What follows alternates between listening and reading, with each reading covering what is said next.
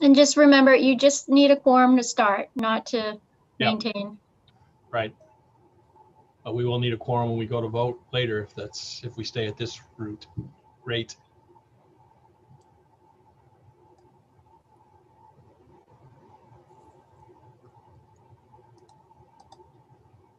Good to go. All right, thank you. Well, good morning, everyone.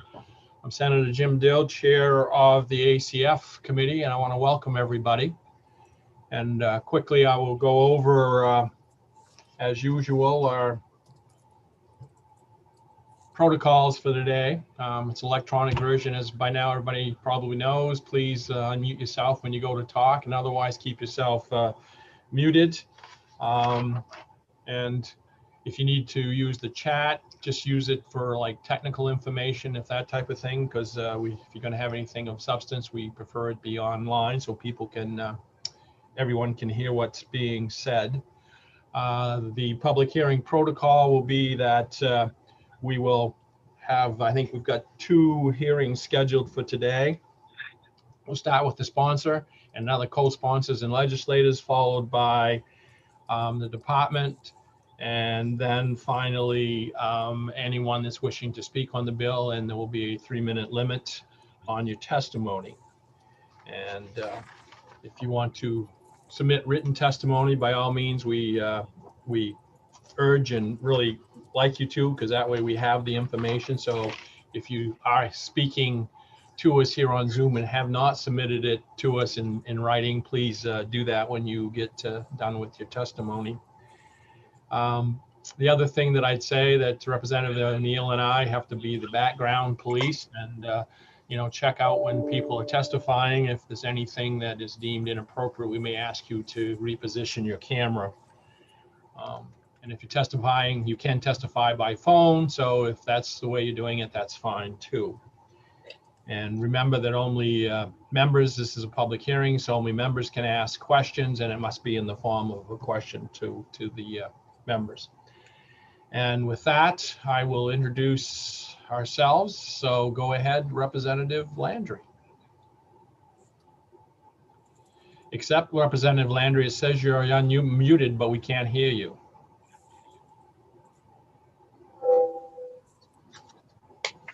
Still muted.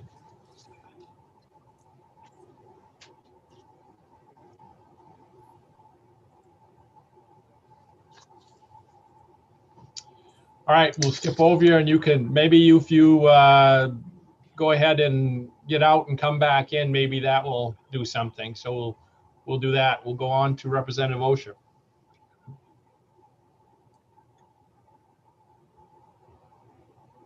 Hi, I'm Lori Osher, District 120. Chair O'Neill.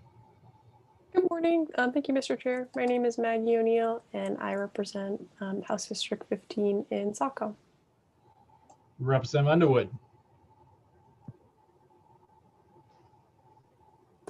Morning, I'm Representative Underwood from the great city of Presque Isle. It's good to see everybody this morning. It's about 30 below up here. And good morning. Nippy. Representative Bernard. Good morning, Senator, and good morning, everyone. I'm Sue Bernard. I represent Caribou, Westmanland, and New Sweden. And I'm not sure, did he say 30 below? It's cold, but it's not 30 below. Perhaps with the wind chill. It's very, very windy here, but a nice day. Thank you. With the wind chill, it probably is. Representative Pluker. Hi, this is Bill Pluker, House District 95, Warren, Hope, Appleton, and Party Union. Thank you. Thank you. And Representative Landry is probably still trying to get back on, but he was here. So when we started, yep, he's back. All right, are you there, Representative? I'm here. Can you hear me? Just barely, but we can hear you. Representative Scott Landry. I represent District 113, the towns of Farmington and New Sharon. Great, thank you. And I'm Jim Dill. I represent Senate District number 5, which is Northern Penobscot County. And so with that, we will go ahead and move into our agenda for today. And as I say, we've got 2 public hearings today. And the first one is LD 125. So I will open the hearing on LD 125, an act to prohibit aerial spraying of glyphosate and other synthetic herbicides for the purpose of silviculture. And I can't seem to find who the sponsor is of that bill. So guess he probably laughed. Senator Jackson, Here he comes. here he comes.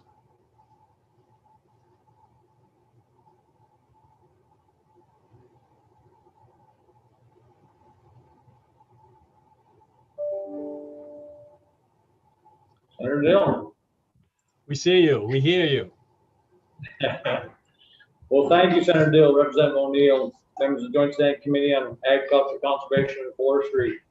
My name is Troy Jackson. I have the great honor of serving as President of the Maine Senate. I proudly represent District 1, which is northern Aroostook County, stretching roughly from Caribou North, St. John Valley. I'm here today to present LD 125, an act to prohibit the aerial spraying of glyphosate and other synthetic herbicides for the purpose of silviculture. As most of you know, I've lived in Talagash my whole life. As a logger by trade, I've spent years working in the forest products industry. Because of this firsthand experience, I remember a time when in Allagash, when jobs in the woods weren't as scarce and the practice of aerial spraying wasn't part of any forestry management plan. Starting probably roughly 30 years ago, maybe a little longer, that began to change. Large landowners started incorporating aerial herbicide spraying as part of their forestry management plan. Justification for the use of aerial spraying has always been that it is necessary and useful practice, one that regenerate the growth of our forests, protect our environment, and save jobs in the industry in the long run. Since then, those of us that have worked in the woods and live near the practice of spraying have seen the irreversible damage it has caused.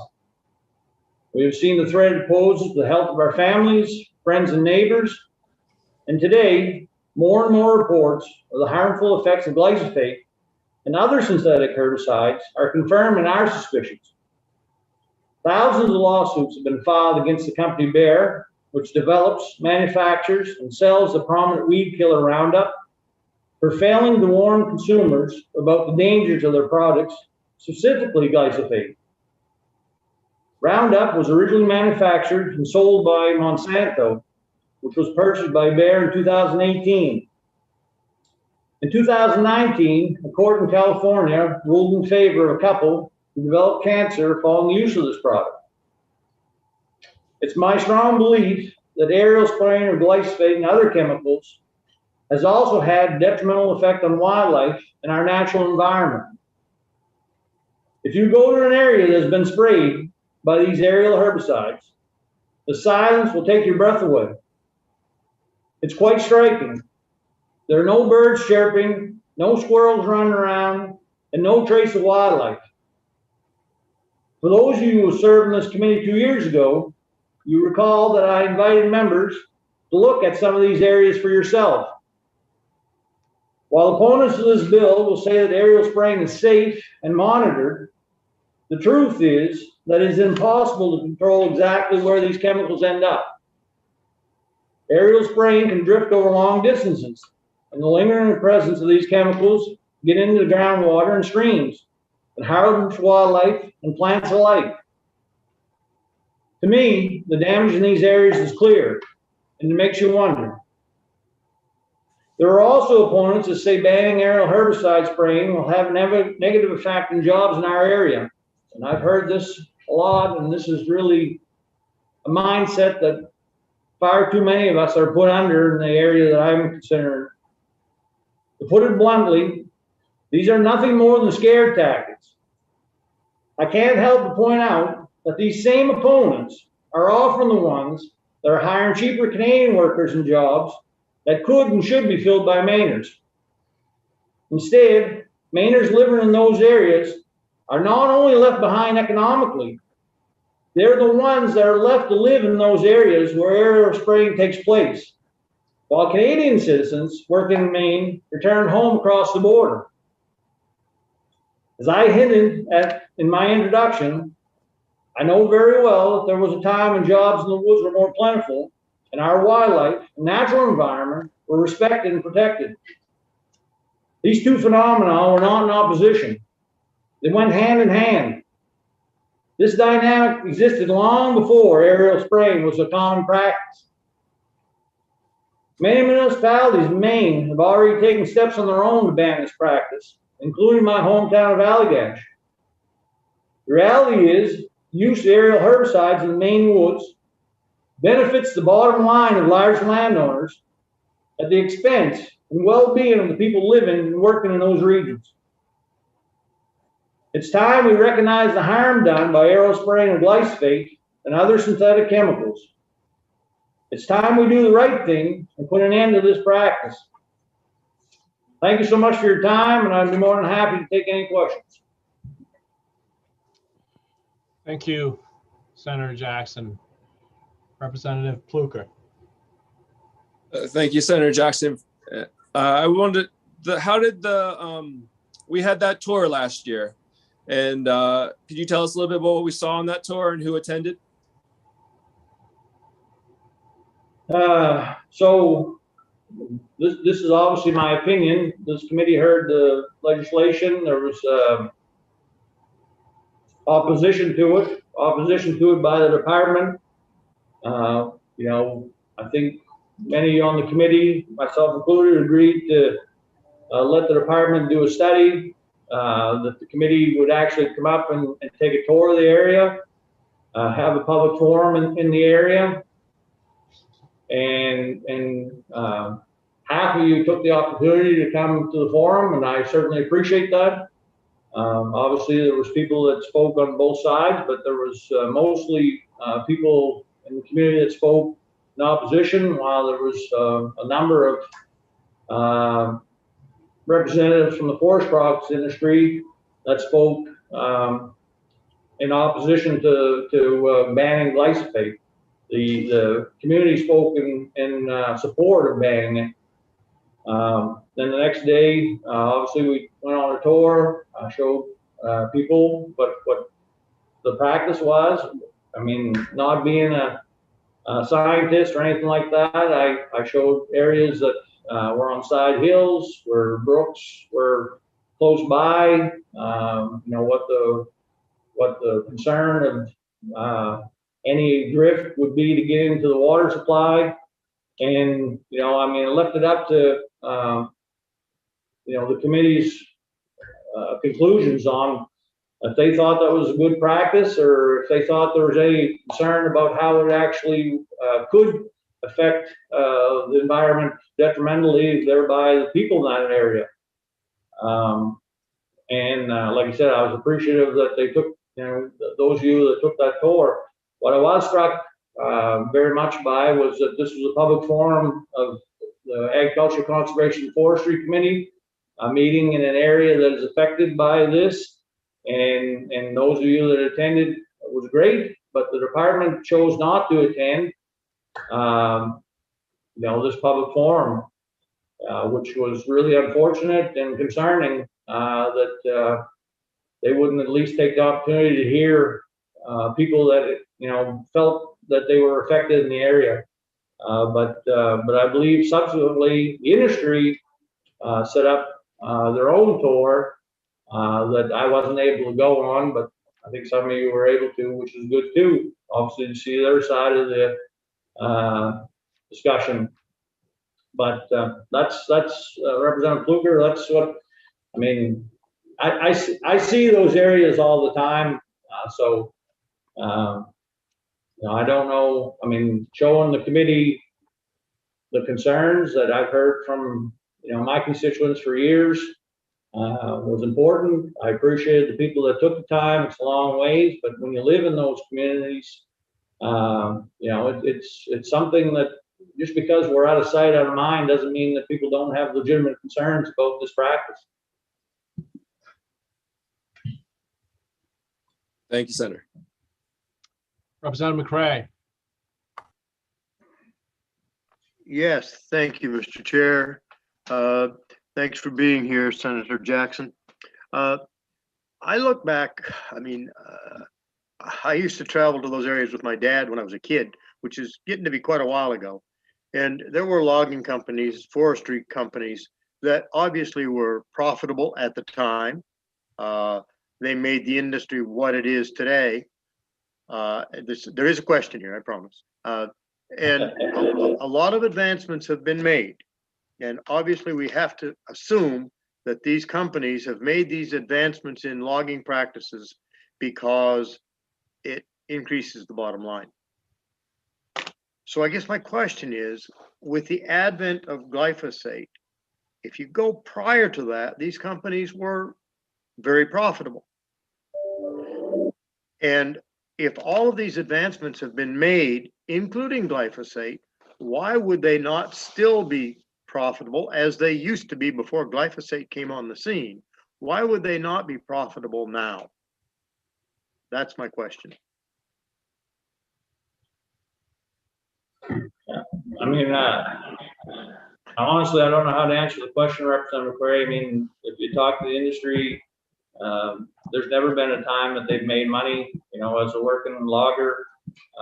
It's always the same thing that, you know, the times are tough, market's tough, and certainly right now, I certainly understand that that's the case with not having places to go with lumber. But if you know, obviously look at what a 2x4 costs at Home Depot today, I think it's pretty striking how high the cost of lumber is. The reality is for me personally, you know, I used to, you know, have people tell me about spraying, and I would just put it aside like, well, it was something that we had to do, and couldn't say anything. You weren't supposed to upset the apple cart. But as time has gone on, I've just considered, you know, seeing what I think is the harmful effects of this. You know, I don't see a huge benefit to the people in the industry. I don't see any benefit to the people in the industry. I mean, and the argument that, you know, we have to do this because it creates more jobs and people will be better economically, I think is bogus. I mean, if anything, you know, times have gotten harder and harder for people in the logging industry, and they've, you know, done the job for less and less money. So this has certainly not been the boon for workers, but that's not in the end. I mean, that's part of what you're going to hear today is that, well, we have to do this because it creates jobs and stuff like that. I mean, if anything, there's less people working in the industry. So I just categorically deny that. And after, you know, the time that's passed, you know, the people that are in my area that have a hard time with this continuing, and that's why I came forward with the bill not once but twice now. Thank you. Representative O'Neill. Thank you, Mr. Chair. Thank you, President Jackson, for presenting this bill again. My first question for you is, I didn't have the chance to come up when the tour took place, and I wondered if you could comment on the locations chosen and a little more about how it was set up, and whether you felt that was effective. So, I mean, the way that, you know, obviously we selected a date. Those of you that were able to come, I mean, like I said, I know it's, you know, 5 hours for a lot of you or more. Those of you that were able to come, came up, and first night we held a forum at the University of Maine in Fort Kent. That was rather well attended. I think it was a Tuesday night. Surprisingly, right at that time, the forest certification people, the auditors, Scientific Global, I think, or whatever, was actually in the area. I asked them to attend. They chose not to also. But we had the forum. You know, people spoke, like I said, in support. People spoke in opposition. The committee heard that, and then the next morning we had scheduled a local business person to have a van pick up And I tried to find areas that were closest to Allagash and St. Francis, so that the committee could, see areas and then obviously get back on the road to go home. We toured an area in the St. Francis along the Big Brook stream that puts into the Allagash waterway. And, we looked at 3 or 4 different sites and I think the committee got an idea of at least the areas that, could be sprayed. I think some of those areas were recently sprayed. We saw some areas that had been sprayed the year previously, clear cuts and stuff like that. But it was just an example of an area we could have went and saw a lot more extensively if, the committee would have had, 2 days or more time. But I'm sure there's members that have pictures of, what we saw. I know I do. Thank you. A follow-up, if I may, Mr. Chair? Sure. Senator Jackson mentioned that people might be afraid to oppose this practice locally. I just want to hear a little more about what impacts might be to folks or what they might be afraid of. And I'm also curious about what kind of benefits or lack of benefits that local folks have seen with this increased productivity with the practices. Well, I'm sure there's going to be people that come behind me and say that I don't know what I'm talking about, and probably members on the committee, but as a working class logger, it's never a good thing to speak out against the industry. I think most of the people in my area know that. For years, there's been issues in that area, and people that get a line oftentimes don't go back to work, don't get a contract. This is bigger than that. This also affects the tourism industry of that area. I think people, definitely are concerned about the wildlife that's in my area now compared to years ago. So there's a lot of people that just doesn't like this. And like I said, we do have a high cancer rate. We have a high cancer rate in Maine, but we have a higher cancer rate in Mercer County. As more and more people have come to understand the proposed problems with glyphosate, I think more and more people are worried about the side effects. And oftentimes people do things, they consider the risk and do them, but I think you're seeing more and more people that understand that the risk of spraying this certainly didn't come with any economic benefits for the area. There's less people working. The jobs are less and less, and I don't think they can mesh those two things together anymore. So, because I just hear it more often. Like I said, my town of Allagash, which is the biggest town in the state of Maine area-wise, has banned the use of this in those 77,000 acres. Logging continues in those 77,000 acres. It's the way it used to be. It's my opinion that nature has a better way. It may be slower. I can't really say that, but I think the wood's better. It's stronger. It's got more fiber strength, and that's a good thing. But logging can continue in areas that don't use glyphosate to spray. So I just think that it's practice that obviously some people want to use to increase their bottom line, and that's fine. But there's people that live in those areas, and that's the unfortunate thing is most of the places that this is done is on the edge of civilization, places like Westfield. I know there's a constituent that came up and spoke 2 years ago about that and has called me since. Places like Allagash, St. Francis, I mean, they're on the edge of the North Main woods, and they get caught up in this too. But it's a problem. It's a problem for people in that area. They just are concerned about speaking out and being blackballed for it. Thank you. Representative McCray. Yes. Thank you, Mr. Chair, and thanks for allowing me to speak again or ask another question. Senator, you mentioned the 77,000 acres in little old Allagash. That's pretty impressive.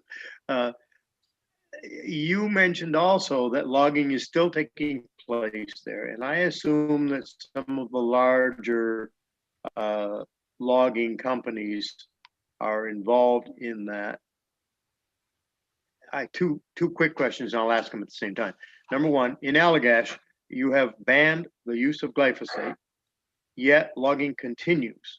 And if it is continuing, it must still be profitable, or people would just let the trees grow up and fall over. So would you please comment on that?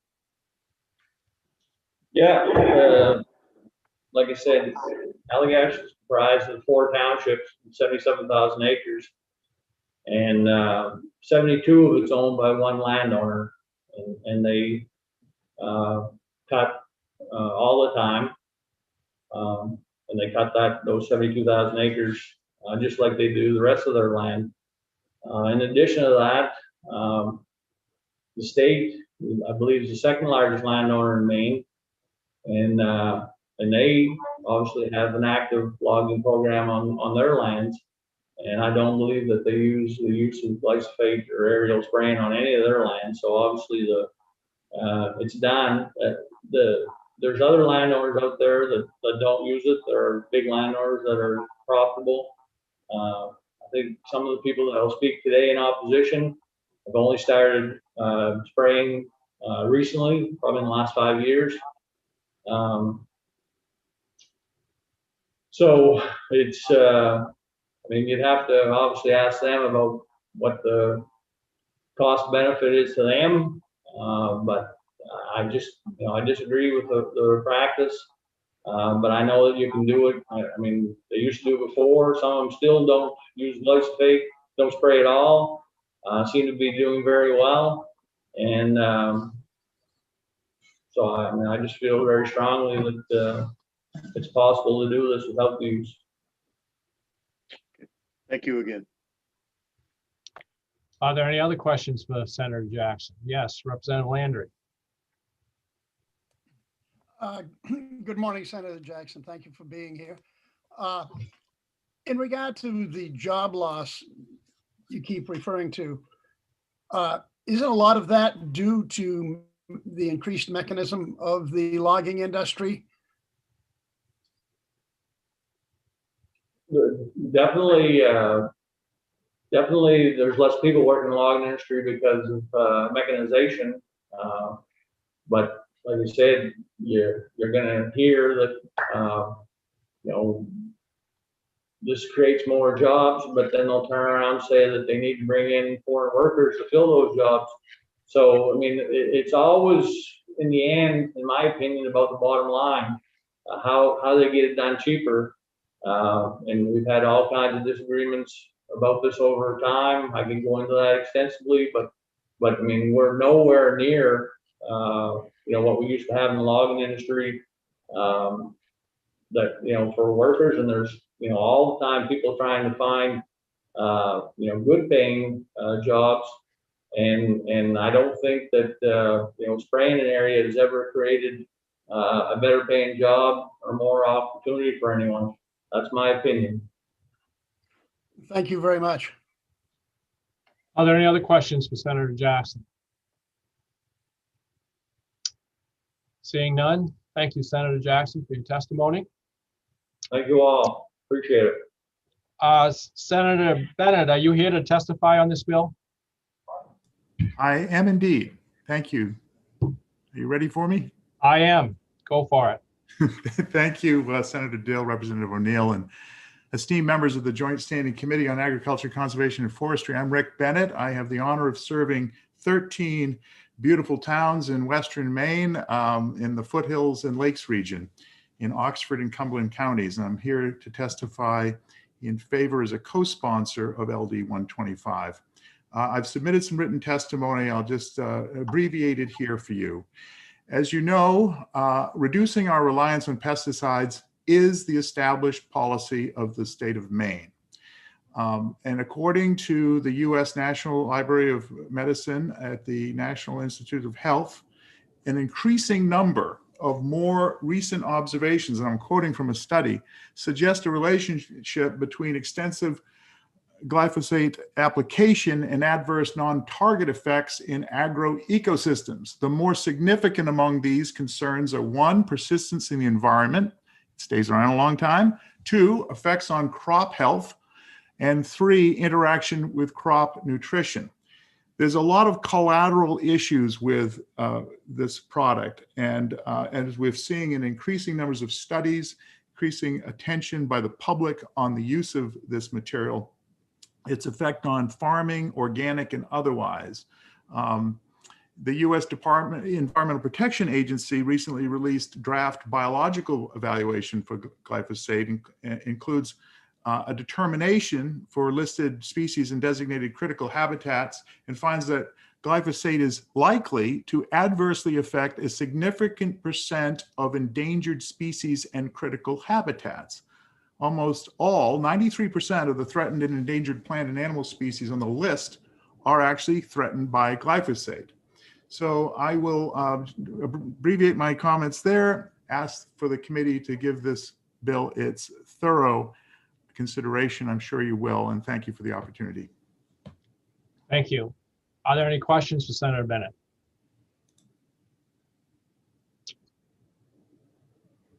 All right, seeing none. Again, thank you for your testimony, sir. Thank you, Senator.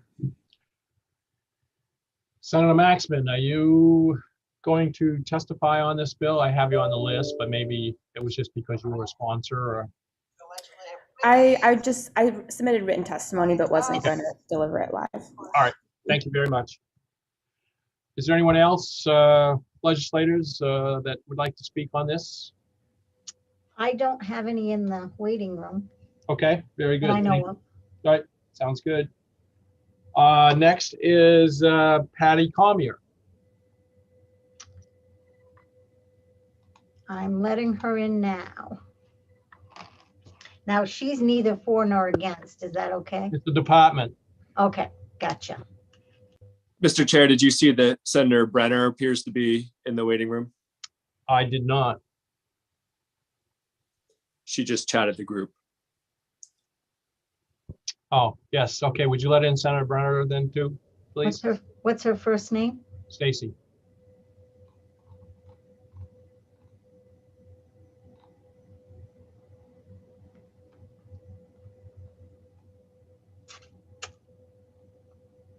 I don't see her.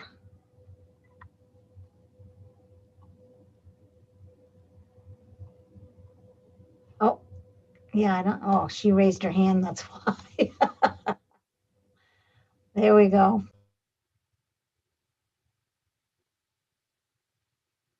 Good morning, Senator Brenner.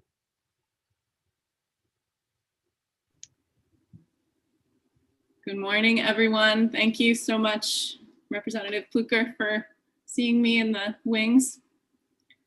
Senator Dill, Representative O'Neill, and members of the Joint Standing Committee on Agriculture, Conservation, and Forestry.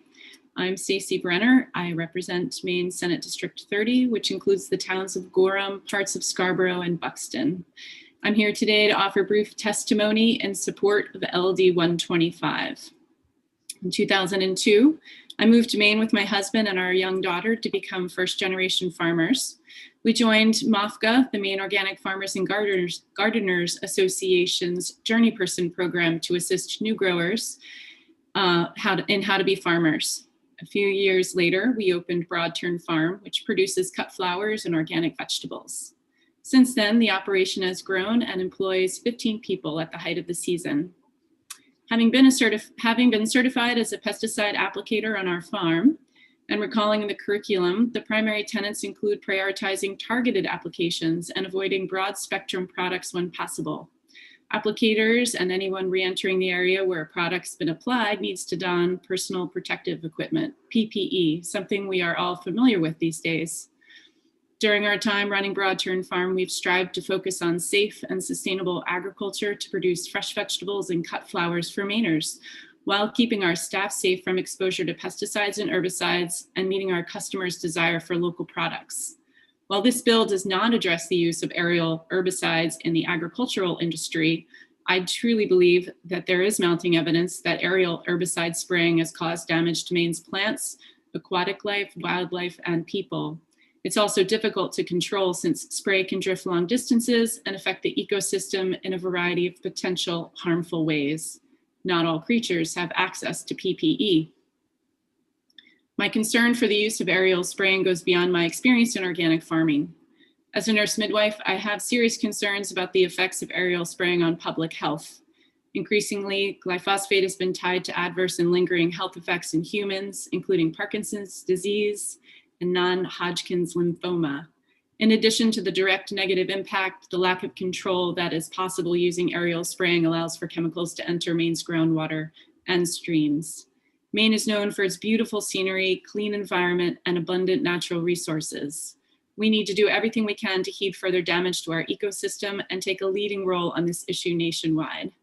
Thank you so much for your time, and I'm happy to answer any questions. Are there any questions for Senator Brenner? All right, seeing none. Thank you, Senator. Thanks for having me. All right, next is Patty Cormier. Good morning, everyone.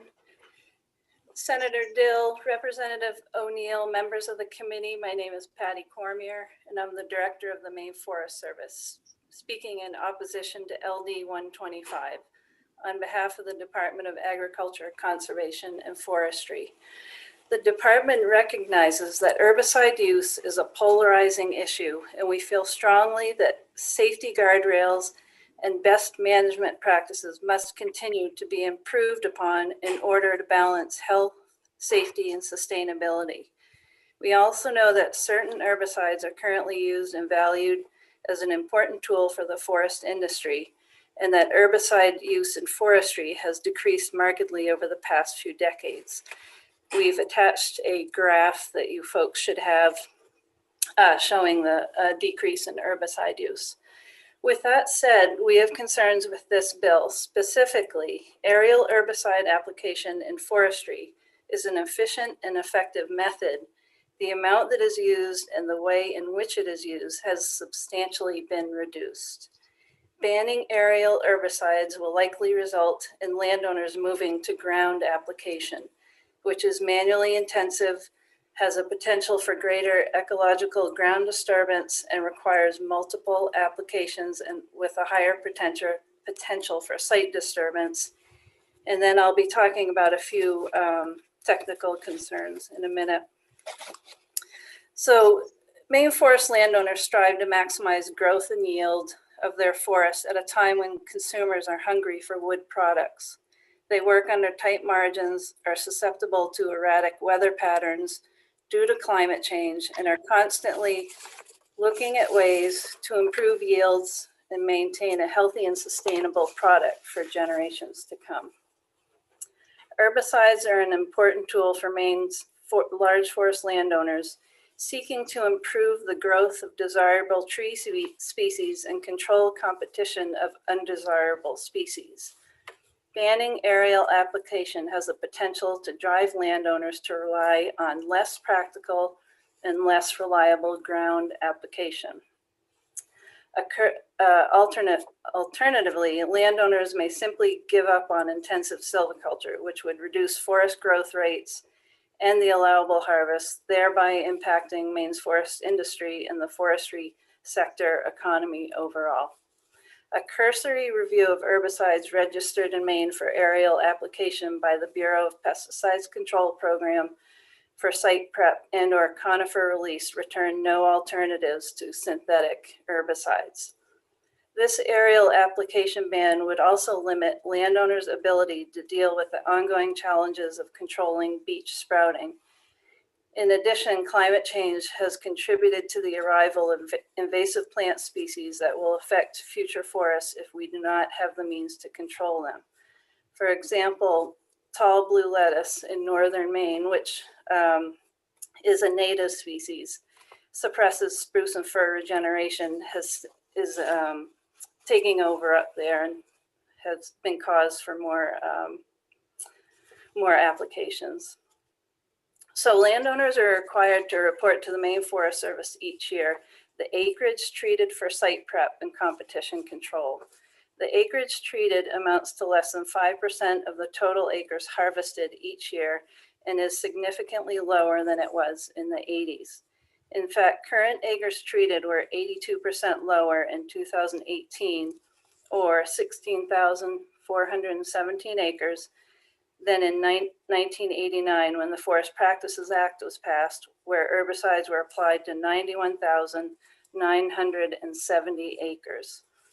This represents real improvements on the part of the forest industry to fine-tune their practices and achieve this level of reduction. It is also our understanding that there have been 2 known incidents associated with aerial application in forestry in the last 20 years, one of which was a ground spill not affiliated with aircraft. The use of glyphosate in forest management is extremely limited. To be clear, the frequency and intensity of the use of these chemicals in forest management is very different from how herbicides are used in cultivating annual crops. Spraying for site prep and or competition control rarely happens more than once or twice over the course of a 40 to 60 year rotation of a forest stand. Further, the use of these tools is largely limited to the most productive forest acres where landowners seek to improve yields. Herbicides are only applied with careful thought, planning, and preparation. Last year, a report prepared by a third-party auditor at the request of this committee confirmed that aerial applications in forestry were conducted in compliance with BPC regulations and pesticide label requirements. This report was presented to the committee, and we've also shared a copy with the clerk in hopes that it will be added to the committee materials webpage. The BPC also adopted forestry best practice guidance in 2015 in order to limit the risk of discharges to surface waters. This document has also been resubmitted. With that said, we recognize that best management practices should be reviewed thoroughly and regularly with an eye toward improvement and with consideration of emerging technology and new scientific data. So for the technical concerns, we'd like to point out that if the use of aerial applied herbicides is prohibited in Title VII, there is no need to further ban it in Title 12, Section 8869, as that section does not address application of chemicals. Section 8869 only deals with the size, arrangement, and regeneration of clear cuts. Further, there is no need to explicitly call out the outcome-based forestry program, as the application of OBF is already explicitly limited to the size, arrangement, and regeneration of clear cuts. If the legislature chooses to ban the aerial application of herbicides in Title VII, there is no overriding authority in Title 12 to allow the Maine Forest Service to bypass this ban. Therefore, Section 3 of the bill is unnecessary. I will note that the Maine Forest Service reports annually to the Committee on OBF. Our 2020 report has also been resubmitted to the committee clerk.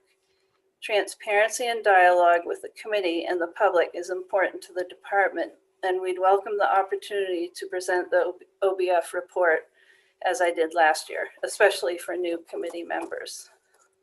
Lastly, on the administrative side, should this bill pass in its current form, I should note that it would require rulemaking by both the Board of Pesticides Control and the Maine Forest Service. In the latter case, this rulemaking would be major substantive, and there would likely be a cost to rulemaking and enforcement. In summary, this bill would have significant impacts on the practice of intensive silviculture in Maine and takes away a valued tool for the industry that helps maintain a robust and sustainable crop. The department is open to working with the forestry industry and other stakeholders to address concerns raised by LD 125 and ensure that any relevant data that the department has access to is readily available to inform discussion about this bill. Thanks for your time, and I'd be happy to answer any questions now or at the work session. Thank you. Representative Fluker. Thank you, Mr. Chair. I have a series of questions, so if you just want me to ask a couple and then Yeah, rotate. there's other people that have questions as they put their hands up, so go ahead and ask a couple, then I'll go at least to Representative Underwood after that. Thank you. Director Cormier, thank you for being here today. You referenced a couple times how much pesticide use has been reduced since the institution of the Forest Practices Act. Are aerial applications of pesticides still being used in areas outside of OBF land? That's a good question. I don't believe they are. I'd have to check that though. So if you were just looking at pesticide use beginning when OBF went into practice till now, have you seen a general increase or decrease in pesticide use in that time? Well, so you look at the graph. Do you all have that graph? So there's been, you look at when OBF was started, say 2012 on, and it's been pretty fairly level as the average use of pesticides. I guess a follow up on that one. And what about when you look at total acres sprayed? So it's averaging about, I mean, there was a dip 2013, 14, but averaging 15,000 acres a year. 15,000. Thank you. All right. Mr. Chair, did you want to rotate someone else? Yes, I'll rotate in now. Representative Underwood.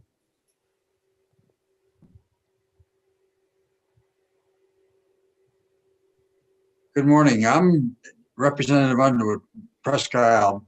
Commissioner Cormier, I agree with you. This bill is totally unnecessary and it's not needed. And could you relate what silviculture is, how it relates to the department, who manages it, and a basic understanding of what silviculture is? And if you could give that to the committee and also the people online, thank you. Thank you for that question. So the broad definition of silviculture, the basis of what we all go to forestry school for, is it's the art and science of managing forests. So every landowner is dealing with that art and science, and every landowner has different objectives. And in this case, we're looking at a tool for landowners to practice that art and science of silviculture in a way that's most productive and efficient and satisfying their objectives. So when you say, you know, how does it apply to the state? We all practice silviculture in the forestry world. I hope that wasn't too broad. Thank you very much. Thank you. Okay, I'll go to Senator Maxman, then I'll go back to Representative Fluker after that.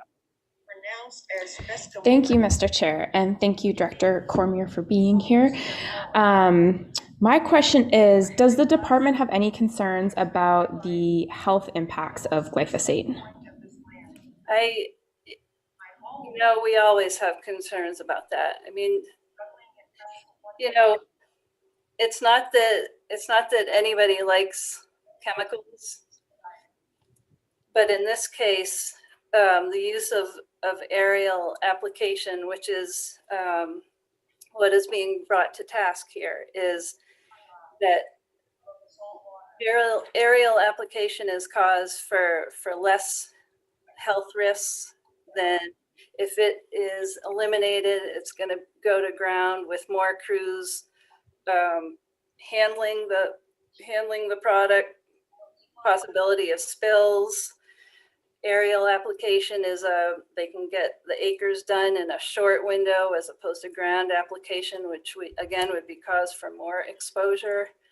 So in short, yes, we're all concerned about the health risks of glyphosate, but it's a matter of looking at this tool and the alternative, which would be cause for more health risks. Thank you very much. Thank you. Representative Pluker. Thank you, Mr. Chair. So following up on that line of questioning a little bit, if we're staying pretty steady at 15,000 acres sprayed every year, does the Department of Forestry or the Bureau of Forestry have a policy on trying to reduce pesticide use in our woods? So that falls under, it's within state policy to work towards reducing pesticides, herbicides, and within OBF, that's a stated objective as well. You know, the folks that are using this chemical, it's not that it's a careless application. It's expensive. They don't want to use it. It's only used on very targeted areas and for very short times. So do you see a general trend downwards in the acres sprayed? You know, you look at that graph and you see the fluctuations. And actually, ironically now, as I mentioned, that blue tall lettuce up north. So that's a native species that due to higher temperatures, higher soil temperatures, higher air temperatures, this native species is taking over and suppressing some of the regeneration. So what I'm worried about is that this is a tool that's needed for that due to climate change. So there might be bumps, but again, there might be bumps in usage, but again, these companies they're not trying to use it willy-nilly. They're using it effectively and efficiently, and it's expensive, and they don't want to do it if they don't have to do it. Thank you. I'm going to go back to Representative O'Neill, and I'll come back to you, Representative Pluker. Thank you, Mr. Chair. Thank you, Director Cormier, for your testimony. The first thing that I want to ask you is if you can give us some information about your evaluation process and how you came to your decision to support this practice and back up what's already existing. I'm hearing you say a lot of things that I'm going to call greenwashing. And frankly, it feels completely inappropriate to have, on the one hand, climate council goals and process of increasing carbon sequestration, and then to have you come and say that we should be maintaining the practices that we're already engaged in. So what I'm curious and what I'm asking is to hear, what is your thought process? How can you raise that soil is warming, that you're seeing different impacts, and the industry needs to continue to engage in these practices when maybe there's a more sustainable way to go about it. It's not so focused on yield and just the present and making money now. Yeah, so thanks for that question. In forestry, it's long-term. We're not talking carrots here. And we have to say, are we are we doing everything we can to reduce our vulnerability, and specifically, I say, to spruce budworm for the future, especially in these northern stands? So, you know, when I have this position on this bill, what I'm thinking through is that this is a tool. So, you know, if herbicide is a hammer, it's like asking a landowner to drive nails with a screwdriver. So this is a tool that it's very controlled. BPC has best management practices. You saw last year that there was a study done, a third-party study about looking at these companies that are using herbicides, aerial herbicides, and looking at how they're doing it. And what came out was how they're doing it was effectively they had the proper nozzle size and droplet Oh, size there's a gust of wind. Look across that pond. to reduce to reduce impact. So what I'm seeing is this is it's very targeted, it's very effective, and the alternative, and that's what I looked at, is the alternative is higher exposure, because it would be more chemical, more exposure to workers, and less effective. So there'd need to be repetitive treatments. So that's my thought process, that it, for productivity, and I know you're saying it isn't just about the money, but this landowner it's a business. We are all hungry for forest products, and we're asking for forest products. So how can they do it safely and provide us with those products? A follow-up, if I may, Mr. Chair? Sure. Thank you. Is it logical to assume that the only alternative would be a transition to herbicides on the ground? Are there, other practices that folks are engaged in Maine? Is it possible? Well, if we're talking, forestry, larger scale forestry tracts, then at this point, the only alternative is ground application. And like I said, you're talking one helicopter can cover, say 400 acres a day, where one ground crew can cover 10 acres a day. So they're covering less acreage day after day after day. And it's an efficiency problem.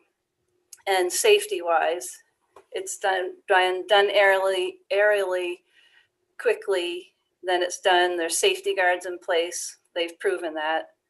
And so at this point, to answer your question, that alternative to aerial is to go to ground. One last follow-up, please, Mr. Chair. And my last question is, you had referenced a third-party report, and it looks like it was done by the same firm that did a report for Irving as well. And I'm wondering if you can talk about who the state hired. This was it was a third-party contractor, so they're bound to unbiased third party look at things. So I guess it didn't matter that it was Irving or who hired them, but they were a third-party contractor who had the knowledge to review the practices. Thank you. And do they contract with Irving on a regular basis because they have subject matter knowledge? Can you talk a little bit more about who they are? I don't know. You'd have to ask them or Irving about that. Why would I have to ask? Oh, Irving, to see whether they contract on a regular basis. I see. All right. Thank you. Thank you. Representative Pluker. Thank you, Mr. Chair. Just following up on that line of questioning, we did question the third-party auditor in committee last year, And they did give us some testimony, if we wanted to look back into that, as to how often they had worked for Irving in the past. They had quite a bit of experience doing that.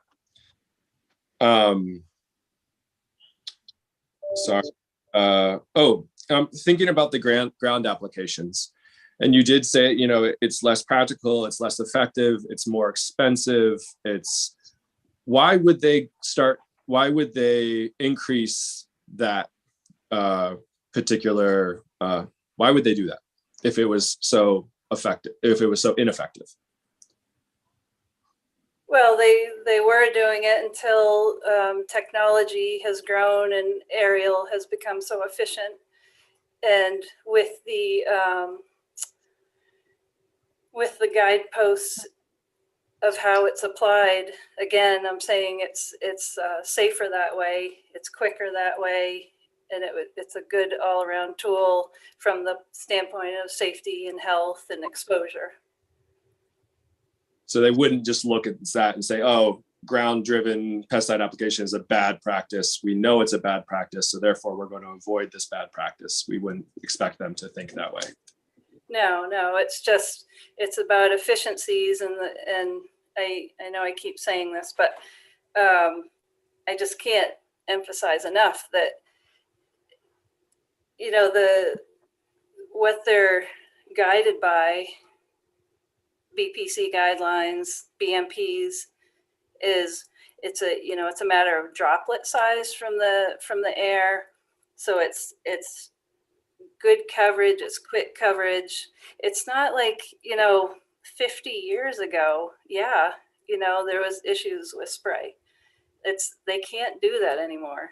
So it's just very quick, and ground application, again, much more equipment, much more site disturbance. When it would be more, you're talking double the chemical, double the application. Thank you. Thank you. I had you mentioned the OBF committee and some of the oversight they have of some of this. Could you talk about who some of the industry players are that they have experience working for? Yeah, I think I have that here. You folks have the 2020 report, and like I said, I'd be happy to give you folks a presentation again. So did you want me to go individually through who the members are? I guess are there many members? Why don't wait for the work session? If you want a membership rather than listing it here, that might be a question that's more appropriate to make sure that we have. Unless there's some reason you need to know who the membership is. I was starting to draw a connection between some of the people who are overseeing the program who are also making money from the use of the practice. Should I follow up?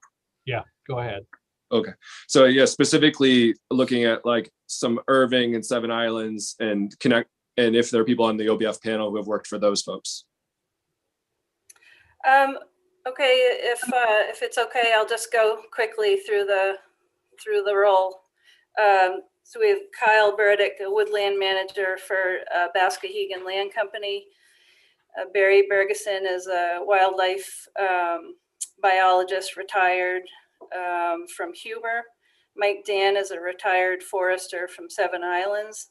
Keith Canody is the university forest manager at the University of Maine. Max McCormick, retired professor of silviculture of School of Forestry. Dave Struble is retired director of the Maine Forest Service. No, it's trying to protect you, actually. Health and monitoring. And Peter T. Triandafilo is currently vice president for woodlands at Huber Resources. Thank you. Thank you. Has Irving given much? Could you know about the relationship between Irving and the university and the research that they fund within the forestry department there? I do know there was a fund, it was before my time, working with the university on research projects. And I would have to bring back more details if that's what you wanted for the work session.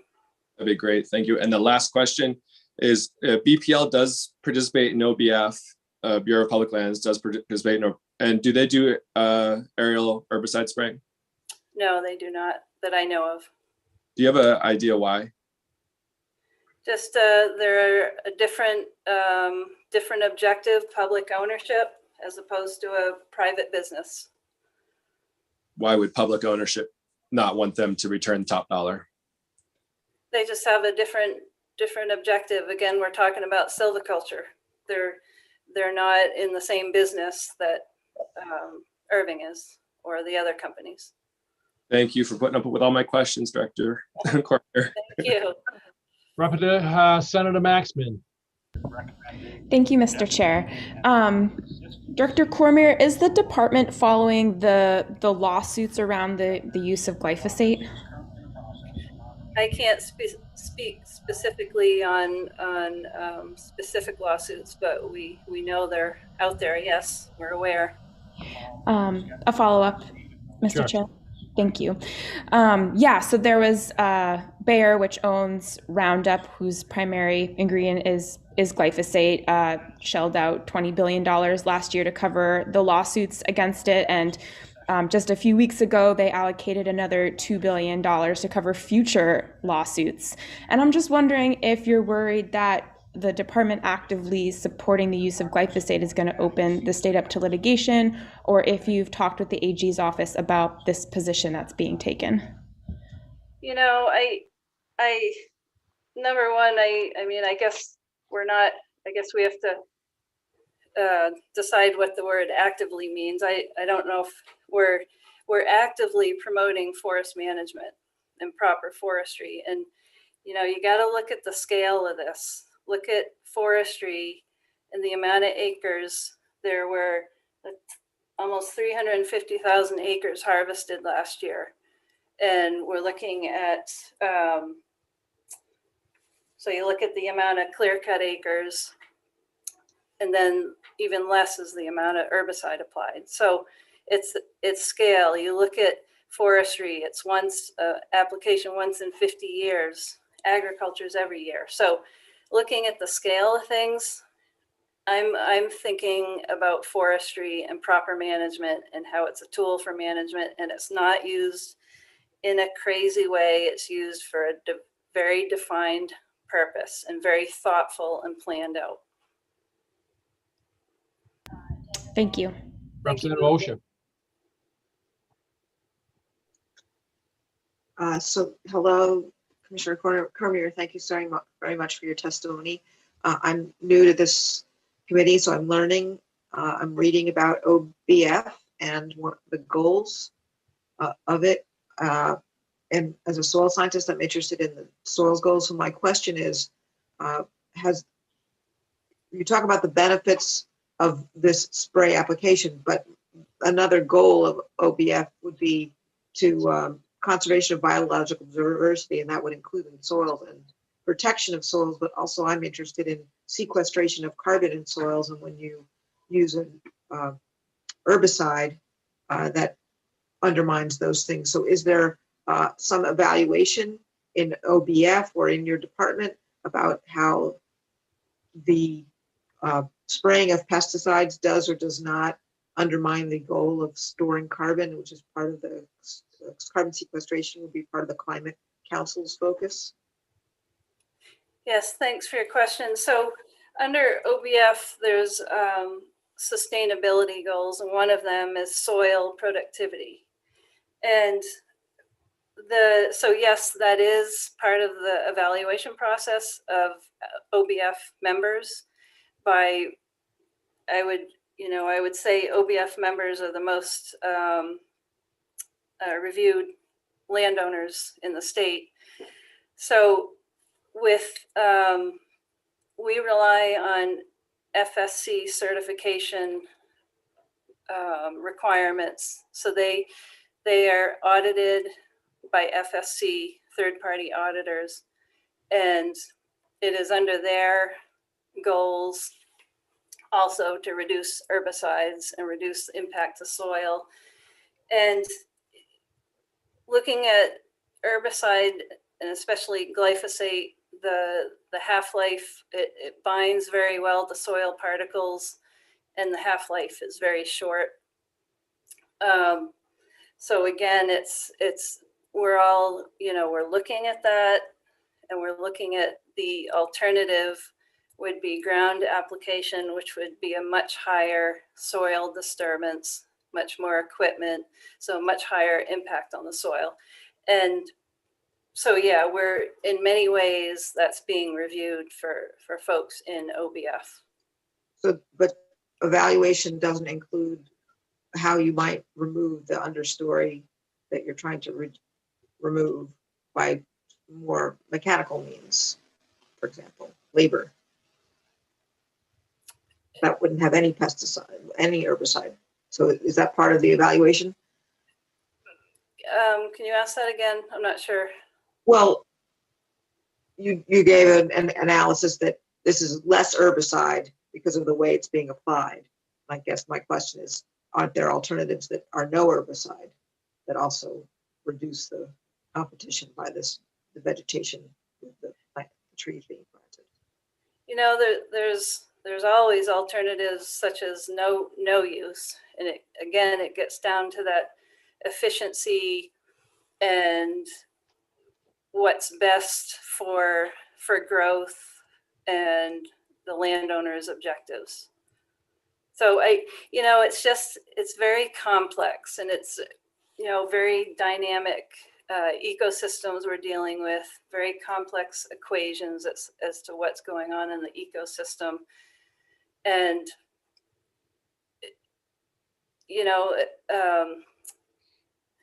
Representative O'Neill asked about my process of how can I support this?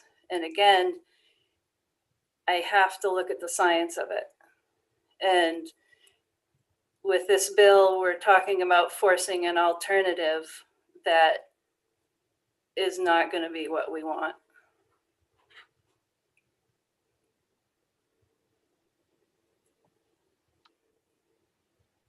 Representative McCray.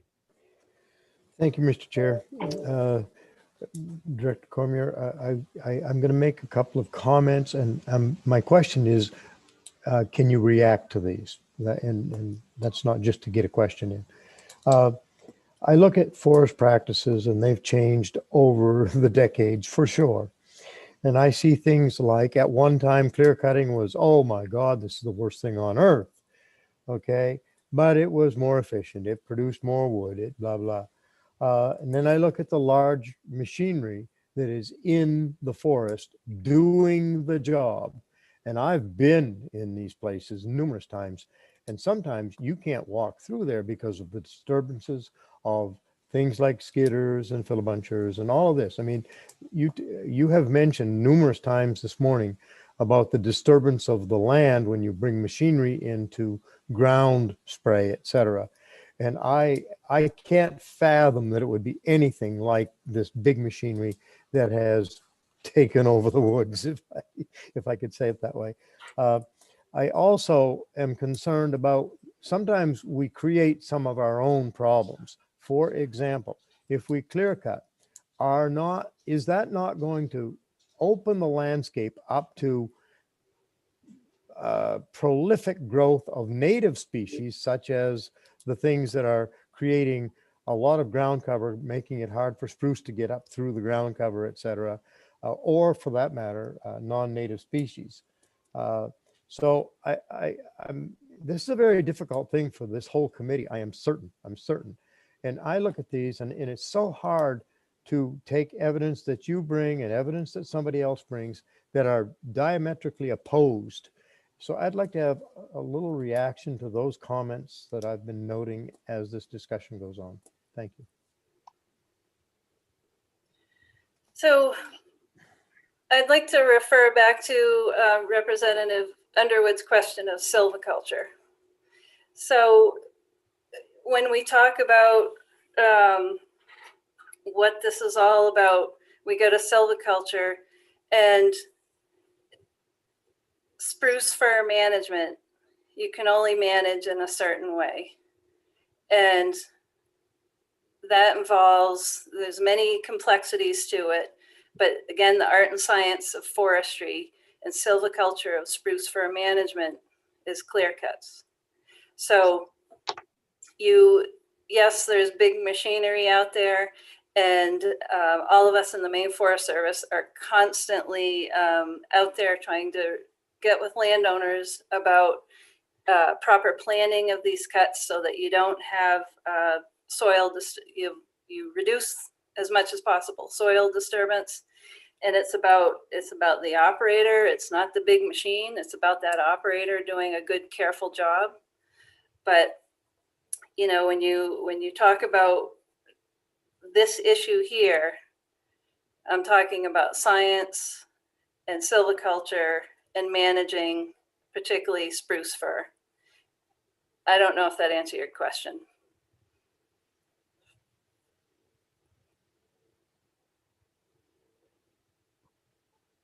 I don't know. I don't know if it does either. So thank you. Thank you. And I see another hand up, Representative O'Neill. Thank you, Mr. Chair. Director Cormier, I want to come back to the question about Climate Council goals. I heard you mention that soil productivity was a goal. And we've already mentioned the goal of increasing forest carbon storage. So I'm trying to get a sense from you if you could answer how the practice of clear cutting and then herbicide use serves those goals. Sure, and the soil sustainability goal that I was referring to was the outcome-based forestry goal, which is also in the Climate Council goals. So when you're talking clear cutting, again, I have to go back to the science of forestry, that it's a silvicultural practice the foresters use for spruce and fir management. And when you add aerial herbicide to it, you're increasing growth, which is increasing carbon storage at a faster rate.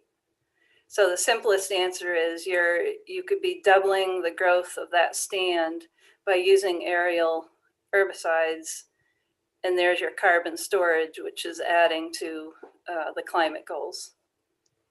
And by reducing soil disturbance by not having multiple pieces of equipment with sprayers.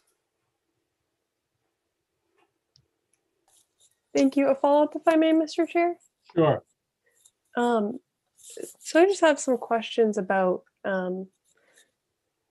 I have encountered studies that suggest that there's actually a loss at the beginning of these phases. Can you speak to that?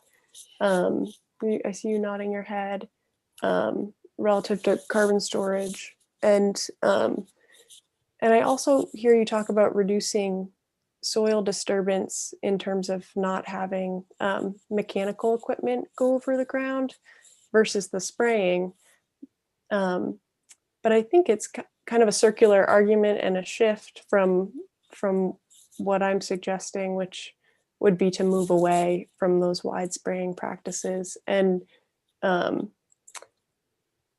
think it doesn't get to the heart of the issue, because what I would like to hear is, does this practice as a whole, whether you're driving in and disturbing the ground with mechanical equipment or flying overhead, end up disturbing the soil and decreasing soil health? So remind me of the first question again. Maybe get number 2 and I'll try to remember. Okay, so we have to look at the merits of what this bill is. And today here we're talking about the merits of eliminating aerial spray. So my argument is that's, I know you're saying I'm greenwashing, but my argument is that it does reduce soil disturbance as opposed to the alternative. And that's within the merits of this bill. And I have your first question again. So you were talking about carbon storage, or the effect of clear cuts with respect to carbon.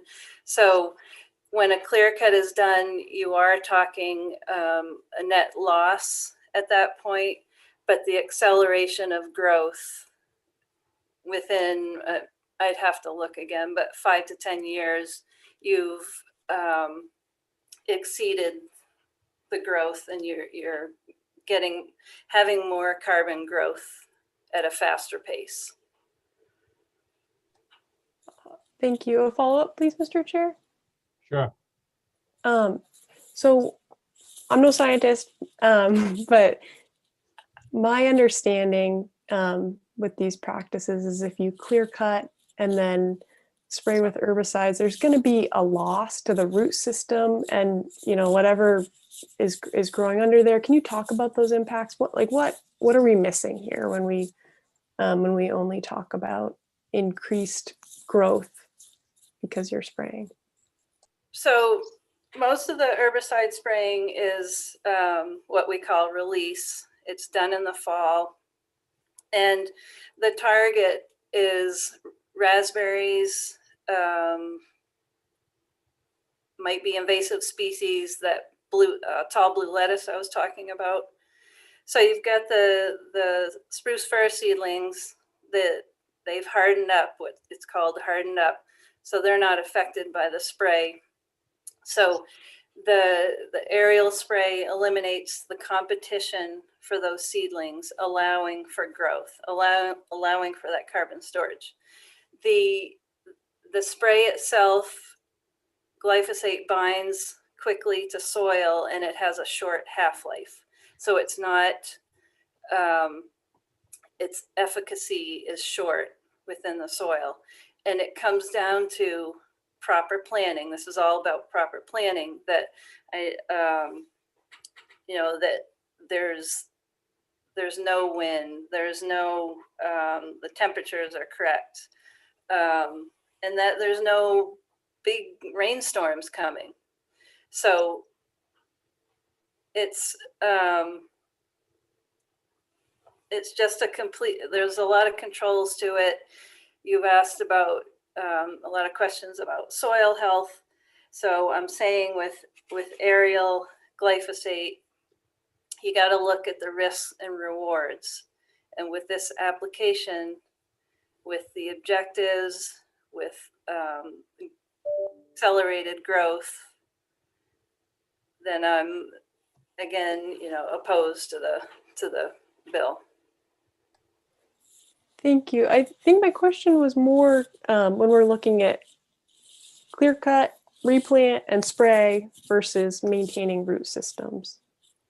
If you could speak to that. Well, it again goes back to this is a silvicultural practice. So with a spruce fir stand, you have to clear cut at a certain stage, or the rest are going to blow over. And so you've got volume loss. It's harder to deal with. There's a lot more soil disturbance in that respect. So yes, there's a you're clear cutting. Obviously, those trees are gone, but you're replanting on the best sites that they're planting on, and you've got whole new root systems growing in. I think, and I'll let you go after this. My question is just about what's the effect of that disturbance? What are we losing?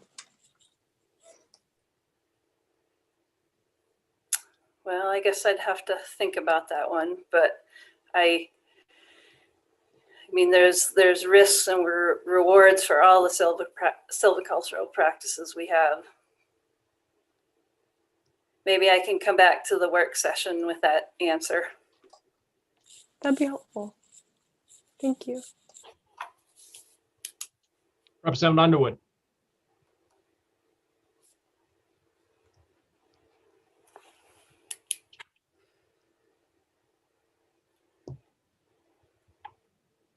You're muted, Representative. Representative Underwood, you're muted. Thank you. I've lived in northern Maine all my life, and the landowners and the government, through Commissioner Cormier, for example, they have a great partnership relationship in governing our land. Nobody wants to see anybody hurt in any or sick or in any way, shape, or form.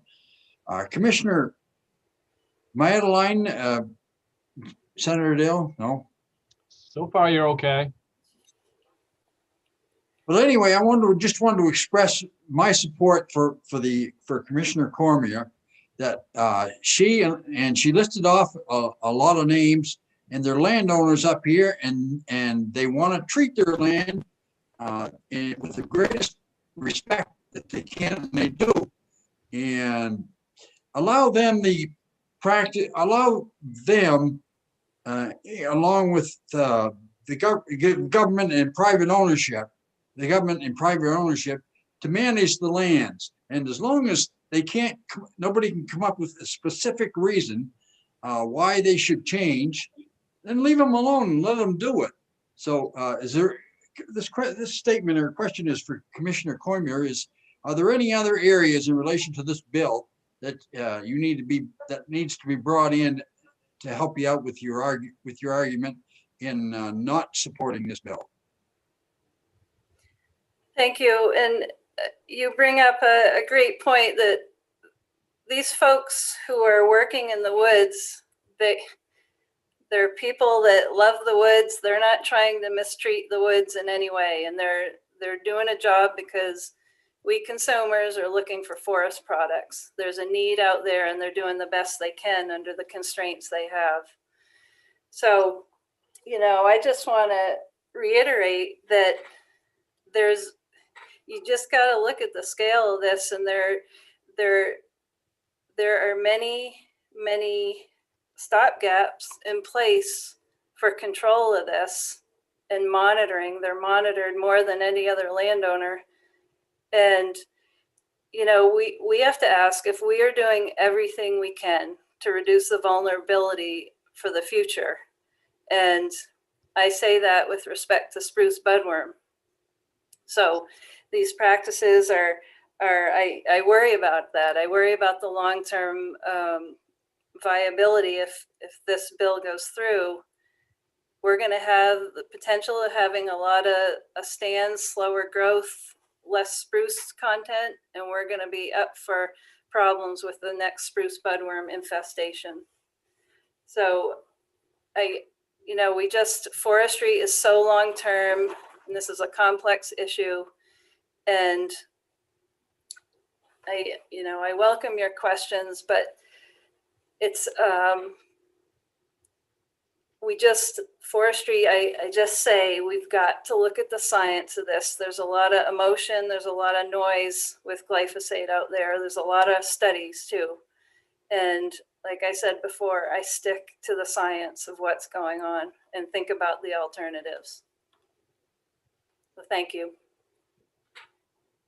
Thank you, everyone, and thank you for your questions, and thank you for your testimony, Patty Cormier. Thank you. We will be looking to see you at the work session for some of the information you said you'd bring back to us. So with that, we have a couple, I think, to introduce themselves. Representative McCray, would you introduce yourself? Yes, thank you very much, Mr. Chair. I'm Dave McCray. I live in Fort Fairfield up in the county, and I had a little internet trouble this morning, so I was a little late, ran it into panic, but Cheryl got me on, so I'm glad to be here. And Senator Maxman, I think you missed introductions. Yes, I had to be in another meeting quickly, but I'm Chloe Maxman. I represent Senate District 13, which is Lincoln County, Washington, and Windsor. Is there anyone else from the committee that I missed this morning for introductions? Nope. Okay, the next three people to testify are Beth Ahern, Colin Antea, and Heather Spalding. So Cheryl, if you could let them in, please.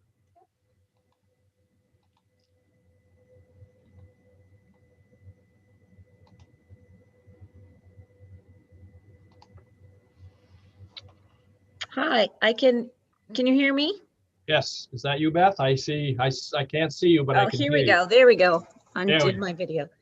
Good morning, Senator Dill, Representative O'Neill, and members of the Agriculture, Conservation, and Forestry Committee. My name is Beth Ahern, and I offer testimony on behalf of the Environmental Priorities Coalition, the EPC. The EPC is a partnership of 32 conservation, environmental, and public health organizations who unify around a common agenda every year. The EPC represents over 100,000 members in Maine who want to protect the good health, good jobs, and quality of life that depend upon a healthy environment. LD 125 is one of the priority bills for the coalition this year. Forestry herbicides threaten public health, ecological systems, and local farms.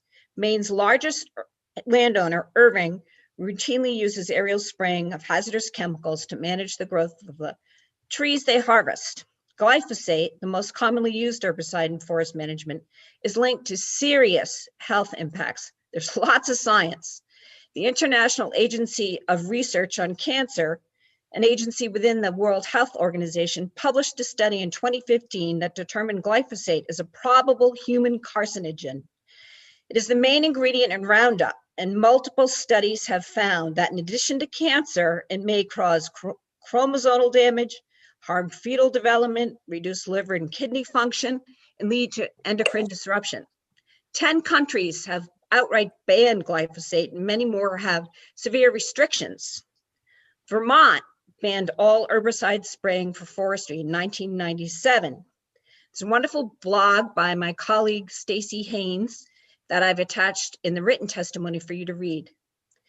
This is really bad stuff, but it's sprayed from the sky over large tracts of land, and I would argue poison soil. Glyphosate places wildlife at danger too. The US EPA found that glyphosate threatens nearly every animal and plant species, as Senator Bennett found. We read the same study. Finally, herbicide drift sprays, herbicide spray drift can travel great distances and threaten the health and economic livelihood of organic farmers.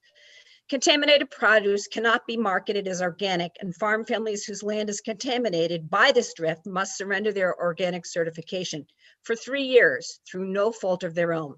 This happened to organic potato farmer Jim Gerritzine, who you will hear from today.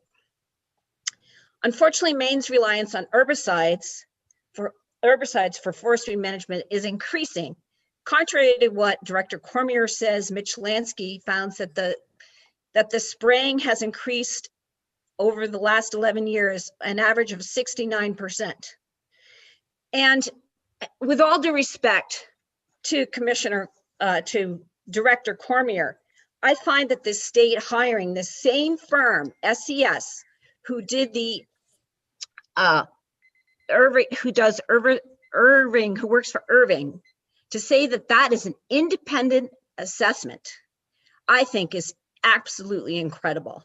Can you summarize, please, Beth? Yes, I can. Glyphosate causes harm and its use is increasing. It's time to stop this trend and ban the spraying of glyphosate and other synthetic herbicides. Please vote ought to pass. Thank you. Other questions for Ms. Ahern? All right, seeing none. Next is Colin Antaya, excuse me. Good morning, Chair Dill, Chair O'Neill, and members of the committee. Thank you very much for the opportunity to testify this morning. My name is Colin Antaya, and I'm a legal fellow with Conservation Law Foundation. CLF is a nonprofit, member-supported environmental organization working to protect Maine and New England's environment for the benefit of all people. We use the law, science, and the markets to create solutions that preserve our natural resources, build healthy communities, and sustain a vibrant economy. I'm here today to speak in strong support of LD 125, which would prohibit the aerial spraying of glyphosate and other synthetic herbicides in forestry management.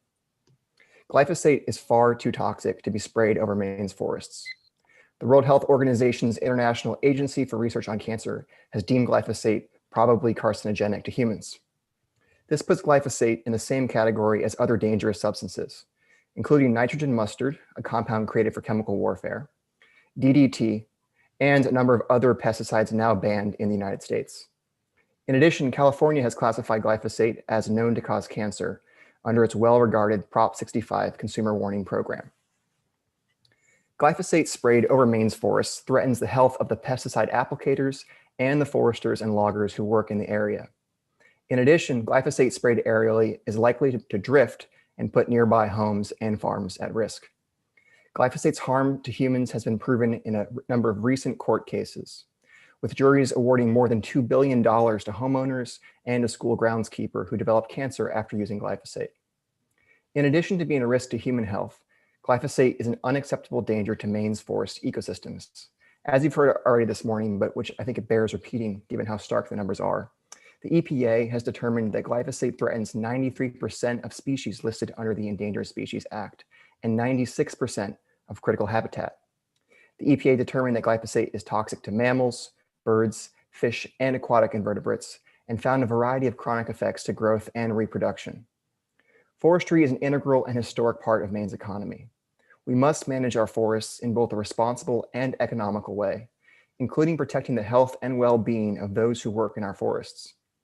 It is folly to allow the use of glyphosate in the pursuit of short-term profits that not only damages Maine's unique forest resources, but also the men and women who sustain and harvest those resources. CLF respectfully urges the committee to act favorably on LD 125. Thank you for the opportunity to provide testimony on this issue, and I'm happy to answer any questions the committee may have about my comments. Thank you. Are there any questions? All right, seeing none. Again, thank you. Next up is Heather, followed by Hilton Hafford, Jim Gerritsen, and Mary Finn. Good morning, Senator Dill, Representative O'Neill, and members of the Joint Standing Committee on Agriculture, Conservation, and Forestry. My name is Heather Spalding, and I'm Deputy Director of the Maine Organic Farmers and Gardeners Association. MOFGA supports LD 125, and we thank Senate President Troy Jackson again for his commitment to banning this practice. I also want to commend President Jackson for his profound introduction of the bill this morning and for his emphasis on addressing how the practice of aerial herbicide spraying has no benefit to the local rural communities of Maine's North Woods. There's no question that glyphosate and clear cutting are harming the environment. It's powerful to hear from people on the ground who struggle to protect their health as well as the health of their surrounding ecosystem and economy.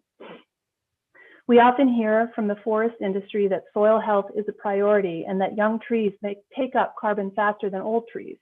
However, the soil disturbance and decomposition of organic matter caused by clear cutting and subsequent herbicide spraying actually leads to net carbon emission, which can last for up to 15 years. This practice flies in the face of Governor Mills' Climate Action Plan and its ambitious emissions reduction goals. You've heard a lot about the health and environmental effects of glyphosate, and I've included many references in my written remarks. To abbreviate our concern about glyphosate, it is classified by the World Health Organization as a probable human carcinogen. It also is linked to chromosomal damage, fetal development harm, reduced liver and kidney function, and endocrine system disruption. It's persistent in the environment and threatens almost all of the species on the endangered species list. 17 countries ban or restrict glyphosate. The chemical giant Bayer, which purchased Monsanto in 2018, paid a settlement of $9.2 billion for more than 100,000 plaintiffs asserting they had contracted non-Hodgkin's lymphoma from glyphosate exposure. Now the company intends to pay another $2 billion to cover claims over the next 4 years. Aerially spraying pesticides causes drift, sometimes up to a mile from the targeted site. The practice has posed serious threat to Maine farmers, some of whom have lost crops and their organic certification status through no fault of their own, as you will hear from other people testifying today. Corporations with control over forest land must take full responsibility for their management practices and avoid chemical trespass. MOFGA supports LD 125 because banning aerial herbicide spraying for silviculture will accelerate the necessary transition to ecologically sound, climate-friendly forest practices that protect Maine's land, water, wildlife, and people, and create a healthier Northwoods economy. Thank you very much. Thank you. Are there any questions for Heather? All right, seeing none, thank you for your testimony. Next up is Hilton Hafford.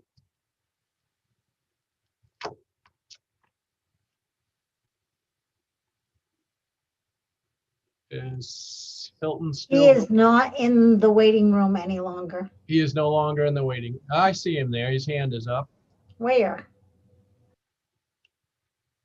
right there. See him down at the bottom of the screen now? Hello? You there? Yes, we hear you. Yes, got him. Hello? Yep, we can hear you. Can you hear us?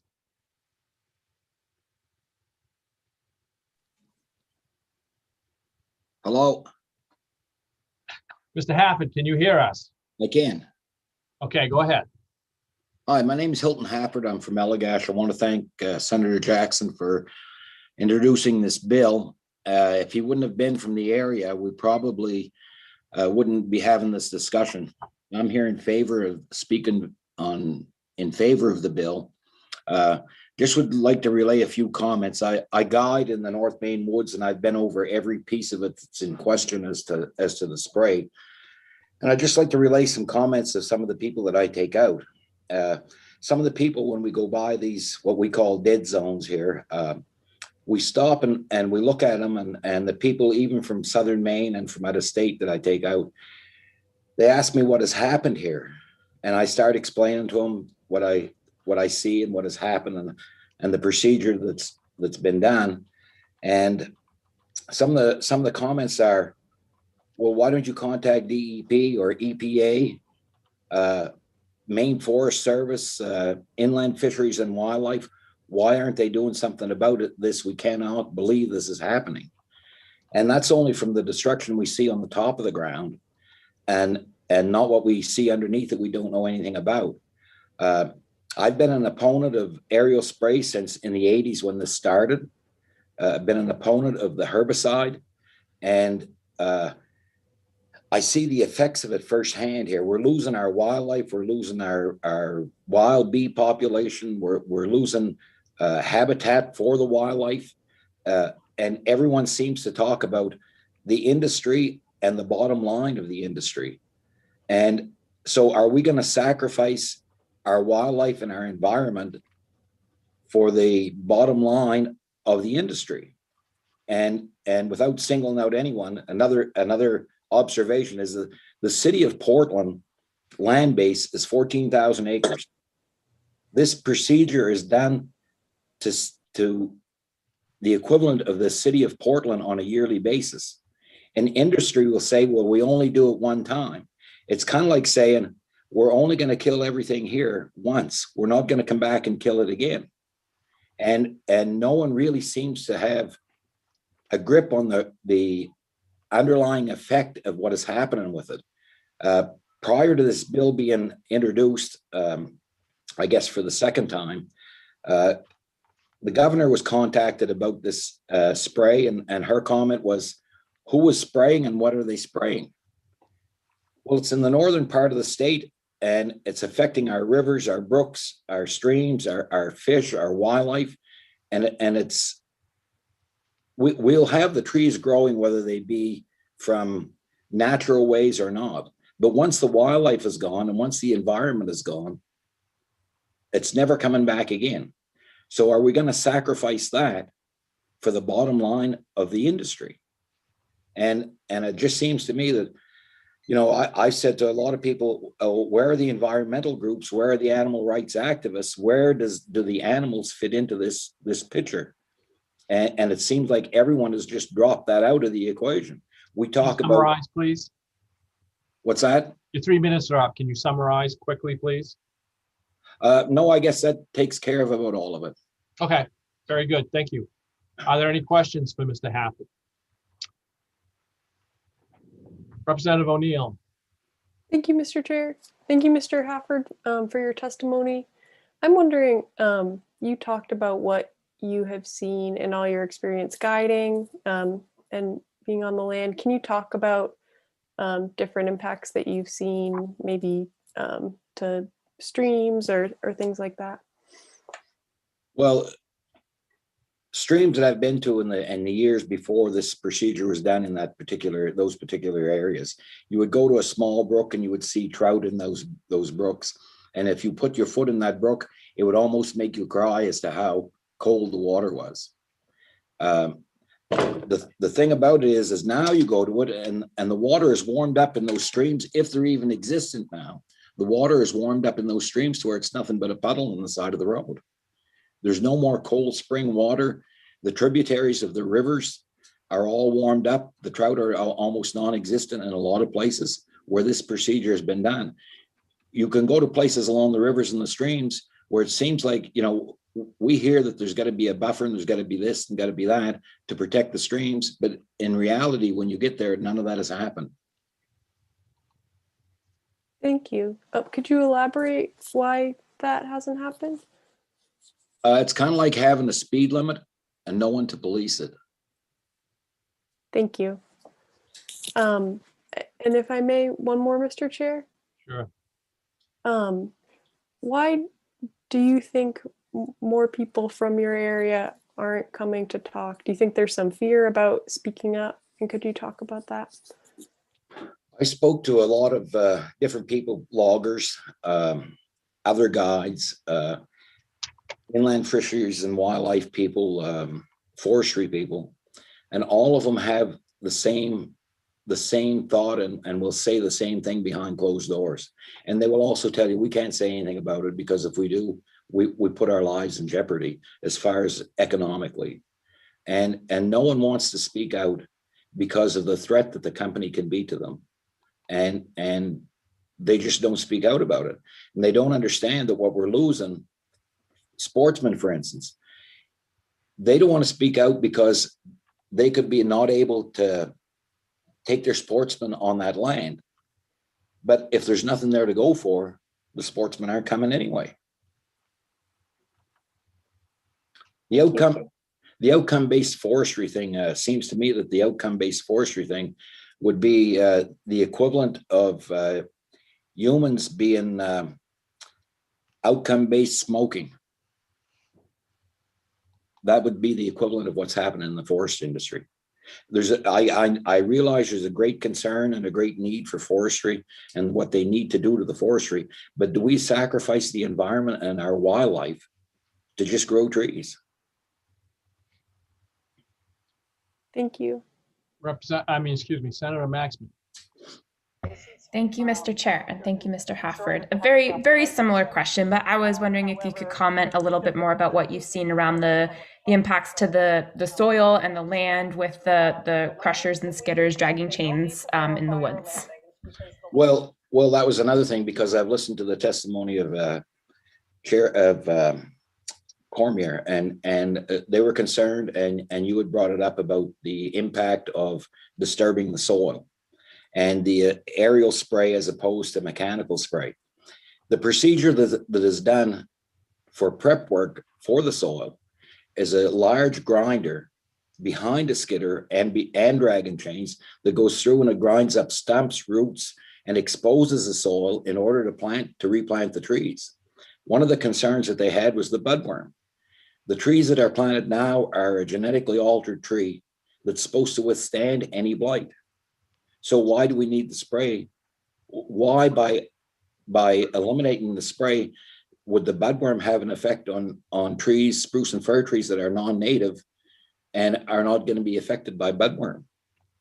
But the soil is totally, if it didn't get ground up enough during the cutting process, then they go over it again, dragging chains, like you say. There's a piece of equipment that's got big mechanical hydraulic wheels on the back of it that grinds all stumps to expose the soil to plant the trees. Thank you. Thank you. Seeing no other questions, again, thank you for your testimony. And we'll move on. Remember, everybody, it's a 3 minutes limit for your testimony. And Jim Garrettson, you're up. Good morning. So I'm Jim Garrettson. We've been farming organically in the unorganized territory of Aroostook County for 45 years. Our main crop is Maine certified seed potatoes. So in our township, 23,000 acre township, we have 9 residents. 7 of those residents are in our family. And behind me, I've got a aerial photograph taken on New Year's Day, and I want to show that to you. This is our farm here. The fields that are hourglass shaped are about 50 acres in size. For clarity, this is US Route 1. This is the laser is heading north. This is Bootfoot Road. So our farm is here. This is land adjacent to us that was clear cut a few winters ago, up to within about 50 feet of our certified organic fields. If that, and I put this in detail in written comments so you can really refer to them, but if that landowner should choose to spray for softwood release, there's no doubt in our minds at all that that will drift off target, contaminate us, and again lead to our loss of organic certification and the forcing us out of business. And I say again because this happened to us once before. In May of 1979, we had gone through all the procedures to be exempted from the spruce budworm spray program of that year, yet we were negligently sprayed by Globe Air of Tucson, Arizona, under contract to the state of Maine, sprayed with the chemical carbaryl. Because of that, we lost our certification from MOFGA for 3 years. Fast forwarding 40 years, if we should lose our certification because of the spray drift incident, the markets that we've developed over 40 years would be ruined. Our reputation would be ruined. We'd be forced out of business. We would lose our livelihood. The dozen employees we have, they'd lose their livelihood. And I think it's up to the legislature to create legislation that protects those of us that live on the edge of the industrial forest. I'm not confident that the financially conflicted Board of Pesticide Control is going to protect us. And if I had more time, I could tell you about a hearing that I went to following that spray incident. And it offers no confidence. And 40 years later, I have no confidence the state is looking out for our interests. I'm happy to answer any questions if there are any. Thank you, Mr. Garrison. Are there any questions? Seeing none. Again, thank you for your testimony. We'll move on to Mary Finn. And it was my mistake. I didn't catch the prop when you brought it up, Jim, but all of our speakers, I just want to remind everybody there are no props to be used. That needs to be included in your testimony. So with that, Ms. Finn.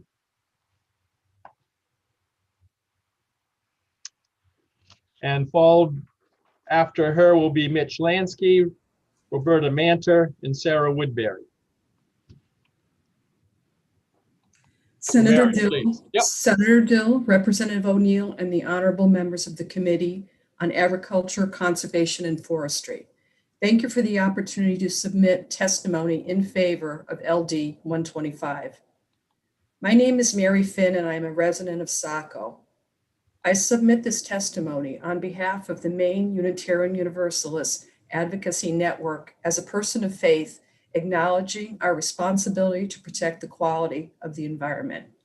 I am proud to add the voice of our 650 member organization in support of this legislation, which would ban aerial herbicide spraying, which reduces food and habitat for wildlife and results in chemical persistence in the environment. When passed, this bill will encourage a shift toward more ecologically friendly forestry practices.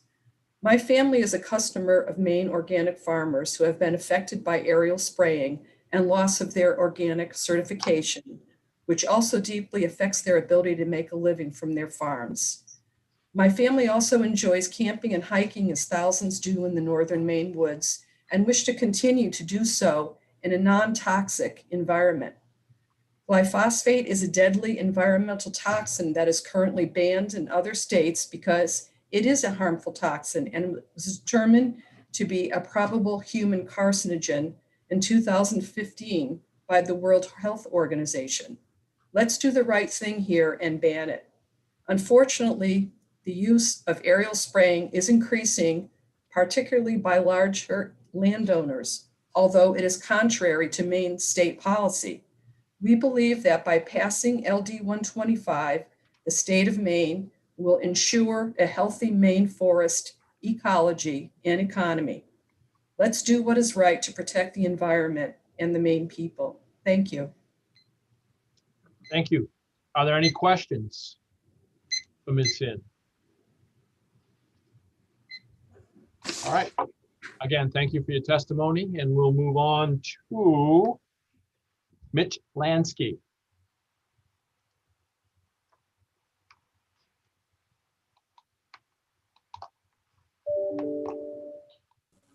Can you hear me? I can, Mitch. Can't see Hello? you, but we can hear you.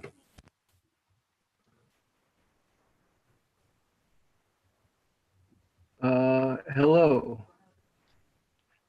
Start video. Hello. Can you see me or hear me? I can hear you, but it's kind of spotty.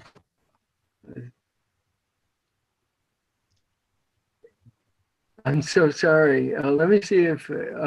That's okay. We can hear you, but we just do can't see something you. So here. if you just want to go ahead, that'd be fine. Oh, there. Here I am. Okay. Yeah, I'm Mitch Lansky. I live in Reed Plantation, and thank you, Senator Dill and Representative O'Neill and members of the committee. I would like to just address some of the statements that have been made. Some of these facts that we're dealing with should be shared information that all agrees. And for example, how many acres are sprayed each year, things like that. And so I'll quickly say that between 2008 and 2017, the average amount of spraying was 8,000 acres. And starting 2013 to 2018, herbicide use in terms of acres sprayed for release went up by a factor of 10. It went from 1,300 in 2013, and in 2018 it was over 15,000 or 16,000. So that should all be just basic facts that we all know. And what's interesting about that is we keep hearing about a reduced reliance on chemical pesticides, and it turns out that going from and I've submitted written comments so you could see a graph that shows supports what I'm saying, but if you're going from 1,300 up to 15,000, that is not what I would consider a reduce in use. There was a big drop from 1989 because a lot of landowners started selling off their lands, and it was landowners who did a lot of herbicide spraying before as a result of the budworm salvage. So, it wasn't out of the goodness of their ecological hearts that they were reducing spraying. It's that they sold their land and the new owners didn't go for that. In terms of alternatives, obviously there's alternatives besides ground spraying, because we were just talking about public lands. Public lands has hundreds of thousands of acres, and in 2018, they did about 26 acres out of hundreds of thousands of acres, and they hardly ever spray herbicides. They have sprayed herbicides. It's sad that an anti-spray person like me has to tell you that, but I go by the facts and not by what I wish would happen. And so in terms of outcome-based forestry, that started with Irving in 2012, and so their first year was 2013. So that big increase happened after some of the biggest landowners who do spraying started in with outcome-based forestry. The contractor who did that study that has been mentioned a number of times was Robert Rubes from Scientific Certification Systems. And his company did the certification of both Irving and Seven Islands. Can you And people finish were up, saying Mitch, he in a worked couple for them. Well, sentences, please?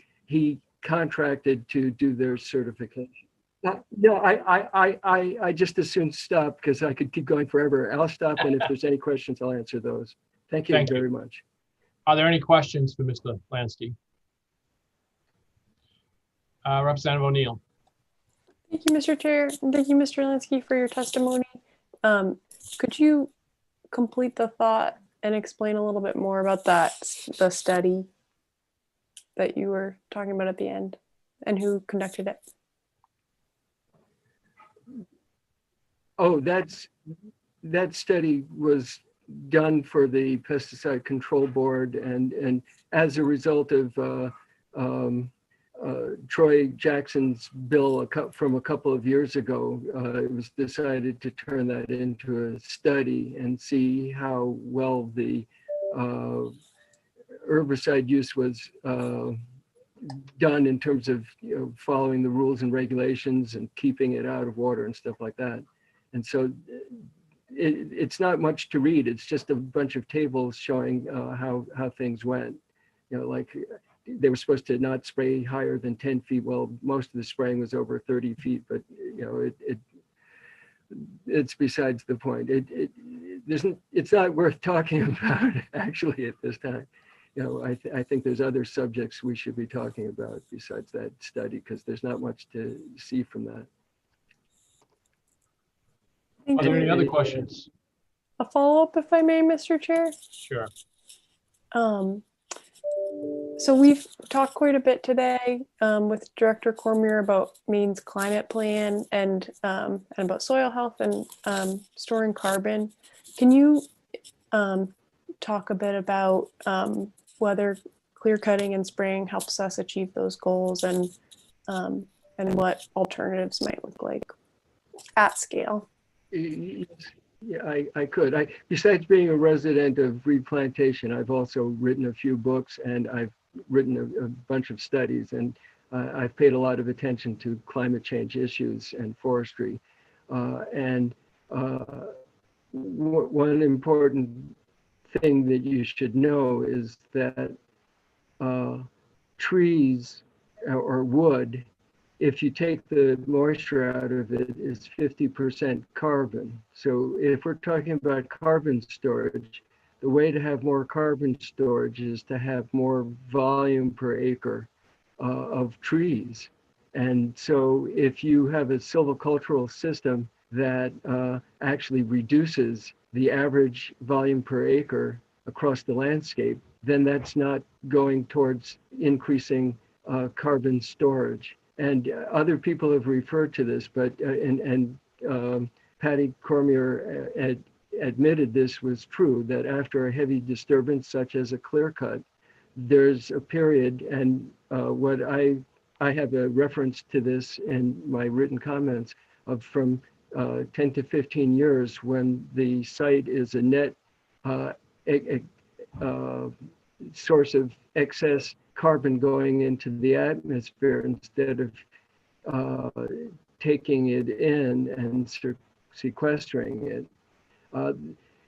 And if you have a short rotation, let's say 50 years or 60 years as they were talking, then 1/4 of the whole rotation is in a stage where it's sending out more carbon than it's taking in. And that really isn't solving a lot of problems.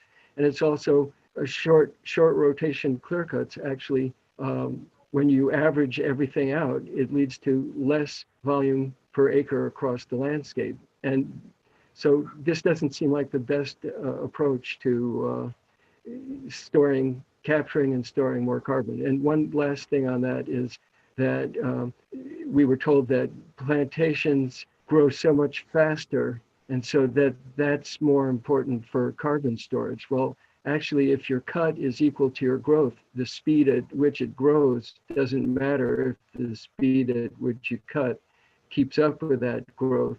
And so that isn't leading to an excess of carbon being stored instead of being expelled. So any other questions? Yeah, I think Representative Pluka has a question. Okay. Thank you, Mr. Chair. Thank you for being here, Mr. Lansky. I know on my property here, where we have about 100 acres in woodlot, we do selective cutting.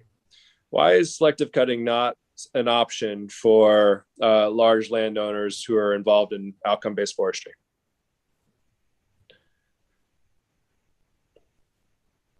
Actually, it is one of the outcome-based forestry landowners is doing a lot of selection cutting, and that's the Bureau of Public Lands. So it can be done. Patty was making it sound like the only way to manage spruce fir is through clear cuts, but that's not true. It all depends what you've got. If you've got short-lived trees like fir dominating the landscape, it's a real challenge. But there's options besides clear cutting, such as shelter wood, where you cut, you thin the overstory of spruce, and then you let it seed. And once you have advanced regeneration, you could cut the overstory, and you don't have to clear cut and spray and do all the rest of that stuff doing that. And shelter wood is one of the, after partial, what they call partial cuts, it's the next biggest category of cuts that go on in the woods.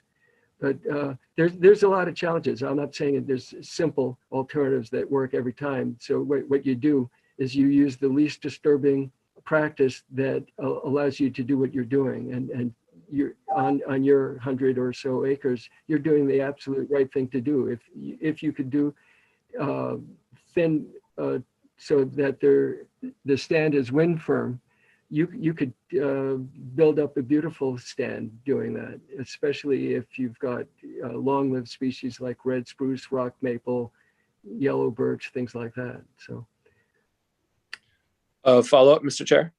Sure. Director Cormier mentioned blowdowns, and you just mentioned wind firm, and she was talking about the loss of root systems due to blowdowns in selective cuts.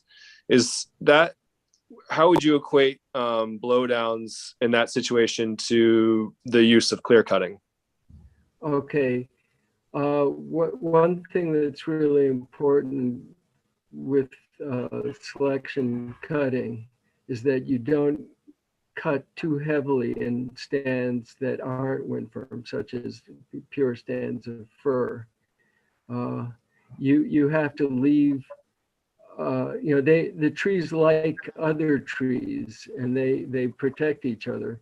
But if even if you don't cut it all in stands like with poplar or fir that are short-lived species, they're going to topple over even without you cutting them. So it all depends on what you've got to start with as to what your options are. And the more options you have, the more it makes sense to do selection cutting.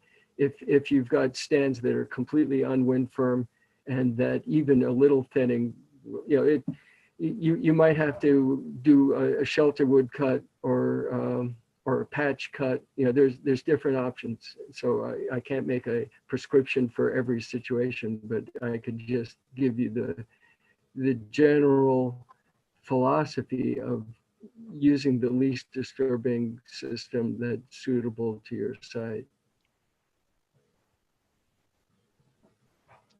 Representative Pluka. Thank you. One final question. So is that of an option that could be used in outcome-based forestry, doing selective cutting? Could people make money doing that?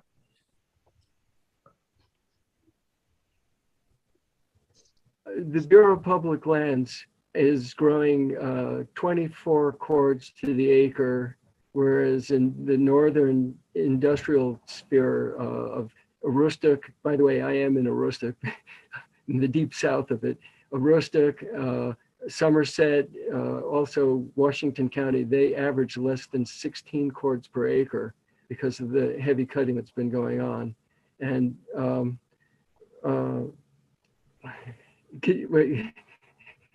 could you tell me a little bit again of the point that I was making and I got lost making it?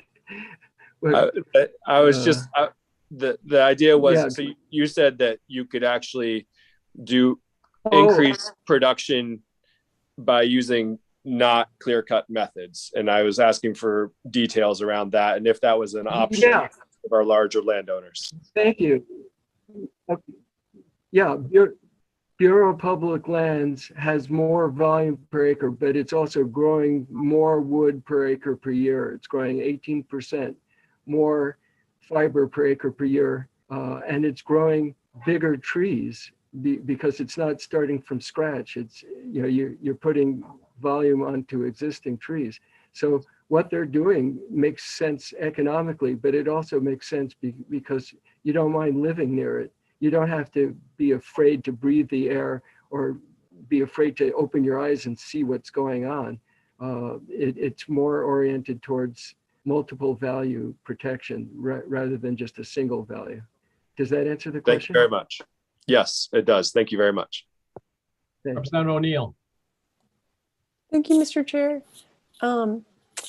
Lansky, my question for you is, I'm looking through your testimony and I'm wondering if you could talk a little bit about what you mentioned for about the Forest Stewardship Council and reliance on herbicides, and I see SCS standards, Okay. and how that relates to OBF's program. Excellent question. Basically, the standard of FSC, Forest Stewardship Council, is to take what they call the precautionary approach, knowing that there's potential damage from and toxicity from chemical pesticides. The idea is to use it as little as possible and to reduce reliance on it. The problem is that we've got companies that are certified who use more herbicides than all the other landowners. I mean, they are the biggest sprayers in the state. And so we're supposed to believe that somehow spraying more is the same thing as spraying less. And it sort of joggles the mind to try to figure out how that can be. And also the FSC has as a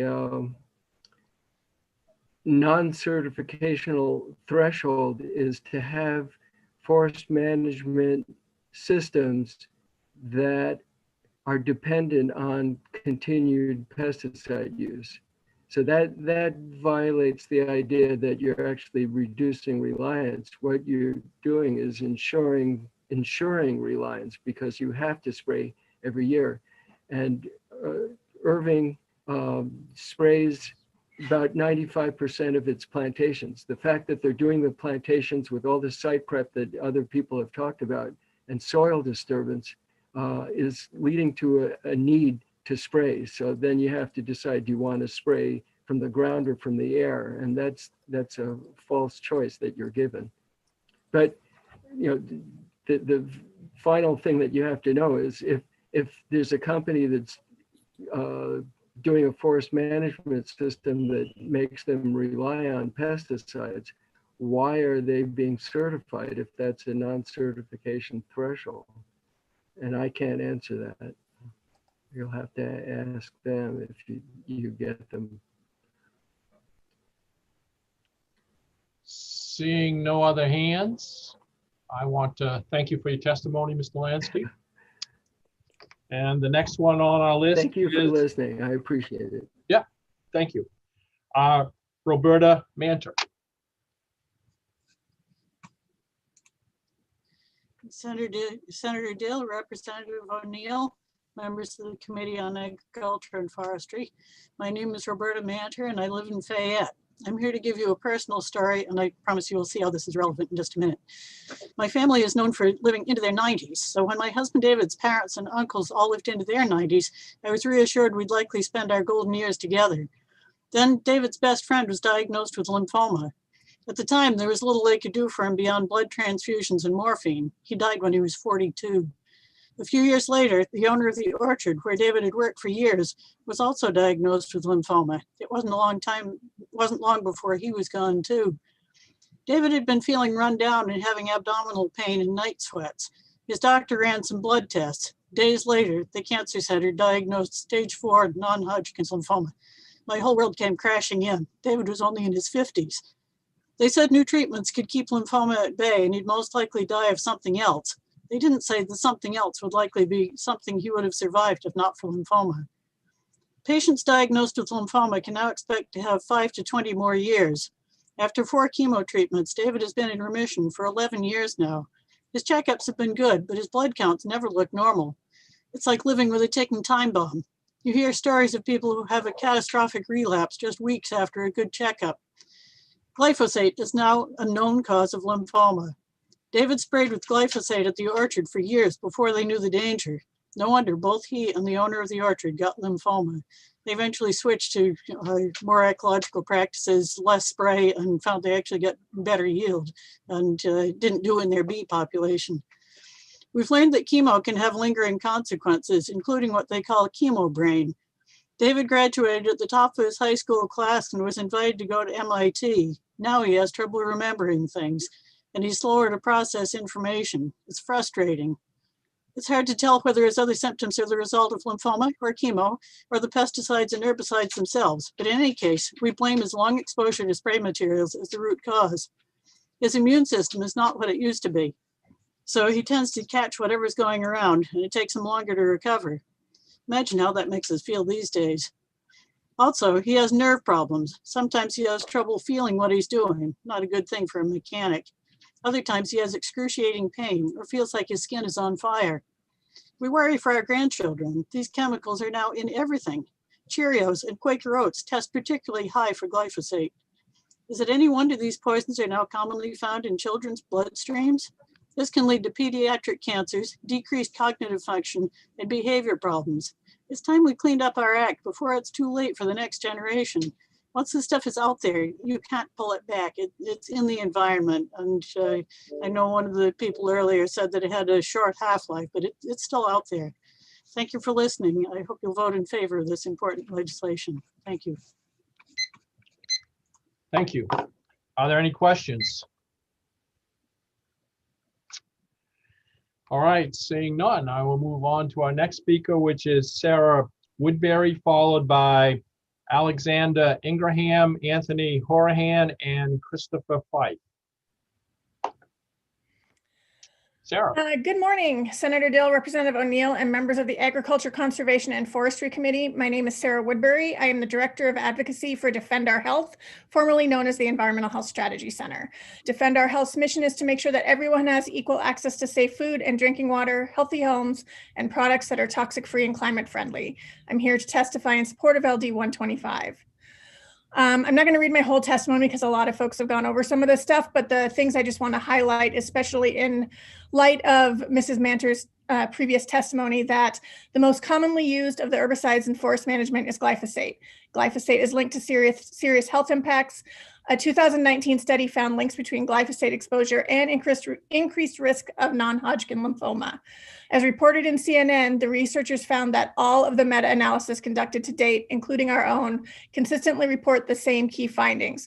Exposure to glyphosate-based herbicides are associated with increased risks of non-Hodgkin's lymphoma. A 2020 study published in Microbiome indicated that chronic exposure to concentrations of Roundup and glyphosate well below the approved regulatory threshold cause embryonic development failure and alteration of metabolic pathways via direct effect on the host and indirect effect on the gut microbiota. And so this can cause also cause fitness burden on freshwater aquatic food webs, and it can affect their ability to deliver critical ecosystem services. Herbicide spray drift can travel great distances, even miles, and threaten the health and economic livelihood of surrounding communities and farmland. As the above mentioned studies show, exposure to these chemicals by those communities can cause significant health impacts. For organic farmers and other communities near aerial spraying areas, it can impact their livelihood. Contaminated produce cannot be marketed as organic, and farm families whose land is contaminated by pesticide drift must surrender their organic certification. LD 125 will ban the aerial spraying of glyphosate and other synthetic herbicides and encourage a shift towards more ecologically friendly forestry practices. The science is clear on the health impacts of exposure to these toxic chemicals. Forestry programs need to move away from the use of these chemicals. We understand the importance of forestry industry here in the state of Maine, but do not believe that profit should be more important than the health of Mainers. Passage of LD 125 should help protect the health of all Mainers. Therefore, we urge the committee to vote unanimously ought to pass an LD 125. Thank you for your time. Thank you. Are there any questions for Ms. Woodbury? All right, seeing none.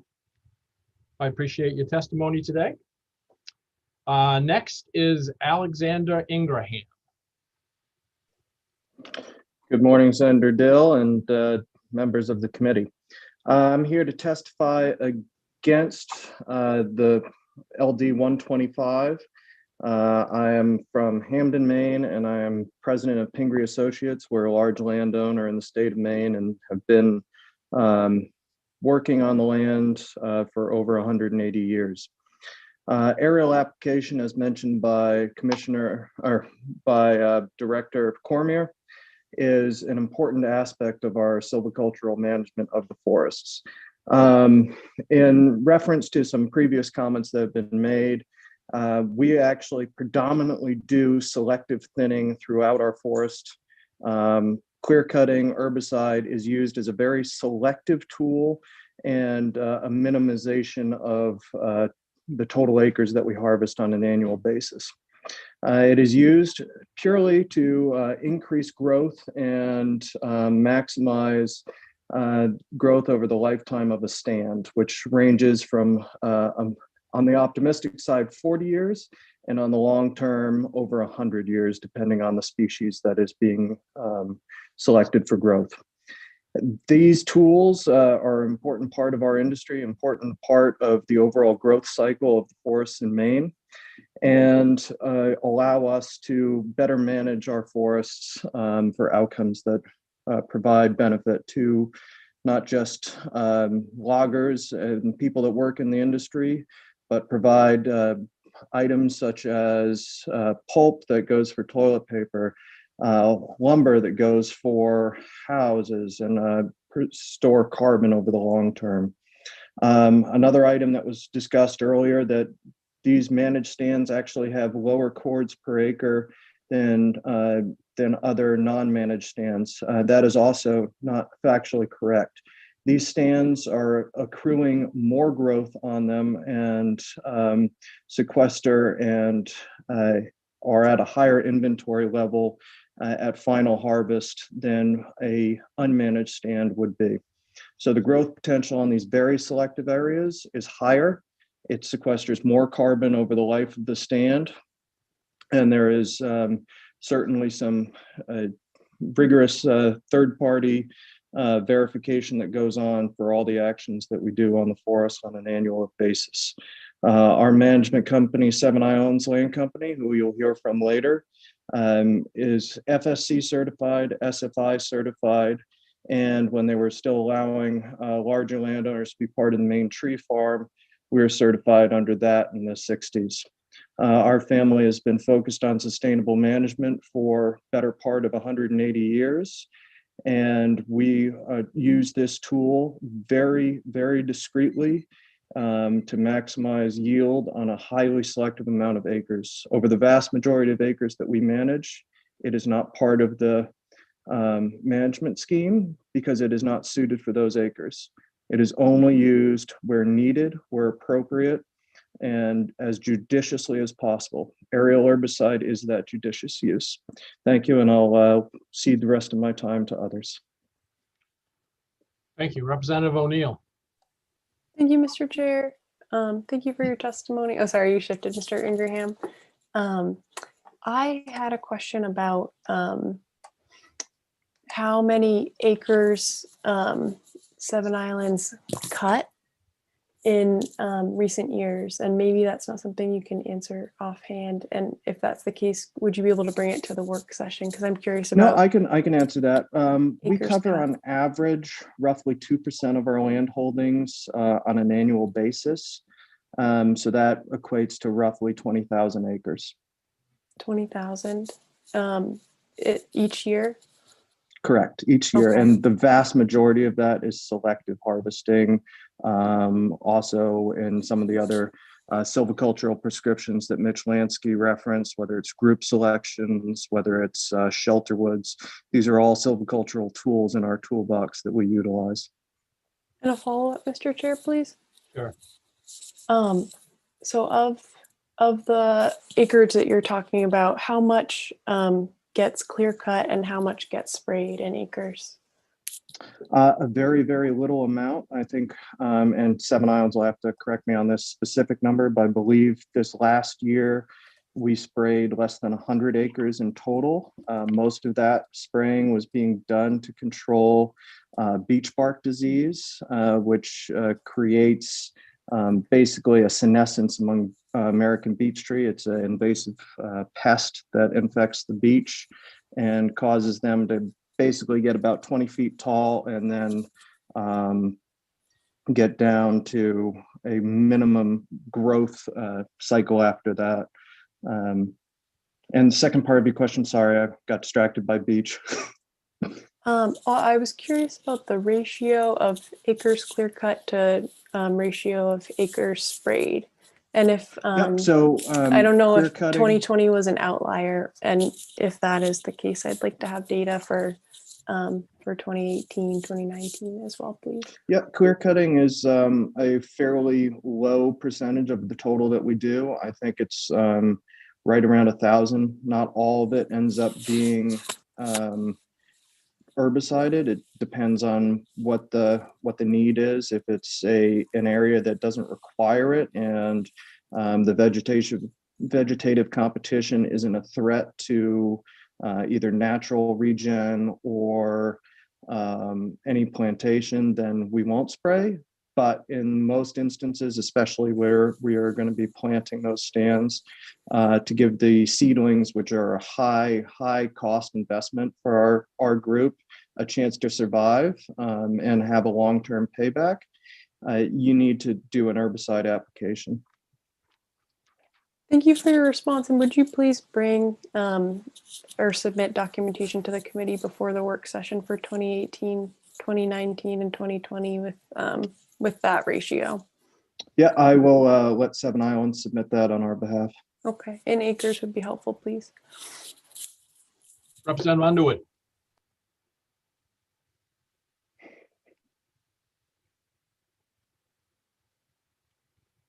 You're muted, sir.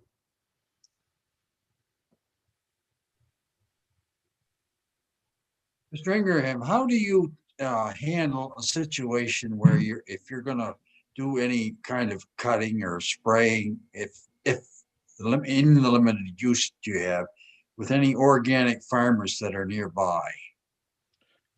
Thank you for your question, Mr. Underwood.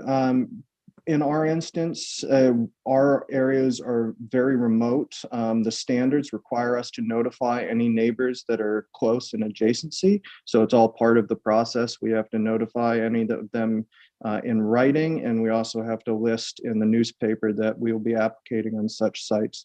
The vast majority of our ownership is in the far out UT in North Maine woods, and is far away from anyone that would be farming or inhabiting those areas. Seeing no more questions, thank you for your testimony, sir. Thank you, Senator Hill. Next is Anthony Horahan.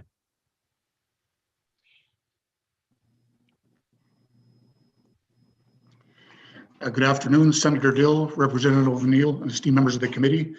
My name is Anthony Howerhan, and I represent Irving Woodlands. and I'm asking you to vote odd not to pass an LD 125. A ban on approved herbicide use in Maine will effectively result in a ban on tree planting in the state. While the world is looking to plant more trees in the fight against climate change, this bill will result in less trees being planted in the state. Removing these appropriate, regulated, and approved tools from professional foresters is a vote against good forest management. The herbicides used in forestry are all approved by federal and state regulators, including the EPA. And glyphosate is licensed globally for use directly on over 100 food crops that we all consume. These are applied using state-of-the-art technologies on the helicopter, using precision GPS and boom and nozzle controls. The use of this technology means lower spray volumes. Irving Woodlands, our company, has planted more than 73 million trees in the state, and we plant about 3 million trees a year.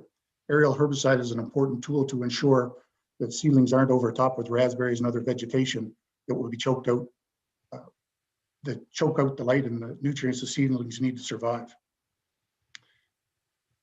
It's these areas we are planting are growing 4 times the volume of wood on an acre basis versus areas that are left to naturally regenerate. And these fast-growing forests sequester 4 times the CO2 as a natural regenerating forest.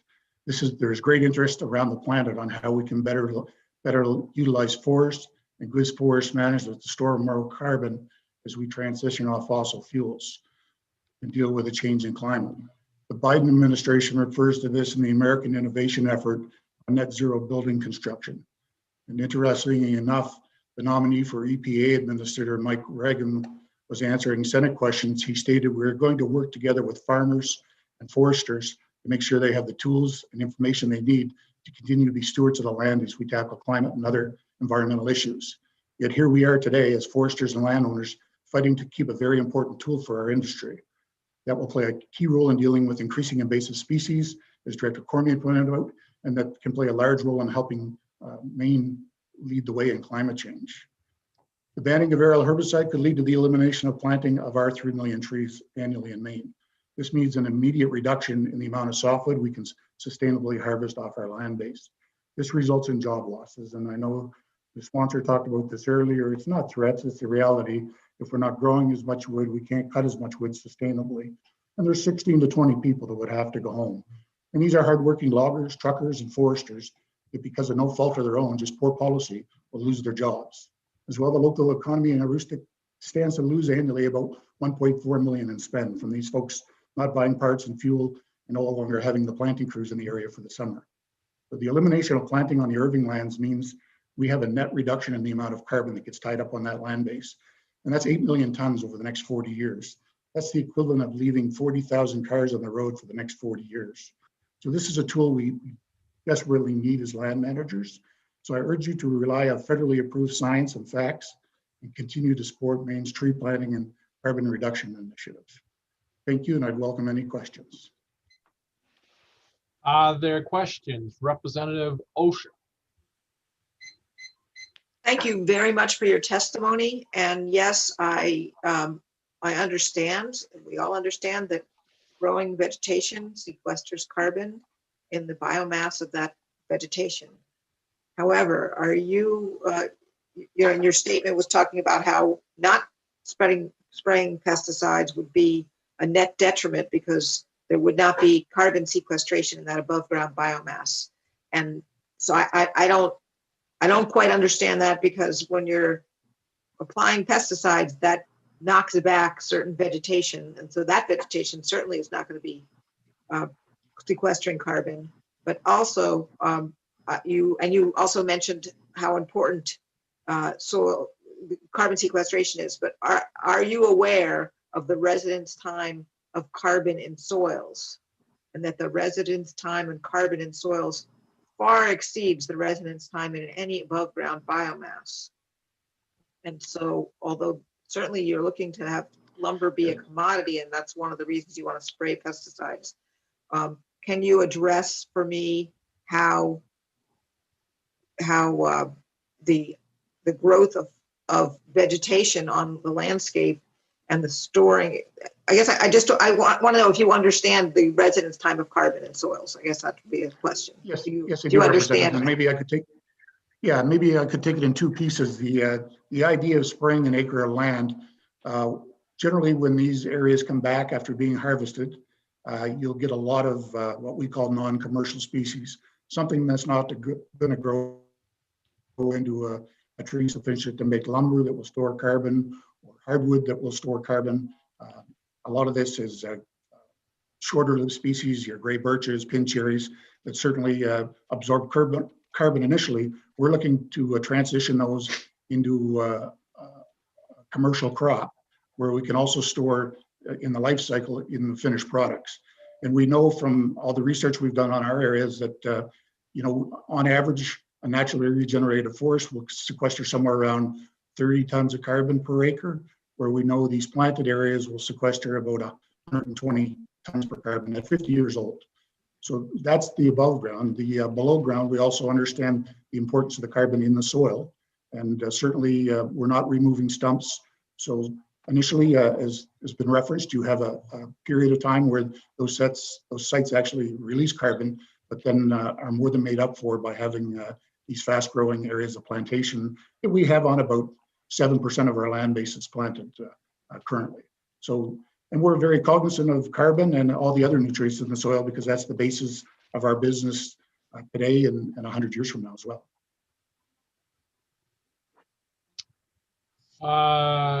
Representative McRae, did you have a question? I did, then I didn't, but I'm here and you called on me, so thank you. I will ask it. Good morning, Mr. Horahan. How are you? Good morning. I'm fine, thank you. Two quick questions. On all of J.D. Irving's land, what percentage of the cuttings per year would be clear cutting or selective cutting? Or do you know that? On our land holdings in Maine, we have 80% of the area is selectively cut, 20% is clear cut. That's asked and answered. The other thing, the word drift has come up numerous times this morning in this hearing, and I know that the helicopter spraying stays down as low as it can, and the nozzles and the booms and everything else are such that it would prevent as much drift as possible. And I'm also aware of the fact that weather conditions at specific time will dictate whether this can happen at all or not. At worst, what's the distance of drift in an aerial spraying on your land? Well, my experience the last few years and the technology, as you mentioned, has changed greatly, and there's been best practices adopted where we see bigger droplet sizes versus where it was many years ago, and that's one of the differences in ground spray as well. And we've reduced the amount of volume of spray that comes out. So on average, from an aerial application, they're putting out 6 to 8 gallons per acre of mix versus what might be 50 to 100 gallons of mix on the ground. But when you do see drift, it tends to be a few feet. And that's why you've seen buffering of the edges of the cut areas or the plantations, and as well as around wetland buffers and things like that. So, and those buffers are meant to account for any drift that may occur. It's certainly not miles, as we've heard. That was maybe the case many years ago when they were spraying something else like budworm that's very high. But what we see on the operations with helicopters is within those buffer requirements and the best practices. It's very easy to do an audit of drift. You can see it the next year. You can go out and say, here's where we were supposed to spray and here's where there was something happened. One quick follow-up. Sure. So we listened to Mr. Gerritsen a few minutes ago being concerned about his business is organic farming. And there are a lot of organic businesses, farming and growing things and stuff like that. And this drift would effectively put an organization such as that right out of business.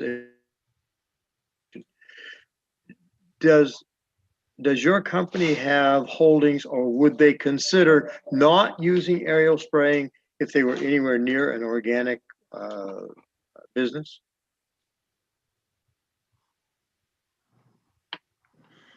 And so we do have some organic farms in the areas of our operations. My understanding is the closest one is probably 2 miles away. And it's one of the things that our foresters actually look at the main, there's a map where you can see where folks are, and they take that into account before we plan our operations. It's no different than households. When we think about drift, I think to operate within 1,000 feet with herbicide aerially of a residence, you need special permits. We actually have a company policy that within 0.6 of a mile, we will not do an application. And that's just a standard we put in place to deal with the sense of risk from a homeowner. And I would suggest the same thing should be true with the organic farmers. That, however, we want to ensure that the tools are out there for land managers, but there should be a good discussion before any of that happens near these farmers as well, to talk about the risk and agree on kind of a protocol, is what I would see. No different than that farmer is going to do what he wants on their land. We should be able to manage ours, but look after each other as neighbors. Thank you very much. Senator Maxman. Thank you, Mr. Chair, and thank you, Mr. Horahan. If my memory serves correctly, were you involved when the town of Allagash was banning the use of aerial spraying? I was not. I was involved. I actually, that's when I first moved to the county, and that was just as they passed the ordinance. So as the regional manager in that area, I took over right as that ordinance was passed. Thank you. And just one follow-up question, Mr. Chair. I'm wondering if you can talk a little bit about how that ordinance has impacted Irving's practices. Yeah, town of Allagash is a bit unique, as Senator Jackson pointed out this morning, 77,000 acre town with the Allagash and the St. John rivers running through it. The interesting part in Allagash, it really hasn't impacted us there as well. The only place that we use herbicide on our operations today is where we harvest softwood spruce fir, and we're looking to regrow spruce fir. The town of Allagash, that whole township of 77,000 acres, the 72,000 roughly that Senator Jackson pointed out we own, 10% of that is softwood.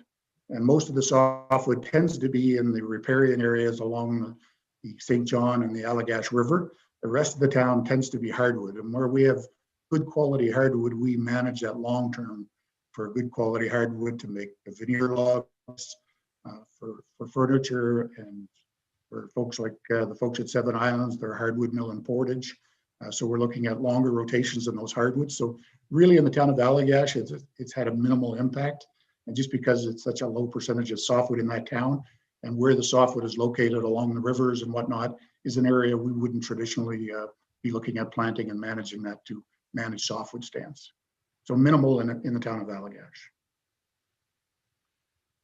Representative Hall. Yes, thank you, Senator Dill. And I think I have my question answered, but I did have another question. I know maybe it's already been answered. I just got my internet service back here a short time ago, so I came on late. But we were talking about drift. How much of a buffer area do you leave around the edge of when you do spray an area like that? Is it like, a couple 100 feet, or how much of a buffer area do you leave? I'd have to get back to you on that, Representative Hall. I pick a number, but I may be wrong. And I believe it's referenced in the Board of Pesticide Control's best management practices, but we can certainly get that for you. Okay, thank you. That's it. All right, Representative O'Neill. Thank you, Mr. Chair. Thank you, Mr. Horahan, for your testimony. I have the first thing that I have for you is the same question that I asked the gentleman from Seven Islands, is if for the work session you could come back with data from 2018, 2019, and 2020 with both acres clear cut and acres sprayed with herbicides, please. So that's the first one. Certainly. And my other question was about job loss, because I think I'm hearing that you have, you said 7% of the land base is planted at any time. And you're predicting 16 to 20 7% jobs is planted today. planted today, Yeah, as so we, opposed to, I'm just yeah, so curious how 7% that of our land connects base is to the planted today. job loss estimate, and if you could explain that. Sure, and I've got a graph and I owe you some of the some graphs from the other day's conversation. But as we plant the softwood, and as I said, we're growing 4 times the amount of wood on an acre over that 50-year rotation. That means that we can reach out as foresters and say, we've got this wood coming online in 2032, for instance, say 10 or 15 years out, that we're counting on cutting at that point. So we'll actually increase the sustainable cut level today because we're growing more. So we have those folks in place today. Some of them are running small harvesters that are commercial thinning these older plantations, these cind areas, and the forwarders and the trucks that go with them. So when we look at it, we have to reduce the amount of softwood we can cut off the land base if we stop planting. And that's, so if we decided we couldn't live without the tool of aerial spraying and planting, as Alex Ingraham printed out, it's a big investment, $500 or $600 an acre minimum, that we decided we weren't going to plant. We have to reduce the amount of softwood that we are harvesting today, which today means that there's less crews that we would need to cut our wood, a couple of us foresters probably to look after the crews. So that's where that number comes from. And we just looked at the volume impact today from the cut impact of not having that wood out there in 10, 15, 20, 25 years. Thank you. So if I may follow up, Mr. Chair? Sure. So I'm understanding that it's a rough estimate, and it doesn't seem like it would take into account maybe a shift in product or business model or some other kind of adjustment that you might be able to make. It's not an estimate. It's right from our wood supply modeling. So we run very precise wood supply models based on our, as Patty Cormier pointed out, everybody has different objectives. And certainly ours is to maximize the amount of softwood on the softwood acres we're growing, maintaining the hardwood land base in the acreage it is today and the other species. So it's not an estimate. It's a pretty solid. It's a pretty solid model that shows us, we know based on all the growth and yield work we do and the tests on the ground, what each of these areas is growing at from a volume basis. So we know to be sustainable, we're going to have to reduce the cut level if we decide to stop planting. And as far as changing the business model, the business model today is we're in the solid wood lumber business, and we're in the solid wood business on hardwood with other folks. And that's where we chose to operate. That's our infrastructure. That's the value stream. Our chips are all committed to different mills around, including our own. They go into the tissue business. So that's how we've built our business model, and that's, we've been successful at it up till now. So it's not an estimate. Those are hard numbers that we won't need as many people. Thank you for that answer. And may I follow up with one more question, Mr. Chair? Sure. Thank you. My last question is, for the work session, could you also bring your formula for your calculation of carbon capture? I'm trying to follow. One specific question that I have is whether you take into account the whole picture with the soil and that disruption, and I'm guessing you do. I would like to have that for the work session and have an explanation of how you calculate that.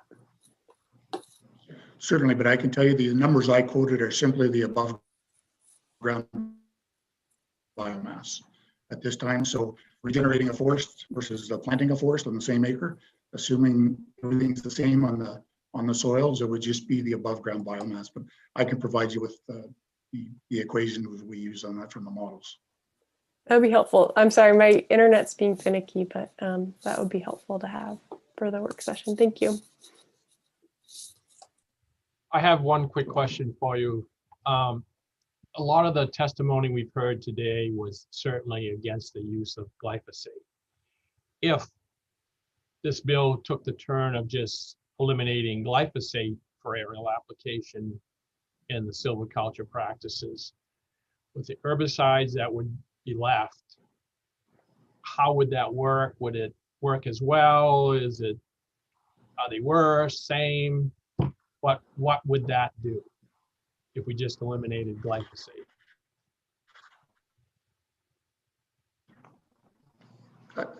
Yeah, good question, Senator. From our point of view, obviously, there's other herbicides used. The one that we use predominantly is glyphosate. Part of the reason for that is that it's a well-known entity with over 50 years of use. As I said, it's still licensed for over 100 food crops in the world. We would look at alternatives, certainly, if they were available. We're always looking at alternatives, and I've had questions whether we look at some greener alternative. We certainly would if they were available.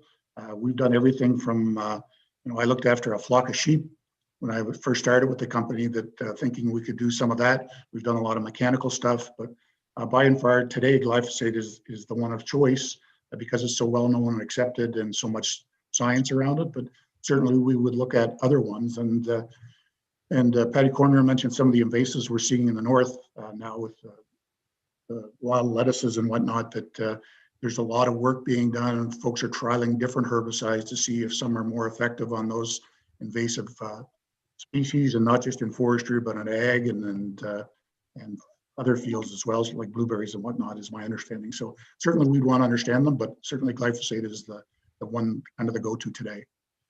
Do you think for the work session you could, maybe come back with some information on alternative chemicals I'm talking about, because this bill is about spraying synthetic herbicides and glyphosate. So if glyphosate was taken out, could you look at the other synthetic herbicides that would be available to you, efficacy, etc., perhaps, and bring that back to us? I'm not sure if that's truly within Yes, I'll see what your purview, but okay, thank you. I'm sure we can find someone that can help us with that. All right, that would be great. Thank you. It might be the Board of Pesticides Control, I'm not sure. But with that, I see, Representative O'Neill. Thank you, Mr. Chair. My last question for you, Mr. Howerhan, is how do you see these practices as being in line with Climate Council goals and where we need to be? And yeah, I'll stop there. I just would like to hear from you on how these practices match up, how they're future-minded, how we're being good stewards here. So there's a couple of schools of thought on that, Representative, is that, as I mentioned, we know for a fact, based on modeling the above ground biomass, when we're planting, where those young vigorous trees are growing at a fast rate and absorbing more carbon faster than what a natural regenerating forest will do. And in fact, a 50-year-old plantation in our area of Maine still has 30% more net carbon type forest. So we think it plays a big role. And we've, as most folks today, we've had different folks approach us about carbon projects, some of the corporations that are looking to offset their emissions. And every indication we have when they do analysis on our properties, because of the planting, because of the silviculture management that happens in the other areas to keep the forest growing at a rapid pace, we outstrip what the growing more wood. And as a company, overall, not just in Maine, is we know that we're sequestering 101 million tons of carbon in our forest today. So that's a big impact on the carbon, and we know, looking through our whole value stream, including transportation, pulp and paper, is that we're a net carbon sink as a company today. And so that's where we get that information. So we think forestry and good forest management plays a key role in any climate change. Certainly there's certain species you're going to want to leave them longer on the land base. And certainly we've done that. We've got about 63,000 acres identified as on our lands in Maine as old growth. And so by growing more wood on a fewer acres over here, by planting and herbiciding, we can allow those other areas to grow longer and older to a true old growth state, whether it's sugar maple or hemlock. Someone mentioned red spruce earlier, which is certainly the case. So it's a combination of kind of that integrated pest management, working along and understanding your carbon footprint. So it's kind of the balance. And so we think forestry plays a big role. And if you look around the world, everybody's looking at the opportunities today as we transition off the fossil fuels. Representative Underwood. Hi, this is Representative Underwood, and a question for Mr. Hoover, excuse me if I mispronounced your name. With banning the use of glyphosate, are there any invasive species or pests coming in from Canada, from New Brunswick or Quebec that's up there that might be headed this way? And glyphosate would be a nice tool to have to kill them, I guess. Yeah, so the invasive plants we're seeing are coming from, some of them are native, as was mentioned, but much more prolific now with warmer temperatures and less cold winters. Glyphosate used directly, the biggest threat we have today is the spruce budworm. It's destroyed over 17 million acres in the province of Quebec in the last few years. It's in New Brunswick. So far, they are keeping it at low levels. We are seeing increased numbers in northern Maine. And glyphosate isn't used directly on budworm, but where it was used in the past, it was helpful as after a budworm outbreak, especially someone referenced earlier the fir areas, getting these areas growing back to conifer again in a timely fashion. It was used in a big way in the late 1980s. And that's probably the biggest one, but not knowing what other species are coming, invasive species, we're seeing more and more around the woods, and as more people travel and recreate different places, we're spreading some of those. The glyphosate directly, I don't see it being used on those other than some of the plant species, but the budworm certainly a big opportunity if that comes to be. Representative O'Neill. Thank you, Mr. Chair. This is a bit of a follow-up to the last question about meeting Climate Council goals and being forward-thinking. And my question is about opportunities to improve, because if, like, let's say our a business already does sequester carbon. Where's your opportunity to improve? Just because this is a team effort, and we all need to figure out what we need to do to address climate change.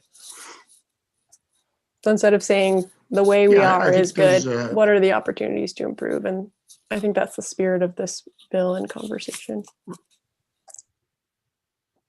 Right. So obviously, we feel as a company that planting more trees makes sense. If you look at recommendations, there's been some talk in Washington in the last few years about around the global trillion tree effort, I think they call it, of planting 60 billion trees in the US that would offset 540 million tons of carbon annually. The recommendations when they work through that is that most of that should happen in the Northeast, where Mitch Lansky talked about it earlier. There's some landowners or some land bases that have been depleted. Some of that's a result of the FPA with minimum standards of basal area and whatnot. Others have increased. So we think there's an opportunity to look at the bigger picture, and you've got some particular lands now, including public lands that are tying up. So I think it's looking at the whole and understanding what each landowner is interested in and what their strategy, and then how do we optimize. But we can't talk one landowner at a time, where maybe ours is better suited in some areas to grow softwood trees, where perhaps Seven Islands is better hardwood ground in some areas. So I think it's having a bigger look at the whole thing and then seeing how we can optimize and taking into account we've got lands tied up in parks and national monuments now. So what does that look like? And over time, how do they model out on the carbon profile? So I think it has to be a true landscape level look to say what's the best, and then who's going to play which role. Seeing no other questions, thank you for your testimony this morning. The next person to testify. Thank you very much for the time. Yep. The next person to testify is Christopher Fee, followed by David Cole, Hannah Stevens, and Patrick Stroud. So with that, Christopher. Hey, good morning, Senator Dill and Representative O'Neill and members of the Agriculture, Conservation, Forestry Committee. My name is Chris Fife. I live in Winslow, work as Public Affairs Manager for Weyerhaeuser. and I'm also a licensed professional forester in Maine and Vermont. It's good to see you all this afternoon and this morning, although in a very different format from the last time we were together. Weyerhaeuser owns and sustainably manages over 840,000 acres of timberland in Maine, predominantly in Somerset and Piscataquis County. The trees that we grow and harvest obviously make significant contributions to Maine's forest economy each year. And in addition, our timberlands support outdoor recreation, clean air and water, and healthy wildlife habitat. I'm testifying today in opposition to LD 125, a ban on aerial spraying of herbicides for forestry would be short-sighted, scientifically unjustified, and economically damaging. I think it's plainly obvious to the most casual observer that modern aerial herbicide application in forestry is precise, safe, and effective.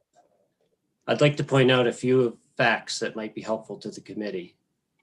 First, modern aerial herbicide application uses redundant systems to ensure that herbicides are applied only on the target area. Vegetative buffers are clearly evident after the herbicide has taken effect. And as was mentioned earlier, overspray with herbicides is obvious. The spray nozzles that are used in modern aerial herbicide application create a large droplet that falls to the ground like rain. The water and herbicide falling from the helicopter spray boom look like a curtain laying across the target acres in an extremely precise pattern. People are not allowed near the herbicide application. The area is checked before application. Roads are swept for people, then blocked off, and treated areas are posted with signs identifying that the area has been sprayed and providing information on the herbicide used and a phone number to call if an individual has additional questions. Herbicides used for silviculture are applied at or below EPA regulated label rates, and only once or twice in the 40 to 80 year life of a stand of trees, as was mentioned earlier. Also, forest areas where modern aerial application of herbicide has been used to promote healthy, vigorous softwood trees, support a broad diversity of flora and fauna, including many songbirds, snowshoe hare, and deer. The Maine Board of Pesticide Control has the authority to regulate these pesticides in Maine. And you've already talked a bunch today about the independent assessment by SCS Global that was done in response to the request by the 129th legislature. And that report, the results from that said at the bottom line, no evidence was gathered during the course of the verification audit to contradict the following overall conclusion. The state of Maine regulatory framework within which aerial application of herbicides in forest operations takes place is functioning as designed. Finally, there's wide agreement that healthy, fast-growing forests play an important role in carbon sequestration. Modern aerial herbicide application in forestry is a tool that allows foresters to establish healthy, fast-growing trees. These trees will capture carbon at a higher rate than unmanaged forests, and when harvested, the wood products produced will fuel our economy while locking up the carbon absorbed by the trees for long periods of time. I'd also like to just point out that many of the comments that were made earlier and some of the concerns were really directed at agriculture, and I think demonstrated a lack of experience with the aerial application of herbicides in forestry. And that's not surprising. I mean, it's a relatively minor use in the state compared to other uses, and not something because of the remoteness where it's usually done that most people would be able to observe. Can you summarize quickly, please? Yeah, that's really all I have. I would just respectfully urge you to protect this silvicultural tool and vote ought not to pass on LD 125. And thank you for the time. Are there any questions for Mr. Fife?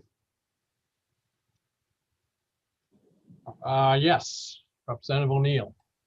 Thank you, Mr. Chair. Mr. Fife, thank you for your testimony. I have the same question for you that I've posed to the others, which is, for the work session, could you please bring data for years 2018, 2019, and 2020 for acres clear cut and acres sprayed, please? We'll see what I can do to pull that together for you. Thank you. All right, seeing no other questions, thank you for your testimony. Next is David Cole. David Cole is not in the waiting room. All right, next is Hannah Stevens. Good afternoon, and thank you, Senator Dill, Representative O'Neill, and distinguished members of the ACF committee. I am Hannah Stevens, a resident of Glenburn and land use director of Seven Islands Land Company. I'm speaking in opposition to LD 125. Seven Islands Land Company manages approximately 820,000 acres of family-owned commercial timberland in northern and western Maine, and has held dual certification since 1995. Along with some others, Seven Islands took part in a third-party audit performed by SCS Global Services in 2019.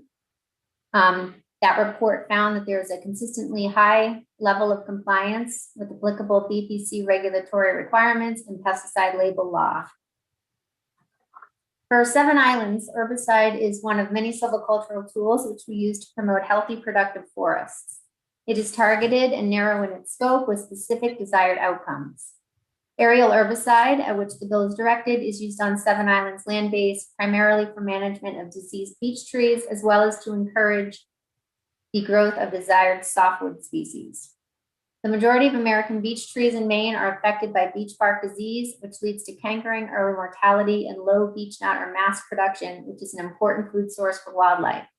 Seven Islands policy is to retain healthy beech when possible to increase the number of genetically resistant trees. Diseased beech are prolific sprouters, and if left unmanaged, will outcompete more productive and longer-lived species such as sugar maple and yellow birch. This decreases the overall biodiversity, long-term forest products viability, and carbon sequestering ability of the stand. Aerial herbicide is the most effective tool to reduce the competition caused by poor quality diseased beech, and an extremely effective way to improve the health, vigor, and productivity of these sites. Another reason we use it is as a result of the budworm epidemic of 1970s and 80s, many formerly pure softwood stands have regenerated into a mixed wood condition, with early successional hardwood and other species competing with the more desirable and historically dominant spruce and fir component of these stands. Aerial herbicide is used to promote the growth of young spruce and fir trees, releasing the softwood in these stands by removing competition, letting sun reach the young trees, and giving them a jump start to grow at a faster rate. 2020 aerial herbicide application was done on 0.2% of Seven Islands acreage. It's only applied under optimal weather conditions during the time of year when it will be most effective on the targeted species. A stand requiring treatment will be sprayed once or twice over the course of its growth cycle to reduce competition as it's being established, and then it's left free to grow without further herbicide treatment. It only needs that head start to promote the desired dominant species. As we've heard, there's no doubt aerial herbicide treatment is expensive. The topography, rocky and uneven ground condition, and remoteness of many of these stands make aerial application the most suitable method. We judiciously use this important tool when other options will not provide the preferred result. The jumpstart in growth is an early benefit, but the crucial result is realized in the years to come with healthier, more productive, resilient, and climate beneficial forests that benefit rural communities. I urge you to vote ought not to pass on LD 125, and thanks for your consideration. Thank you. Are there any questions for Ms. Stevens? Representative Underwood.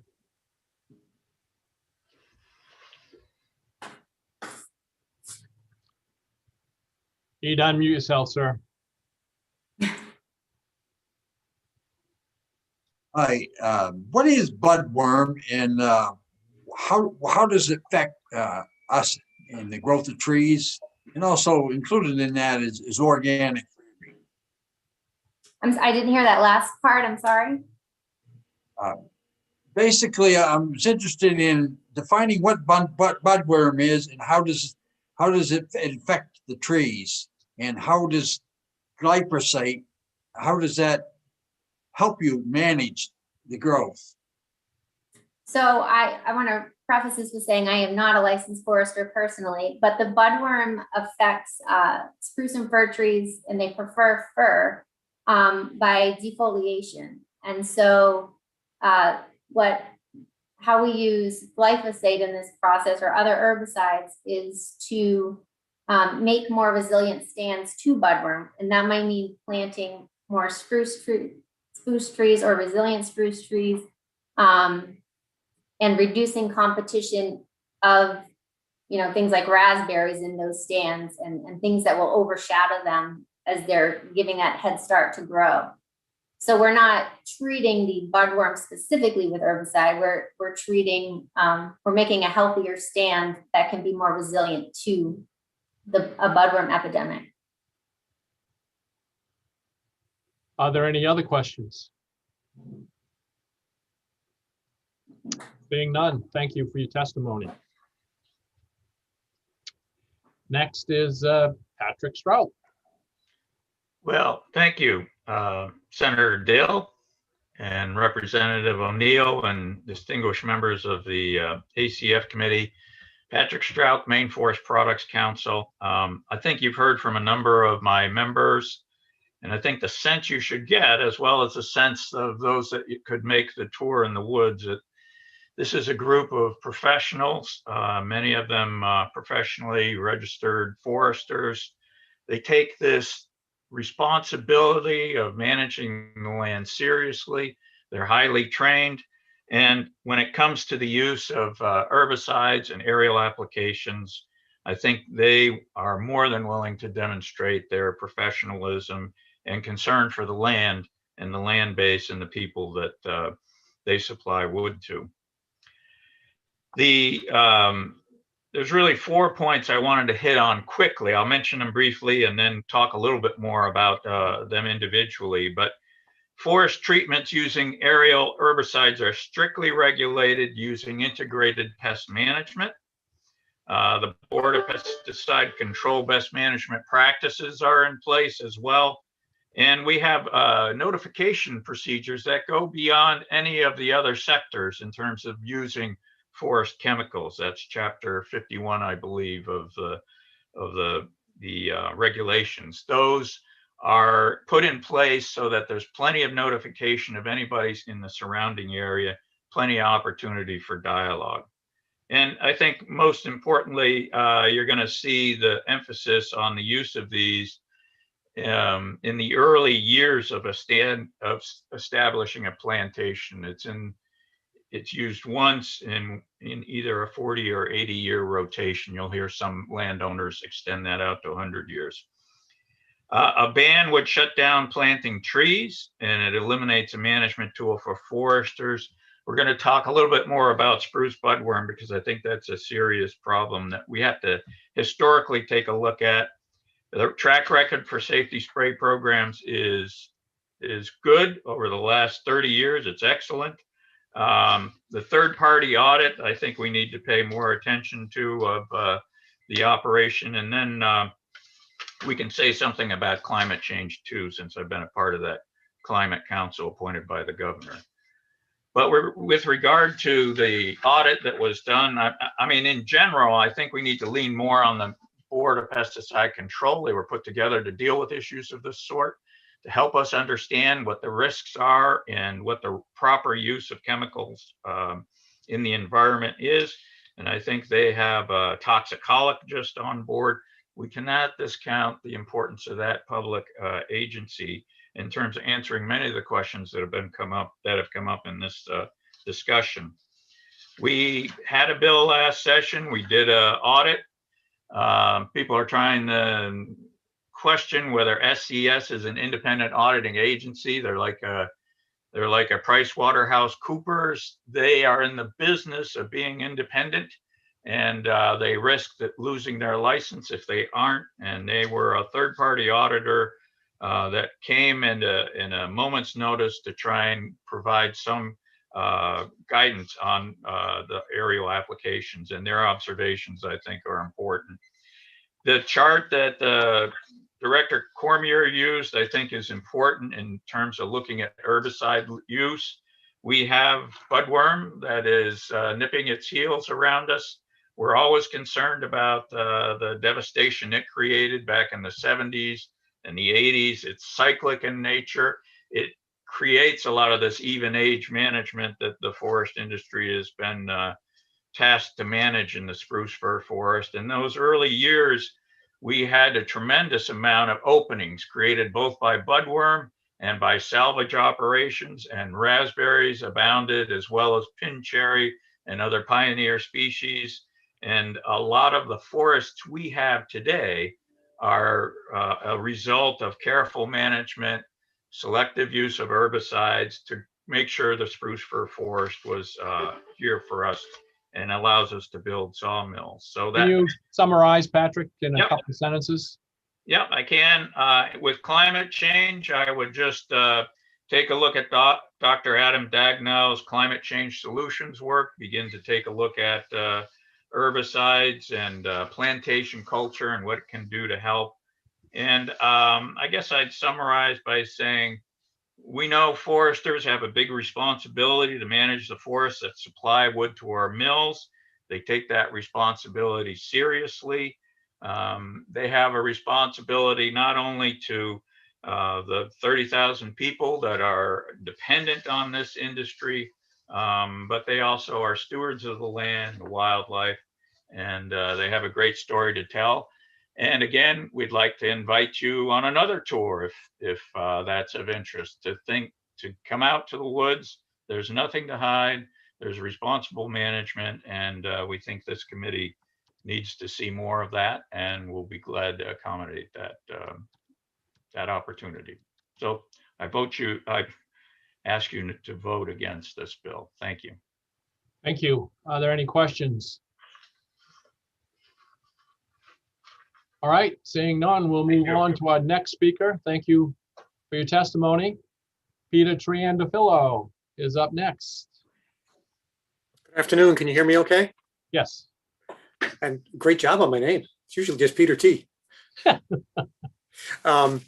Senator Dill, Representative O'Neill, distinguished members of the ACF committee. My name is Peter Triandafillo.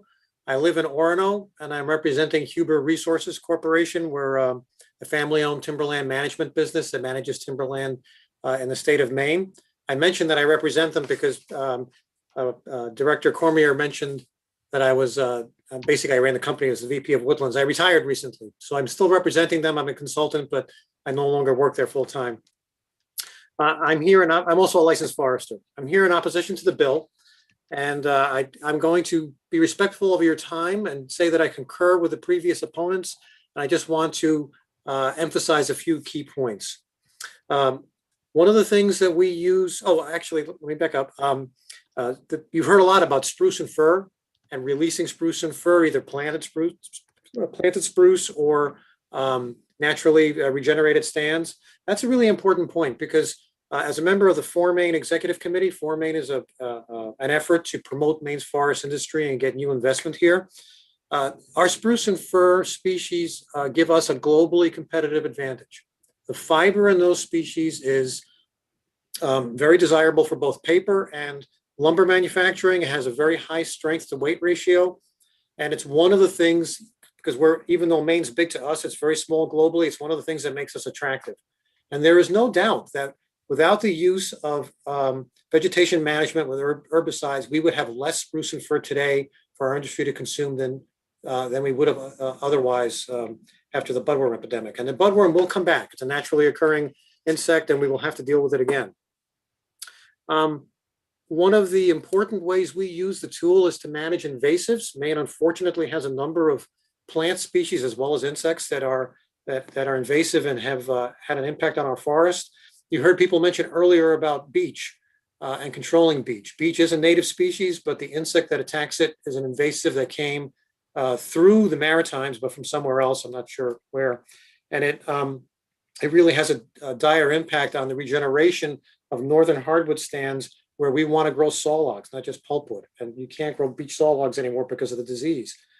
To get at something I think, Senator Dill, that you had asked about were alternatives to glyphosate.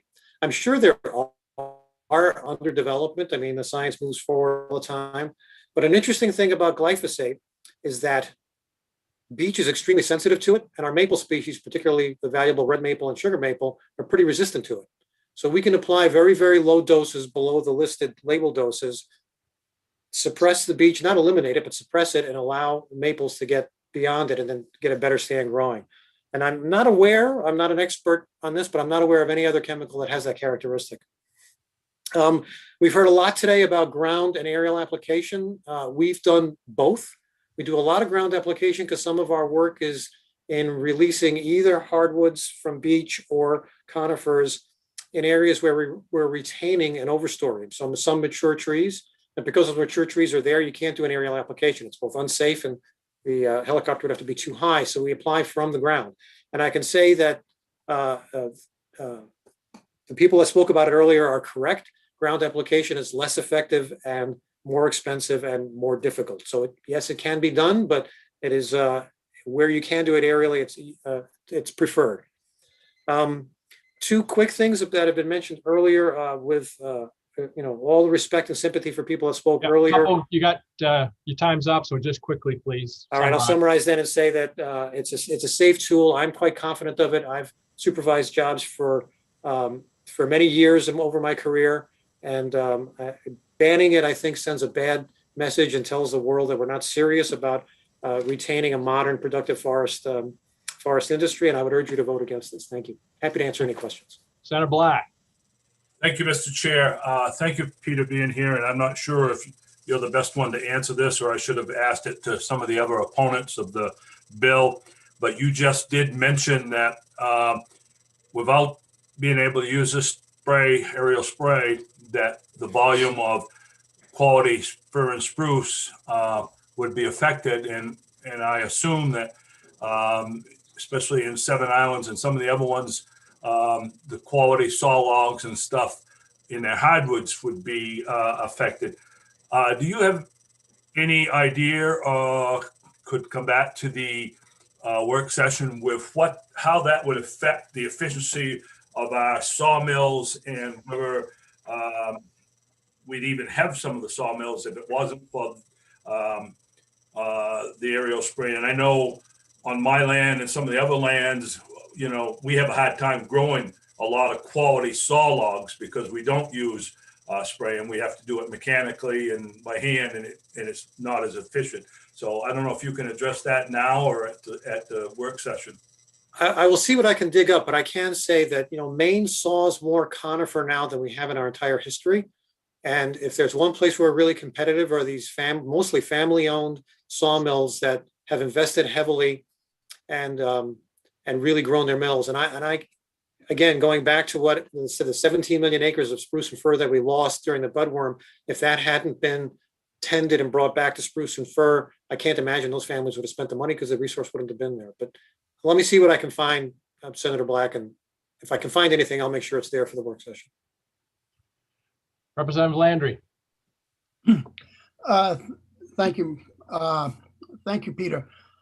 Just a quick question. Your audio faded on me when you were discussing the effect of the beech. Was it the beech in the undergrowth, or what was the problem? Yes. So in a lot of northern hardwood stands in Maine have the basic species components are maple species, birches, and then American beech, and then a bunch of other minority species. And American beech is affected by an introduced disease that comes on the back of a scale insect. And so it's an invasive. The killing front went through several decades ago, but trees persist with the disease. And as Hannah mentioned, when you do a harvest operation, their root systems are prolific sprouters. So you'll get all of these beech sprouts that will take over the understory and crowd out the maple species and the birch species that we want to grow.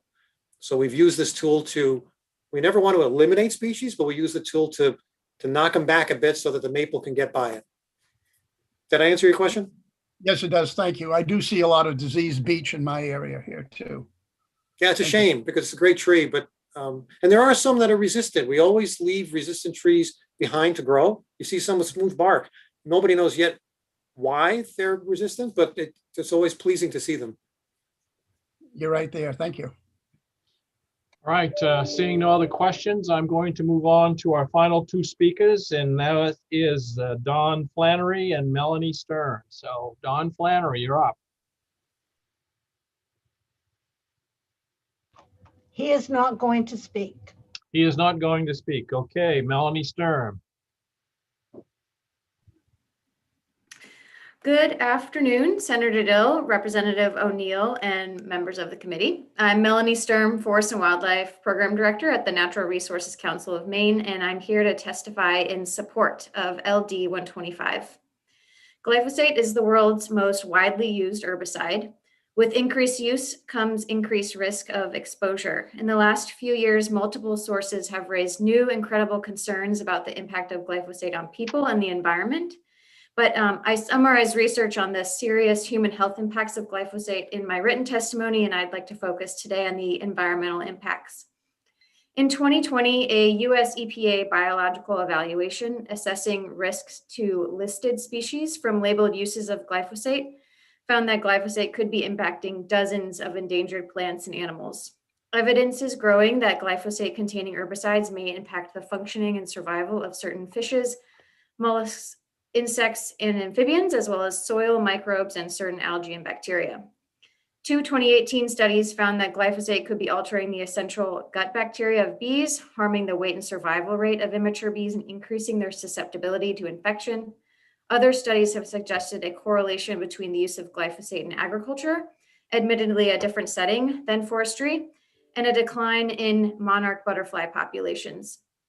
Glyphosate may be affecting soil microbes as well. Soil microbes are essential for environmental processes such as carbon and nutrient cycling.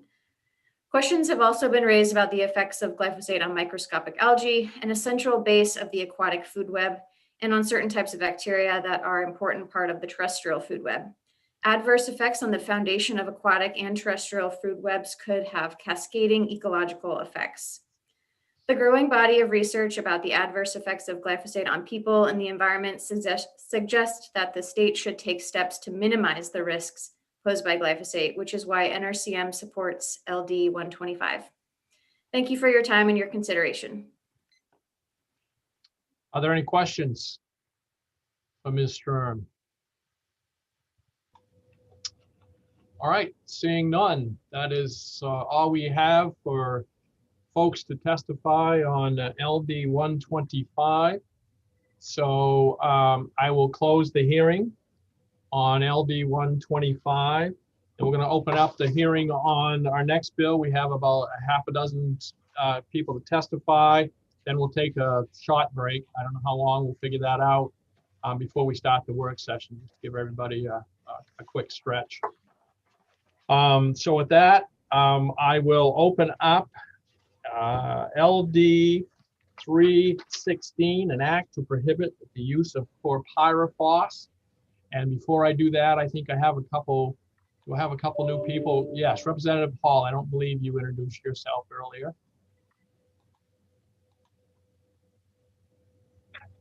Thank you. Representative Randy Hall, representing District 114. Sorry I was late getting on this morning, but our internet was out. So I'm sure that probably was in other places as well. But thank you.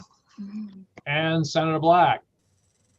Thank you, Mr. Chair. Senator Black, representing the Senate District 17, which is all of Franklin County and 4 towns in Kennebec. And we had trouble with the internet ourselves this morning too. Thanks. Right. And I don't see Representative Gifford at the moment. He's kind of been in and out this morning. So, all right, with that, we will move on. And as I said, this is LD 316, an act to prohibit the use of chlorpyrifos. And to present the bill is Representative, I hope I'm pronouncing it right, Dodera? How badly did I butcher it? Pretty close. Dudera. Thank you, Dudera, sorry. Thank you, everybody. Good morning, good afternoon, Senator Dill, Representative O'Neill, and distinguished members of the Joint Standing Committee on Agriculture, Conservation, and Forestry. My name is Vicki Dudera. I represent House District 94, which includes Camden, Islesboro, and Rockport. I am here today to present LD 316, an act to prohibit the use of chlorpyrifos. How often do you hear this phrase, the worst of the worst? That's how you will hear chlorpyrifos, an organophosphate pesticide, described today in testimony by Professor Sharon Tischer, a retired attorney who has taught environmental law and policy at the University of Maine for 26 years. Unfortunately, Professor Tischer has had to go teach a class, so you may not hear her testimony, but she has submitted it in writing, and I hope you'll take the time to read it. It's very powerful. Indeed, years of research has proven chlorpyrifos to be dangerous, causing adverse impacts on our environment, our health, and our food system. A report issued in December of 2020 by the U.S. Environmental Protection Agency reveals that the only residue of concern for the USDA's pesticide data program monitoring food residues is chlorpyrifos, the only. The report further states that residues of chlorpyrifos are turning up in drinking water. The EPA report lists the living creatures most in danger of this pesticide's toxic qualities. In addition to mammals, bees, amphibians, birds, and fish, are very young humans, infants and children, and women in their childbearing years, along with occupational handlers who mix, load, and or apply pesticide products containing chlorpyrifos, as they may be exposed dermally or by inhalation. This is terrible stuff, and it's especially damaging to the developing brains of our kids, and its residential indoor use was banned by the EPA in 2000. In July 2015, the federal government proposed a ban on chlorpyrifos everywhere after reviewing multiple research studies, partly funded by the U.S. Environmental Protection Agency, which highlighted the substance's negative impacts. Despite the overwhelming evidence from its own agency, the federal government reversed the proposed ban in 2017. That decision meant that chlorpyrifos has continued to be applied here in Maine, largely in the agricultural community. It's used on produce that we eat, such as cranberries and broccoli, and on holiday items we buy, such as Christmas trees and wreaths. It's used on some of the golf courses where you might spend a summer afternoon, and on the ornamental plants you might purchase at a greenhouse. You and I might encounter this chemical only casually, but because of their direct handling of the substance and crops that come into contact with chlorpyrifos, Maine farmers, farm workers, and their families are particularly vulnerable to this neurotoxic pesticide's negative impacts. In June of 2018, Hawaii became the first state to ban chlorpyrifos. In May of 2019, California followed suit. In August of that same year, the European Food Safety Authority announced a ban on the sale of it. And in December of 2019, the European Union also announced a ban. That same month, New York became the third US state to ban all uses of chlorpyrifos by 2021. In June of 2020, Maryland also adopted regulations to ban and phase out uses of chlorpyrifos, and Oregon is on track to do so as well. You're going to hear today that there are no other pesticides to use in place of chlorpyrifos, but clearly the fact that these other states have banned it and are finding alternatives and are also developing alternatives means that that's not the case. Maine can also be a leader in this regard. LD 316 would prohibit the use of chlorpyrifos in our state beginning in 2022, allowing limited exemptions for 1 year. From January 1st to December 31st, 2022, LD 316 allows the Board of Pesticides Control to grant a temporary permit authorizing a pesticides applicator licensed by the state to use or apply a pesticide containing chlorpyrifos, so long as that licensed applicator possessed the pesticide in the state before January 1st, 2022.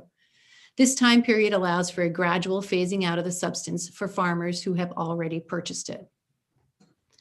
The science on this chemical is clear and unambiguous, and yet unbelievably, you may hear today that chlorpyrifos can somehow be safe. Don't believe it. Chlorpyrifos damages the developing brains of children, causing decreased cognitive function, developmental delays, and learning disorders, and it causes serious health problems in those who've been exposed to it. LD 316 offers an opportunity to protect Maine's farm families, our environment, agricultural workforce, and food systems from a dangerous pesticide that can have lifelong negative impacts. Thank you for your time and your consideration. I'm happy to answer any questions and provide any additional information for the work session. Thank you. Thank you. Representative Hall. Yes, thank you, Senator Dill, and thank you, Representative Dodera, for your testimony. Do you have any examples of farms that might be using this? So, you know, what types of farms and what they'd be using it for on crops? Thank you for that question. Yes, I've spoken with Ms. Patterson from the BPC several times, and she said it has been used on cranberries, it's used on Christmas trees, wreaths. Unfortunately, there's not a lot of tracking about which farms are using it and how much is being used. But she estimated about 5,000 pounds. That was 2 years ago when she looked into how much was being used. One thing I'm worried about is the state of Oregon has found chlorpyrifos when they have tested cannabis. And as we know, that's a growing industry, actually our top industry now here in Maine. And I'm concerned that, what's to keep people from using it on cannabis plants. So, are there any other questions? All right. Thank you for your sponsoring and testimony. Thank you. No problem. Senator Miramont. Hello, good afternoon, Senator Dill and Representative O'Neill and distinguished members of the Ag, Conservation and Forestry Committee. My name is Dave Miramont and I represent the people of Appleton, Camden, Creaven, Cushing, Friendship, Hope, Isle Ho, Matinicus, Muscle Ridge Islands, North Haven, Owl's Head, Rockland, Rockport, South Thomaston, St. George, Thomaston, and Union, Vinyl Haven, and Warren in Senate District 12. I had my testimony and Representative Dodera covered pretty much everything. I'll just highlight a couple things that on all these organophosphates that are applied to agricultural products, and they talk about the budworm in the last hearing, or any of this that's sprayed. At the beginning of my aviation career, a lot of my colleagues were gaining their flight time to get to the airline jobs or whatever they wanted to do by whatever they could. And one of them was aerial spraying, and they're all dead now. They all died from cancer many, many years ago. They're all my age. So it isn't a great thing to handle this stuff. The other thing about this one is when it's sprayed on apples and other fruits or products like Representative Dodera was mentioning that could possibly pick up the pace here in Maine, as it dries out, the wind picks it up and moves it. And if it moves it to children or pregnant women and affects them, among the other things that it's been tied to, autism and a reduction in their IQ by approximately 7% or 7 points. It made me think about how we do a lot of work to try to make jobs that are great for everybody. But here we have someone who is just born normal and affected by these chemicals and then wonders why they can't sit still, why they can't get a thought to go through, right? Why would we take away that? And the model I like to think about is that the EU uses the prove it's safe and you can use it. And that means a lot of the things that we use are not used there. And hence I buy something that I can't get organic here as an imported product. Another note for those who'd like to sell products locally. So these are all reasons to move it on. We don't need to do anything else to hurt the health of our children. There's enough working against them on a daily basis. And my facts are down, and I just wanted to remind us, I think Senator Dill was here when they took a bunch of folks that normally wouldn't seem to be people who would be bioaccumulating much. One was Representative Pingree back then, and she lives on an island, she eats healthy, And she was one of many people across the country who were tested and found that there were very high levels of many bioaccumulators that you would not think would be found and are having a big effect on us as a population. So I know that after the hours of this morning on a similar type of issue, and the other folks that are going to testify on this, besides Representative Dudero's great testimony, that's enough from me. Please support this bill. I had the same bill. I dropped it. Mine didn't give any grace period. We already know enough about this product. Mine said ban it now. Hers is more gentle. Thank you. Thank you. Are there any questions for Senator Miramont? All right, seeing none. Thank you. Thanks a lot. Bye. Okay, next, I don't see anyone else that wants to testify on this as far as legislators are concerned. So I will go to Megan Patterson from the Board of Pesticides Control. Good afternoon. Good afternoon, Senator Dill, Representative O'Neill, and honorable members of the Joint Standing Committee on Agriculture, Conservation, and Forestry.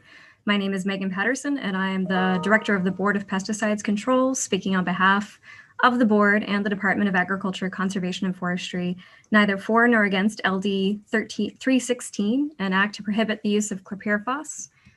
This testimony will address 2 points: the board's rulemaking process and some concerns regarding the bill's structure and implementation.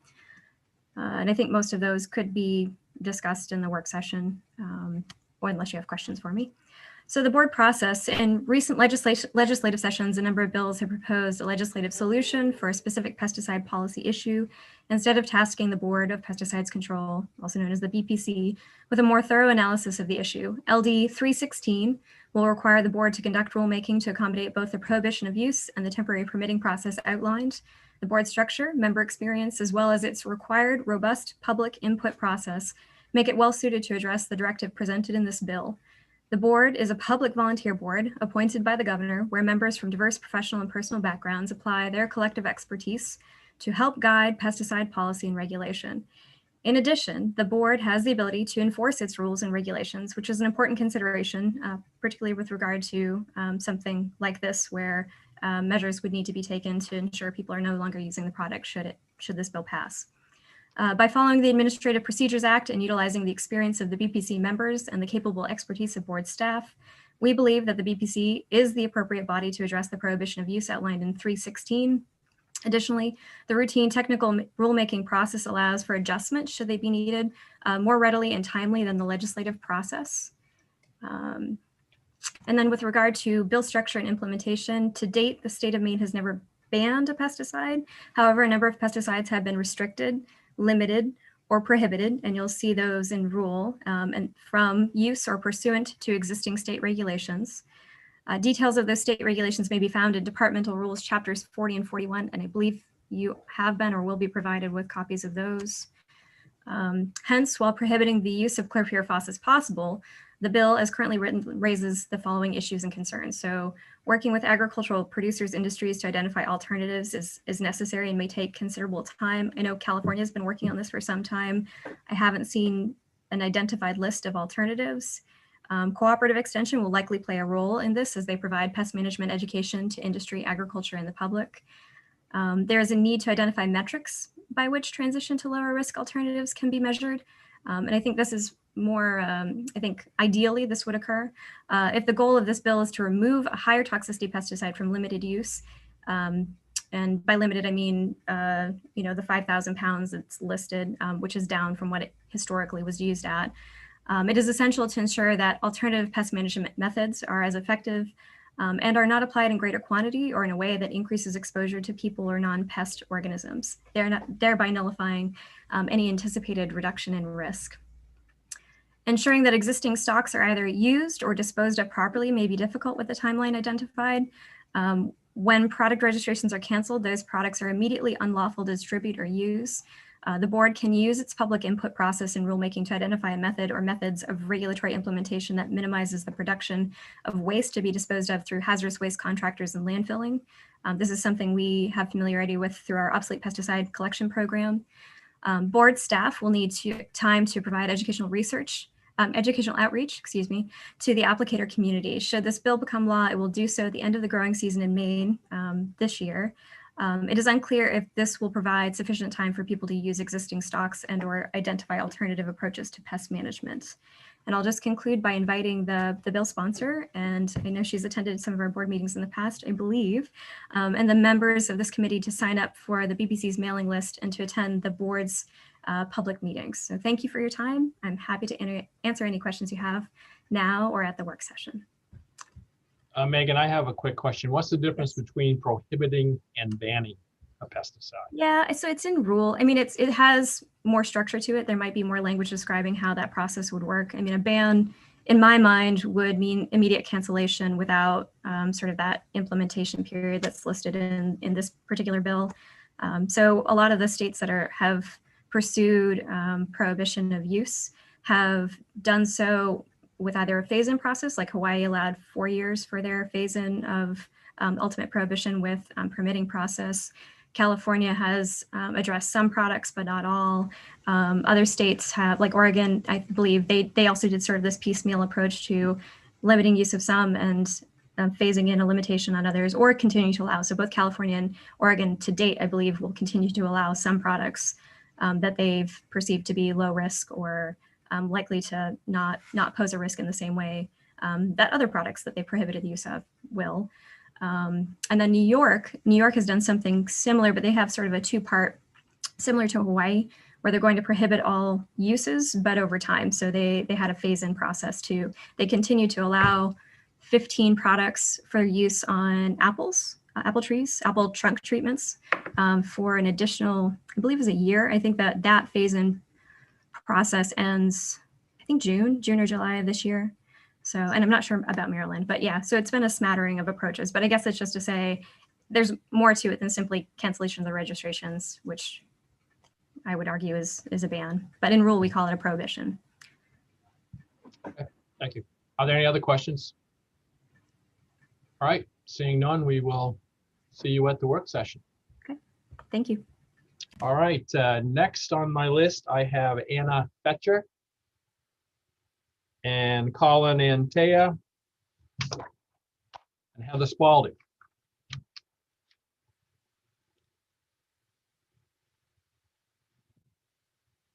All right, go ahead, Anya.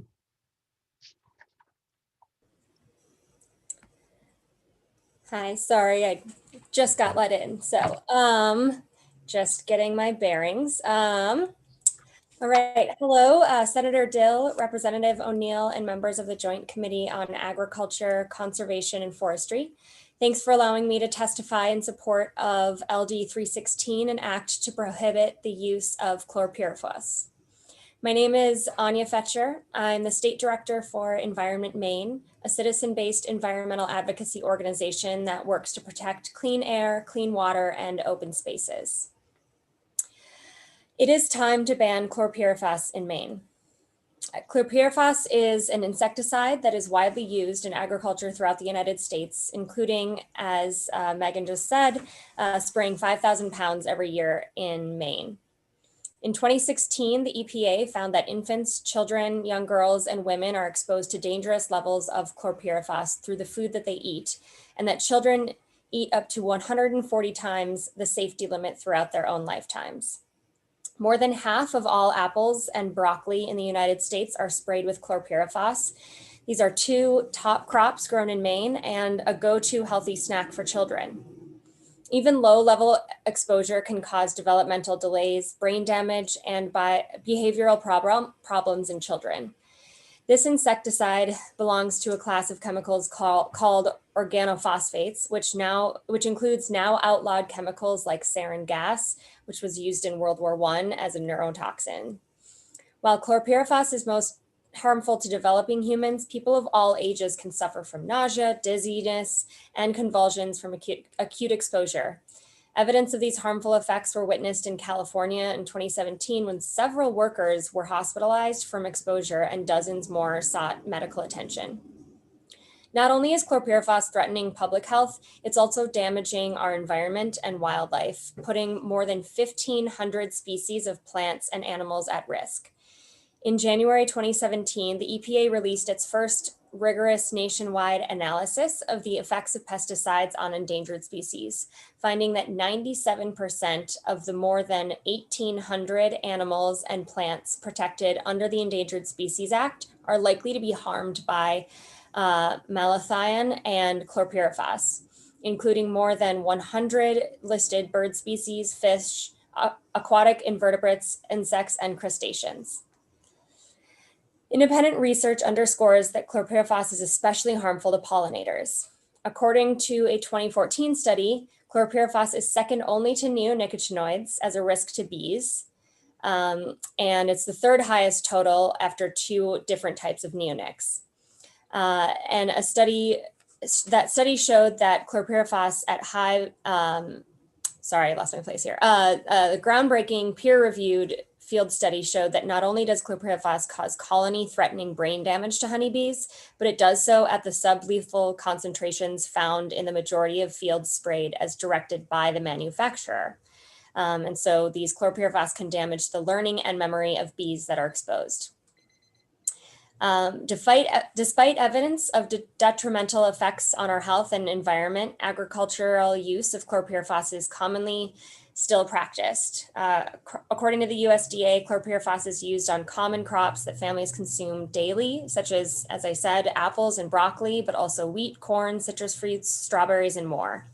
Can you finish up in a couple sentences, please? Sure, absolutely.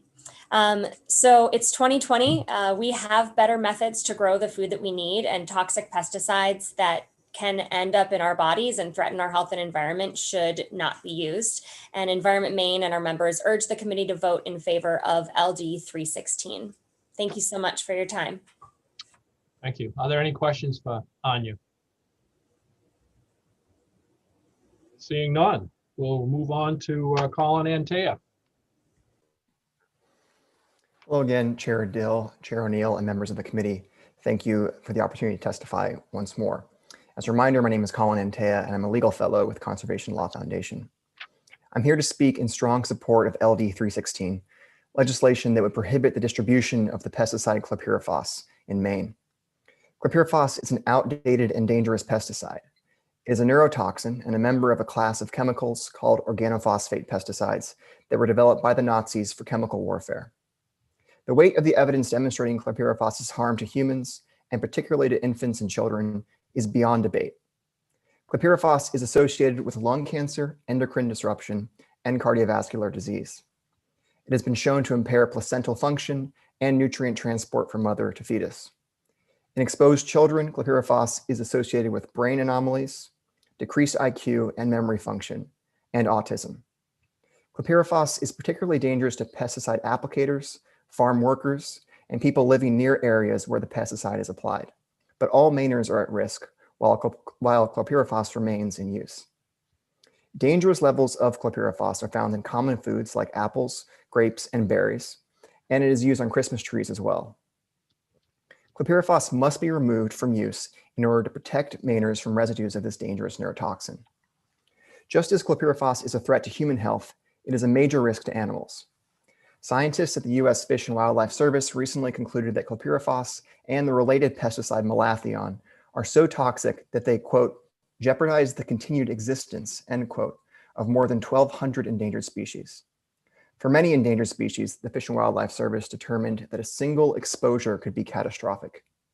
Chlorpyrifos is toxic to bees, earthworms, birds, including robins and mallard ducks, and fish.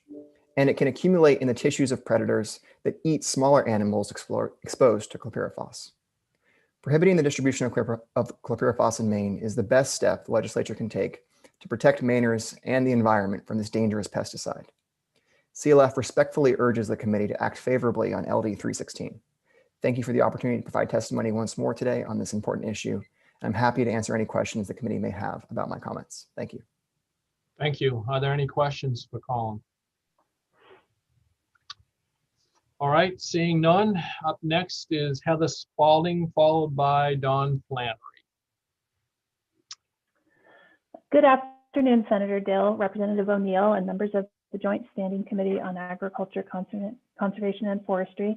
I'm Heather Spalding, and I'm Deputy Director of MOFCA.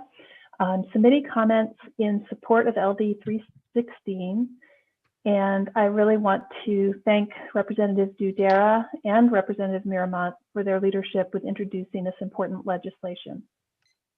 I've submitted written testimony, and because it's been such a long morning, I will abbreviate my remarks here, but want to underscore that chlorpyrifos has been at the forefront of concern about synthetic pesticides for decades due to its adverse effects on the central nervous system, cardiovascular, respiratory, reproductive, and endocrine systems, as well as disrupting effects on the kidneys and the blood. It's also a skin and eye irritant. One of the most pressing concerns about chlorpyrifos is the impact that it has on the developing brains of children. Research shows that children's exposure to chlorpyrifos leads to developmental and learning disorders, including lower IQs and attention deficit disorder. EPA banned chlorpyrifos for residential use in 2001, recognizing that the neurotoxin damages the developing brains of children. And the medical science community widely supports a ban on chlorpyrifos. I've provided links to those studies in my written testimony. Dudera and Representative Miramont about all the states that have banned chlorpyrifos, as well as the regulation in the European Union. Industry too is reducing production. In February of last year, the largest manufacturer of chlorpyrifos, Corteva Inc., announced it would stop production of chlorpyrifos by the end of the year due to declining sales. I understand from the BPC that in Maine, chlorpyrifos is used primarily for broccoli and some other fruit and vegetable crops, Christmas trees, and golf courses. The University of Maine and Maine Forest Service both have chlorpyrifos in their guidance documents. They recommend the use of chlorpyrifos for certain applications, and that needs to change. We feel that LD 316 is a reasonable approach to sunsetting the use of chlorpyrifos in Maine. It would prohibit the use of chlorpyrifos beginning in 2022, allowing limited exemptions for 1 year. MOFCA joins organizations across the country urging EPA to revoke all food tolerances of chlorpyrifos immediately and begin the cancellation process for all uses of chlorpyrifos. But without assurance that EPA will act, we urge Maine's legislature to be proactive. Join Hawaii, California, New York, Maryland, Oregon, and others to pass this important legislation. We really appreciate your consideration of this important initiative, and we look forward to a day when chlorpyrifos and other highly toxic pesticides will not be regulated because they'll cease to exist in agriculture, land management, and building contexts. There are organic, mechanical, and biologic alternatives to most of the practices offered by industrial agribusiness. Thank you very much. Thank you. Are there any questions for Heather? All right. Again, thank you for your testimony. Next is, and I guess last on my list, is Don Flannery. Mr. Flannery. Thank you, Senator Dill, Representative O'Neill, and other members of the committee. I'm here to speak in favor, neither for nor against the bill today. It's, as you heard, it's not necessarily a chemistry that is used extensively at all within the potato industry, but other industries that do exist in Aroostook County. And I think the Board of Pesticide Control, Megan, did a great job in outlining some of their concerns. And I think what I would ask this committee, as you look at this and as you look at any other of these bills that restrict the use of pesticides, to consider the timeline of implementation, ensuring that there's outreach to those people that are using it.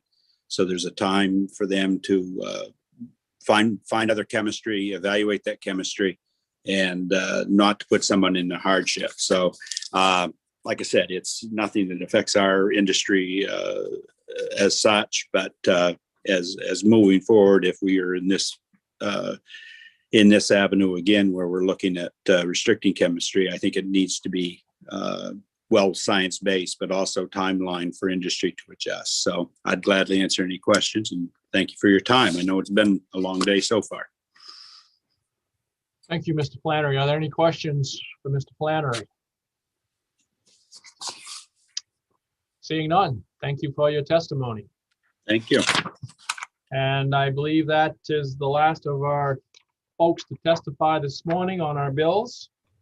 And with that, I will close the hearing on LD 316. It is just about 1 o'clock. Why don't we, it's 1:04, so why don't we take a break until 1:15 and then we'll start at 1:15 with our work sessions. Thank you.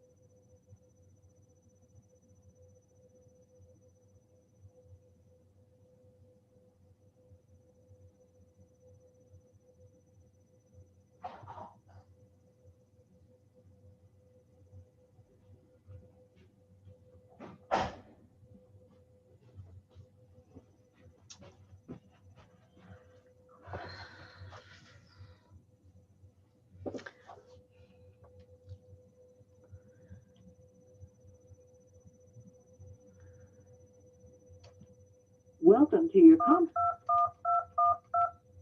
To access your voicemail box, you have one new message in your first new message.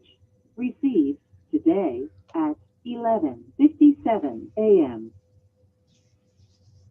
Hi, Cheryl. It's Representative Risen. I'm calling on the bill that I need to sign off on. I think it's the one on the COVID reporting.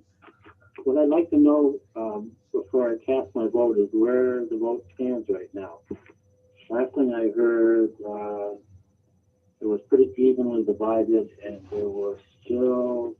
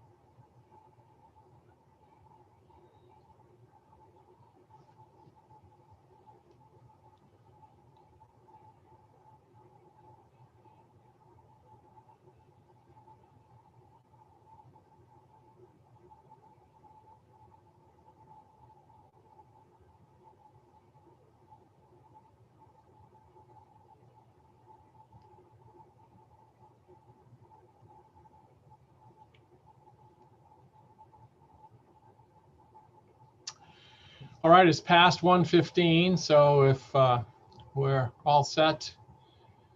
Cheryl, we all set? We streaming and everything ready to go? And it appears that we have a quorum back. And we are missing, what, 2 members perhaps? So with that, it looks like Representative Schofield and Representative Gifford are not here. So I will turn to Karen and I will open up the work session on LD 155, resolve directing the Board of Pesticides to prohibit the use of certain neonicotinoids for outdoor ornament or residential use. Good afternoon.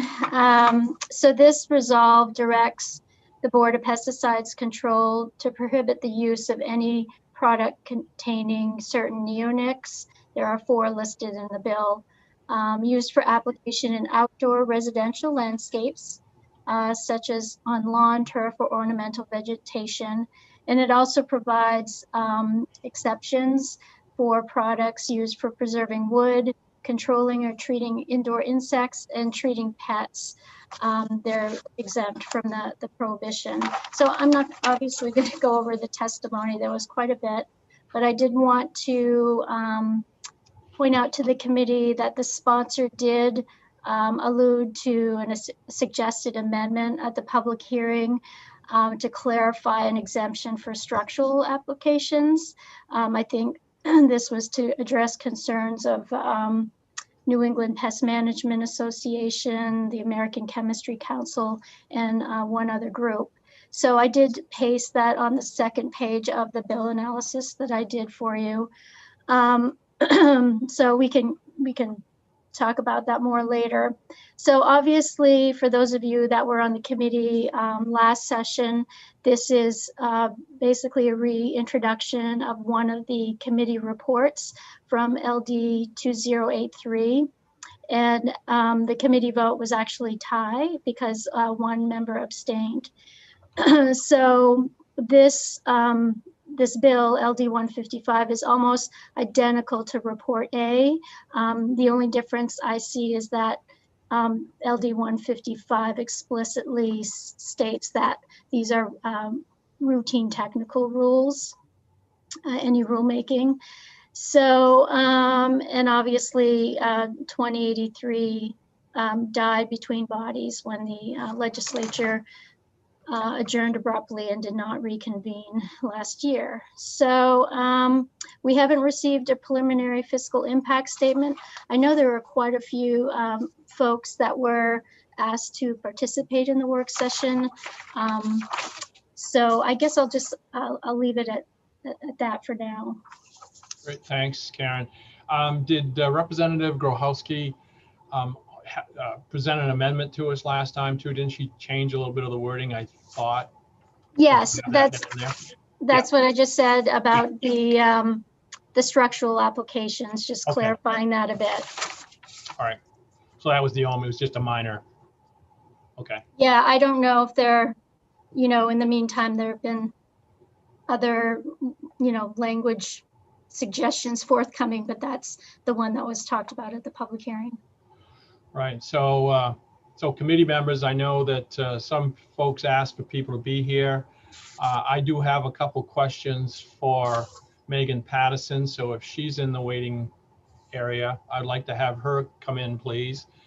And is there anyone else, folks? Do you want Representative Grochowski to come in to present anything, or in case there's a question for her?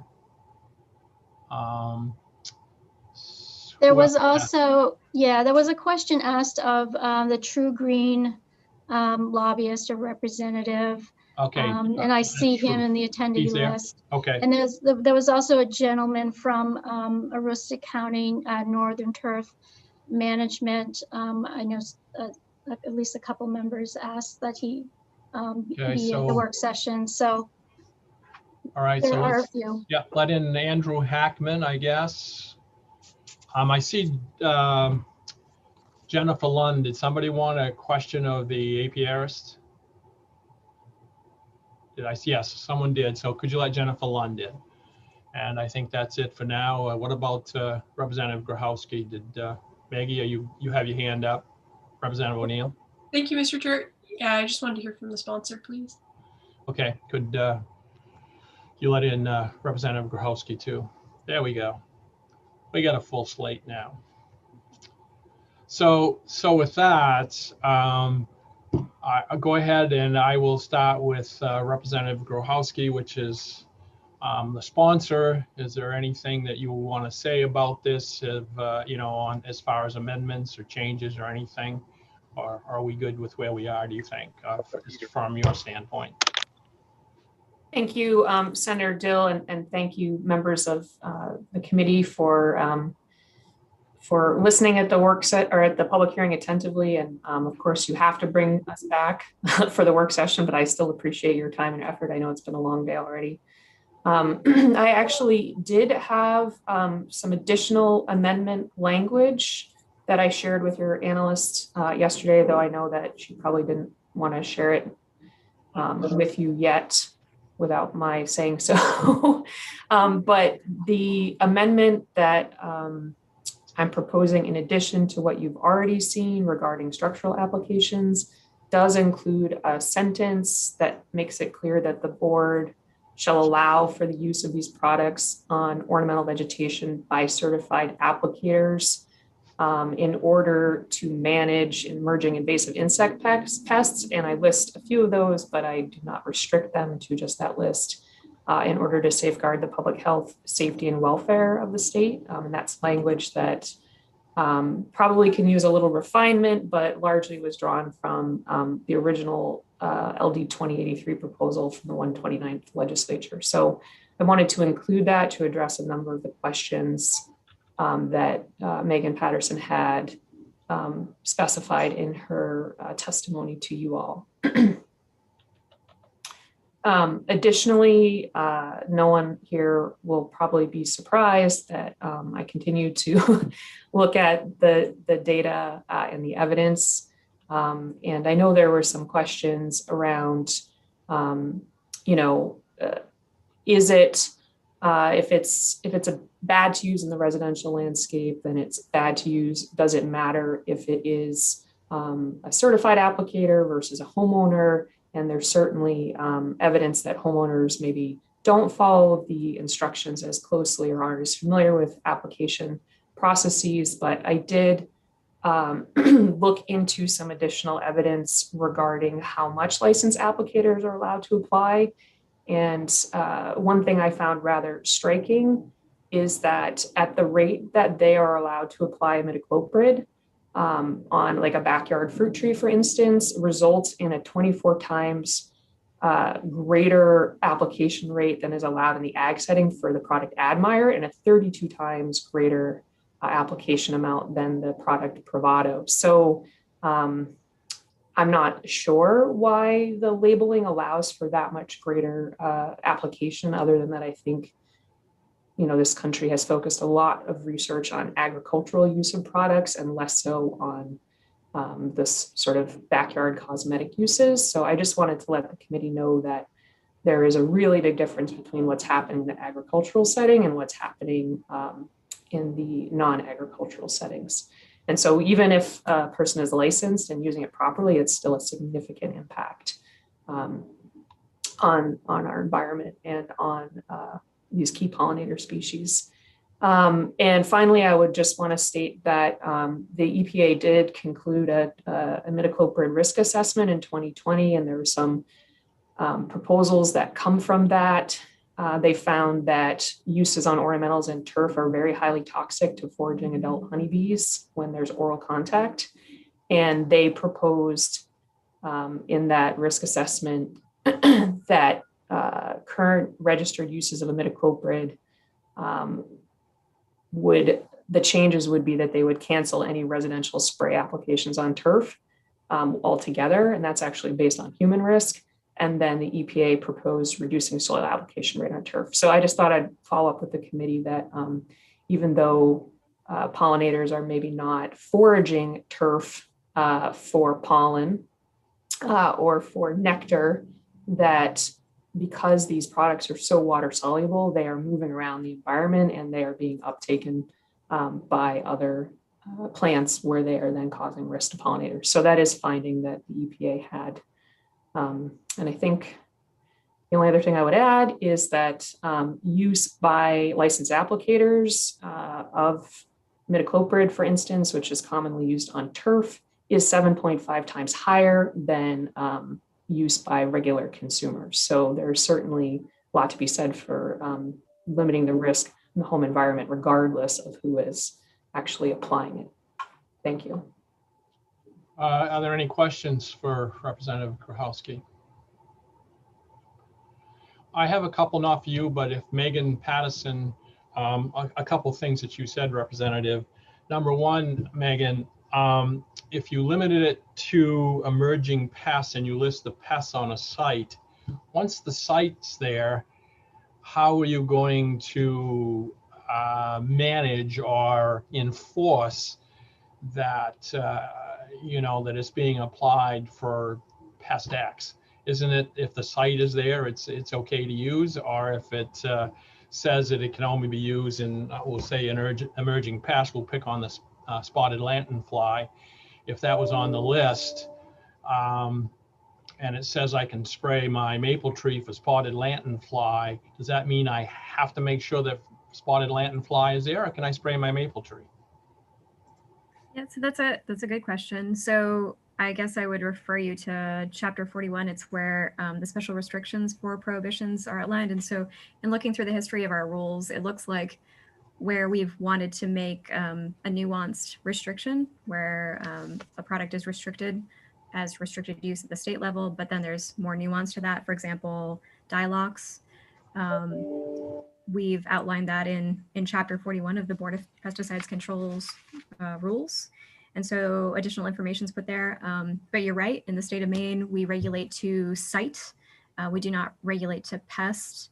However, I'd have to look into it to see exactly what the regulatory mechanism would be in terms of altering that specifically for a pest. I will tell you that elsewhere in rule, for example, with brown-tail moth, we do regulate to the pest. So, right, that is in our regulation regarding water protection, water quality. There is a specific section that pertains just to brown-tail moth. So it is something we've done in rule before.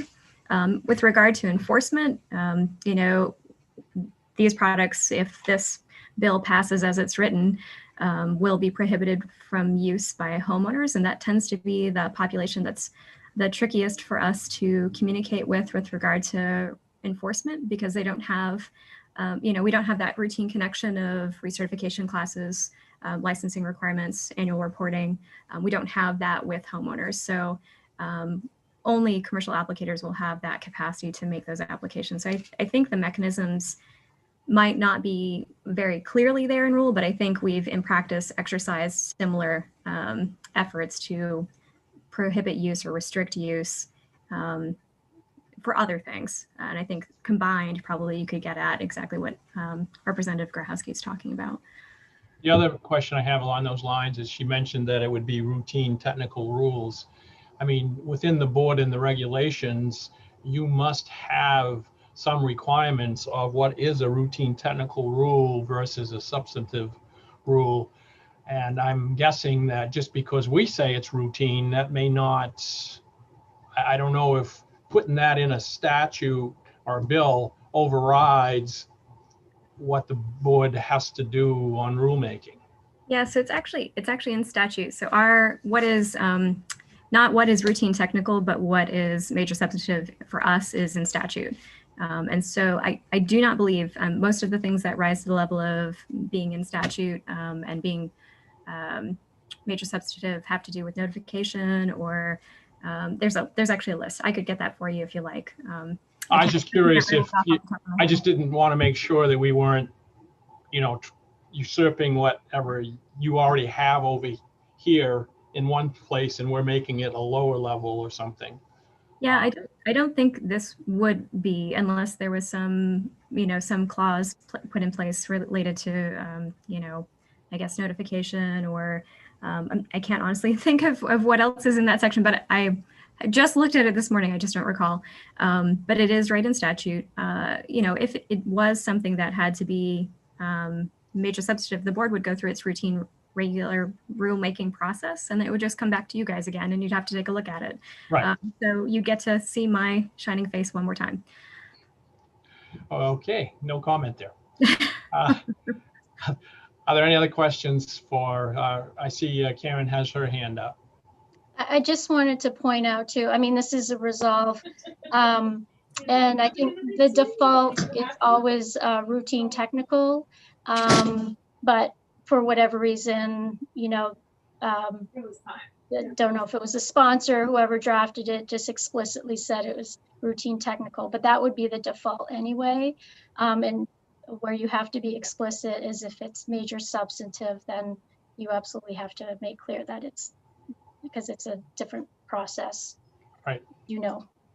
I have a question for Karen. Yes. Karen, do we have the text of the amendment that we're discussing? Representative Grohowski's amendment, that sort of the new, that The one that mentions this routine technical and things like that.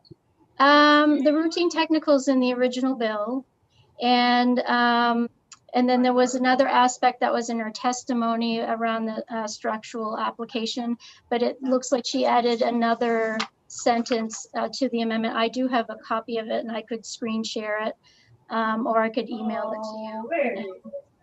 But I received it last night, and I didn't know if it was, public or not. So. All right. So she has some changes, and she'd like to share with us at some point. Is that what you're asking for, Representative Pluker?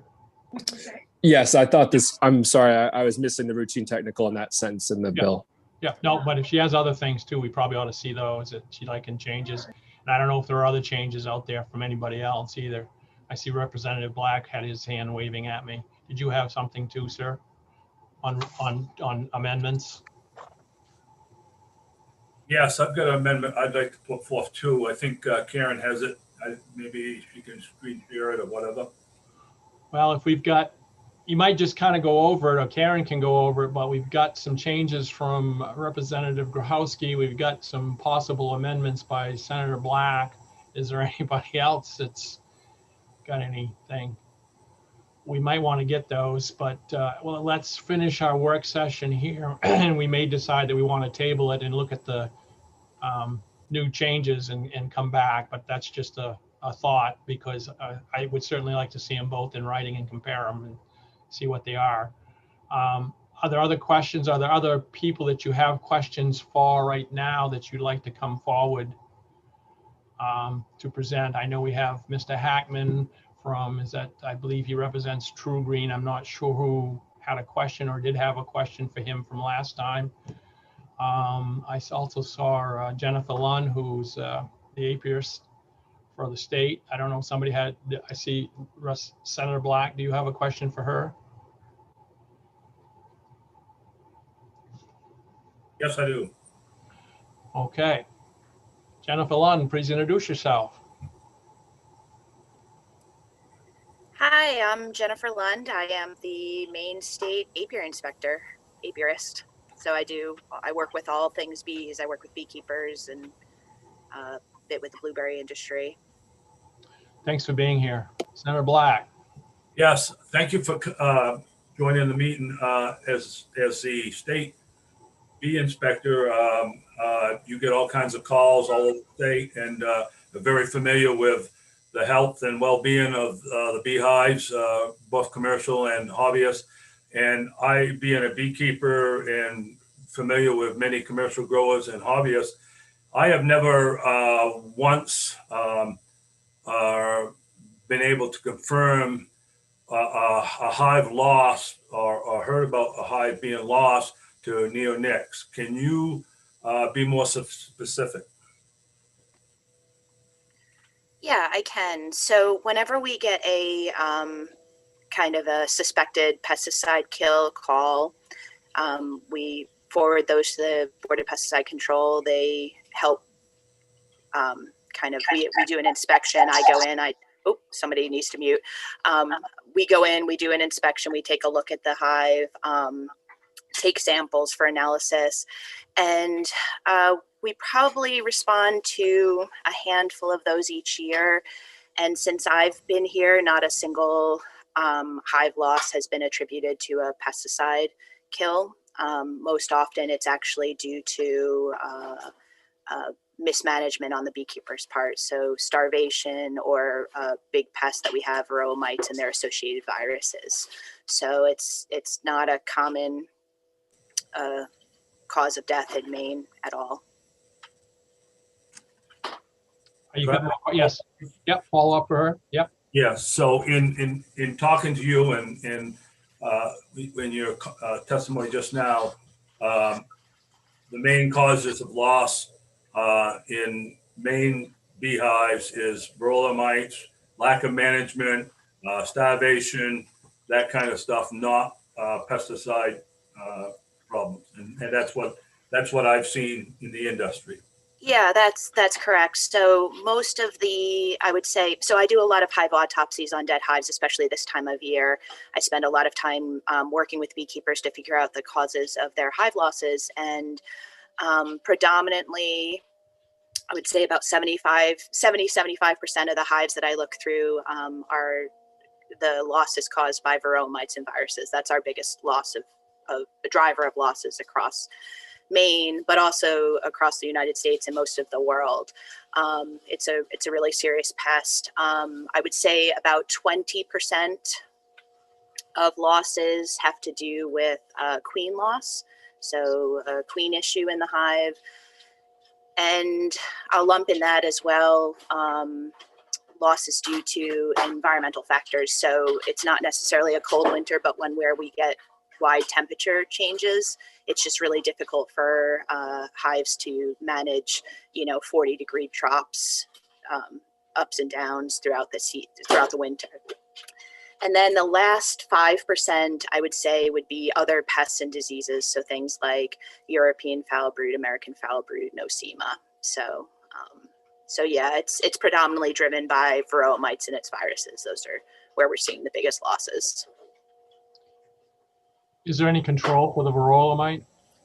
There is. There's actually quite a few miticides that beekeepers use. There's also some cultural controls. So things like removing drone brood, which is the male bees in a hive. The varroa mites preferentially select them to reproduce in, and so you can remove them and pull out part of the mite population in a hive.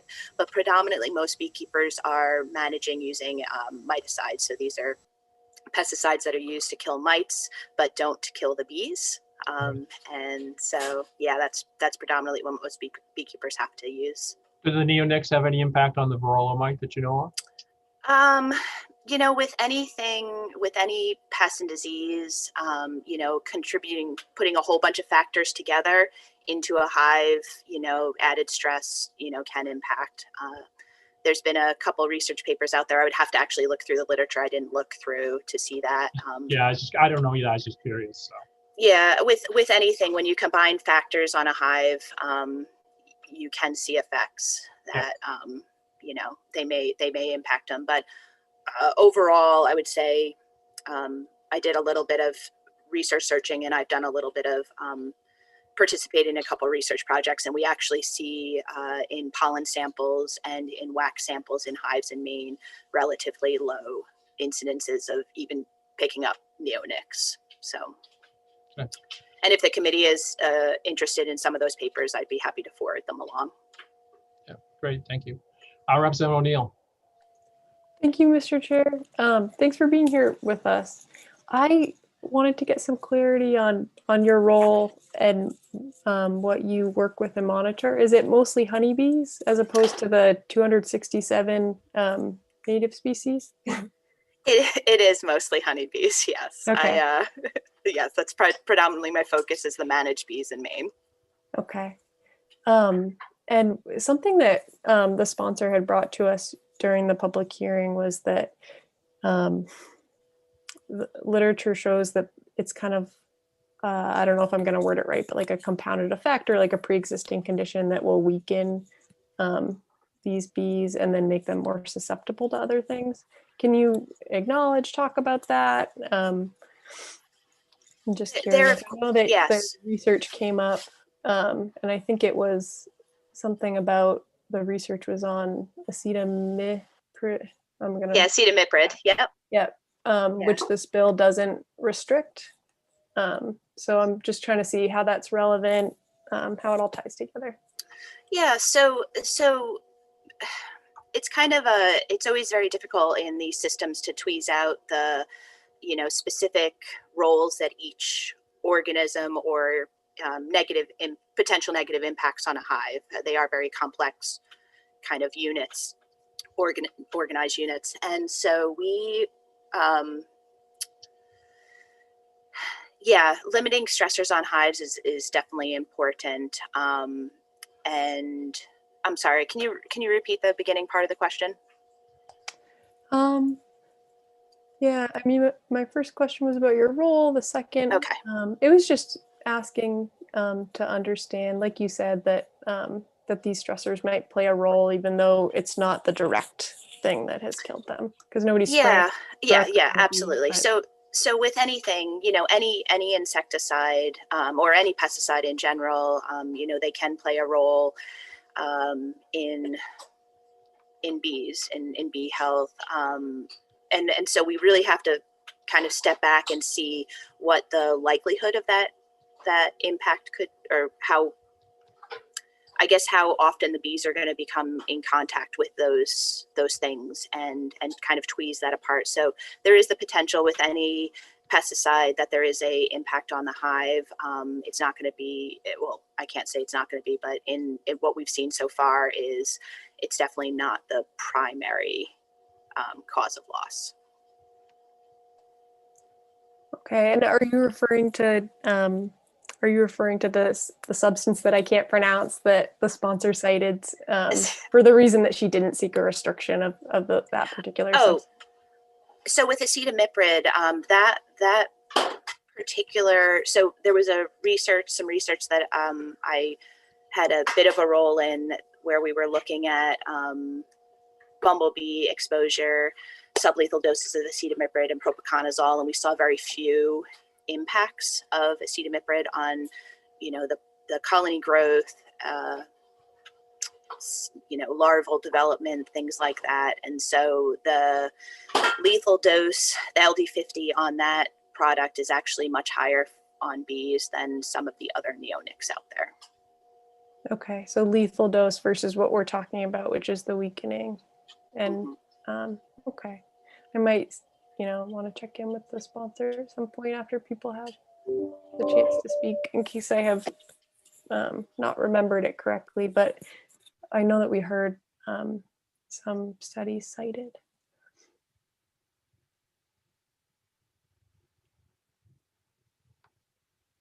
Are there other questions for Ms. Lund? All right, thank you, Jennifer, for being here.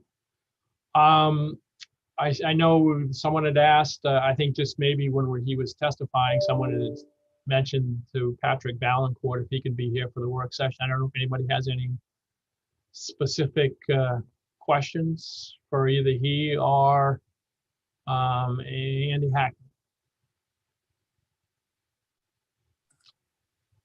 I don't see anybody raising their hands. So that brings us down to, I'd like to ask Senator Black, you mentioned you had an amendment. What basically does your amendment do, Senator Black? Can you tell us in a nutshell? Basically, it changes it from prohibited to restrictive use. So for the same uses that Yes. Representative Grohowski was prohibiting, you're restricting those uses? Yes. Okay. Take it out of the hands of the homeowners who, would read the label and say, well, 1 teaspoon per gallon, well, 3 teaspoons would be better. And that kind of, it would have to be used by certified licensed applicators if it was going to be used on homeowners. And of course, it wouldn't affect agricultural use anyway, because they're all certified and registered anyway. Okay. So, I kind of would like to see both the amendments personally, side by side, so we can compare them. I don't know what the committee wants to do. If you want to vote today, we can, or if you want to table it and look at both the amendments, the new stuff that Representative Grahowski wanted that sent to Karen to be added, and the stuff that Senator Black had, excuse me, Representative O'Neill. Thank you, Mr. Chair. Before deciding on that, I would like to see these. I feel like I have an idea of what they are, but I'm open to what committee members have to say. I do see that there's someone in the attendee list named Chip Osborne, and something that had come up I'd like to hear from him, because something that had come up was alternative management options, and he has a business that does this, so I wanted to hear some more. So may I ask who he is? Did he testify before? I don't remember the name, is all from testimony. I do not think that he spoke at the public hearing. Okay, just curious. Mr. Osborne, would you be able to introduce yourself and what your role is, what your business is?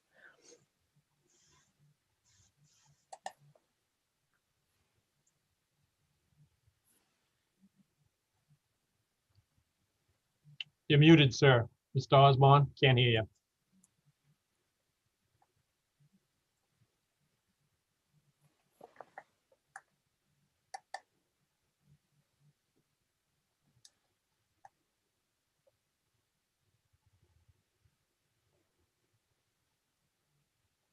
There we go. I just didn't pick it up on your screen. So I'm assuming you can hear me now.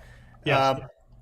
My name is Chip Osborne. My company is Osborne Organics. I am a professional horticulturist of 47 years, 25 years as a licensed chemical applicator in greenhouse production and management, and the last 23 or 4 years following natural organic strategies as sort of the answer to using synthetic chemical pesticides. Thank you for being here. I'm wondering if you could just explain a little bit about management techniques, because one thing that we brought up at the public hearing that we wanted to hear more about for the work session was different options and what that might look like. Is it possible? That kind of thing. Sure. Let me just say, just a couple of things on, on sort of the pesticide issue in general. And the reason that I've followed this path for 20 plus years is because chemical use tends to put one on a treadmill. And we move from one chemical application to another, whether it is the class of neonicotinoids or whether it is others.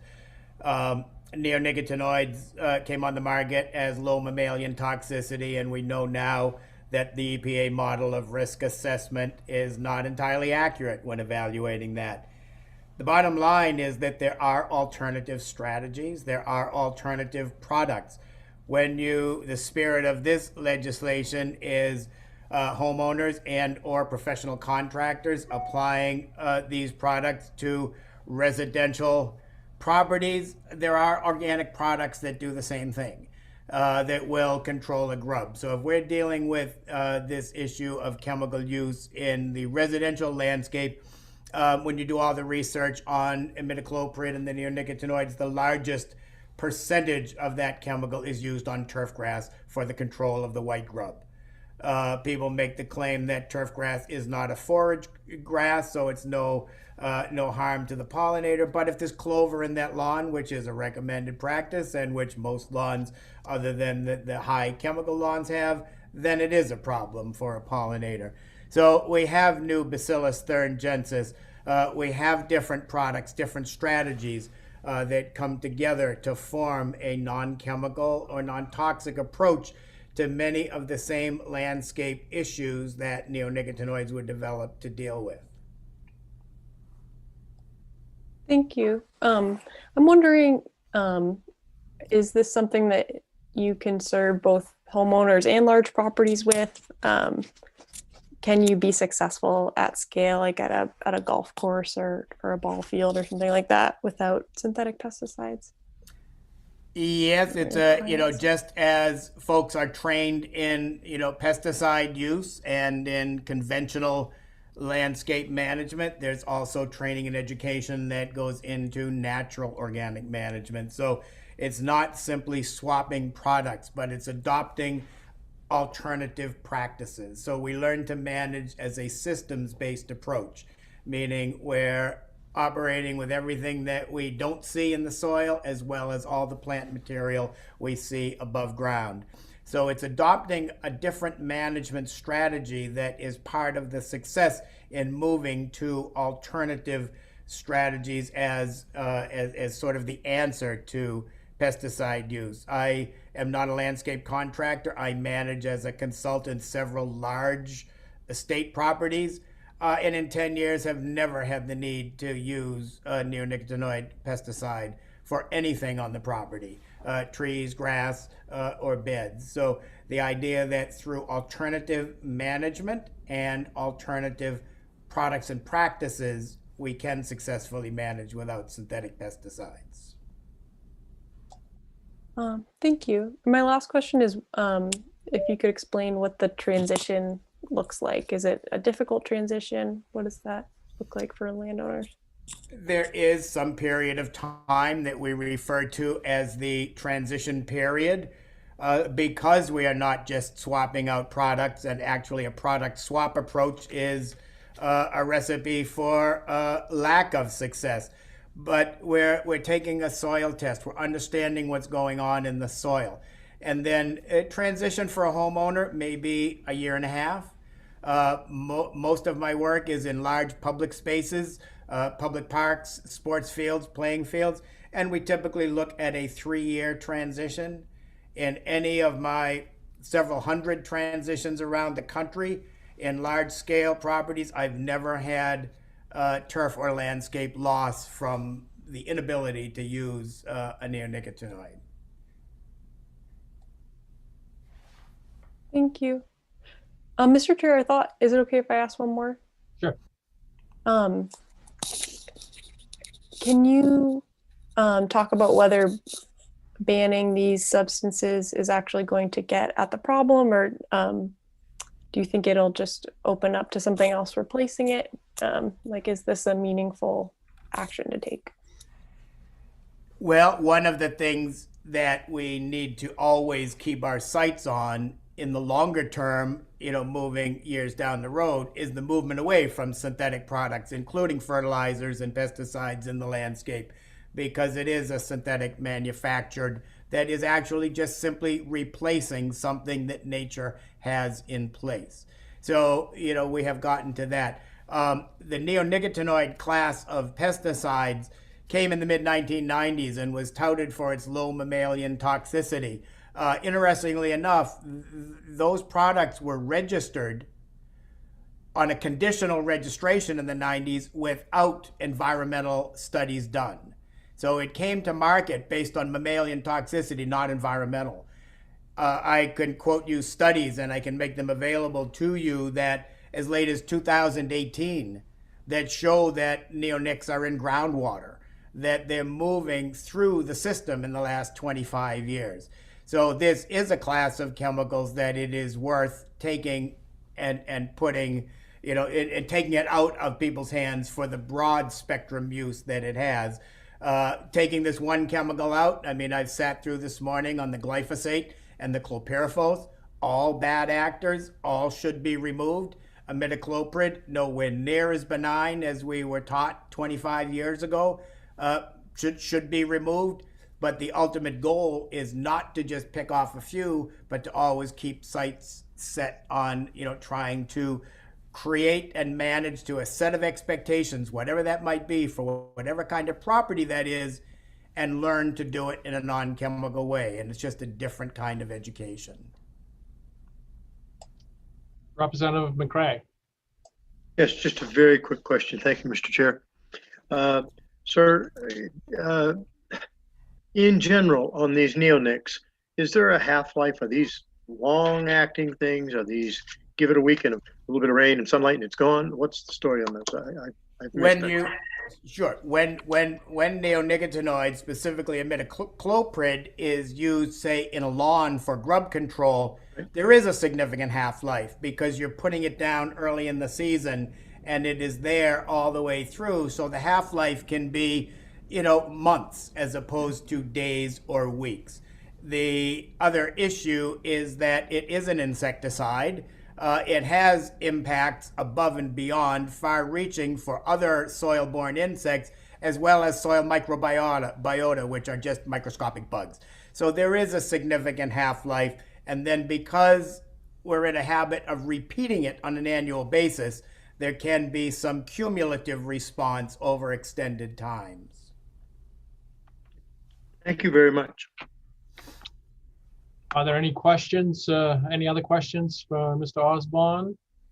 Is there anyone else that we've asked to be here that anybody has a question for? Are we interested in a motion here? I see Senator Black, are you swatting flies or are you making a motion? Or asking a question? I'm making a motion that ought to pass as amended with my amendment. Is there, okay, we got a couple questions here, but first let me ask us as a second to that. I'll second that. It's been seconded by Representative Hall. I saw Karen's hand and I saw Chloe's hand, and so sorry, Chloe, Senator Maxman. Thank you, Mr. Chair. I was just wondering if we could caucus this before we vote. We can do that, or we can, table it and caucus that way and come back. We can do it one of either way. Since we haven't caucused before, I'm not sure what the strategy will, how to go about that necessarily. But with that, next, yes, Representative McCray. Is a motion to table in order at this point? It can be. It's been moved and seconded. So if you want to table this, you can. I'd like to move that we table this until we can see the side-by-side amendments. It's been moved and seconded. All in favor, raise your hand. 1, 2, 3, 4, 5, 6, 7, 8, 9. Okay. Looks like it's tabled until, is it tabled until the next work session, which would be, when's our next work session, Karen? Is it the? Mr. Chair? I have Yes. a question, and that I want to pose to everybody. I'd be willing to just take a look at it and vote. Like, maybe, would it be possible to do that? Take a look at what? The amendment? Yeah, just to.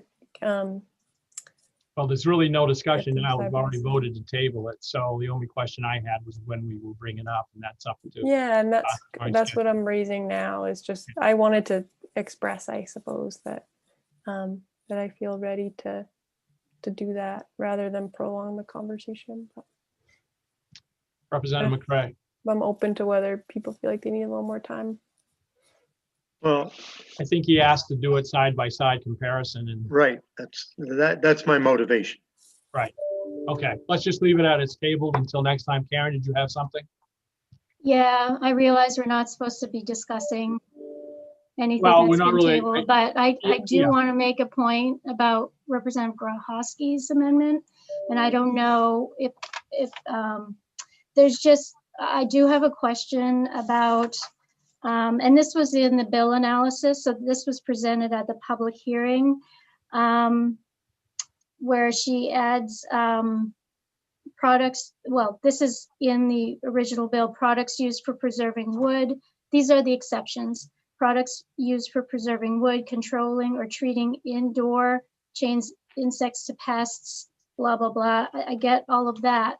But the question I have is or is, and is changed to or, and I don't see what purpose that serves, because or is disjunctive. So if you want to say that all of these things are an exemption, I would keep it as and. I know when you're reading things or and you really can kind of, but in law, we have to be really careful with or and as, so I would just question that part of the amendment. Technically, I don't, because I think the intent is to include all of those things and not just say that are exempted. You want all of them to be exemptions if you move forward with that particular amendment. So that's what I wanted to bring up. All right, thank you. Then I will close the Thank work you. session on LD 155. Yes, Nicole, did you, Representative Grohowski? If I may, I'm sorry. Familiarity, so it's just so easy to. If Go ahead. I may, Karen, I'm sorry I changed that. I was approaching it from a computer science programming perspective, Boolean operator perspective, and if and is what is needed in statute, then put the and back in, and I'm sorry about that. Great. I will close the work session on LD 155, and we will open the work session on LD 207.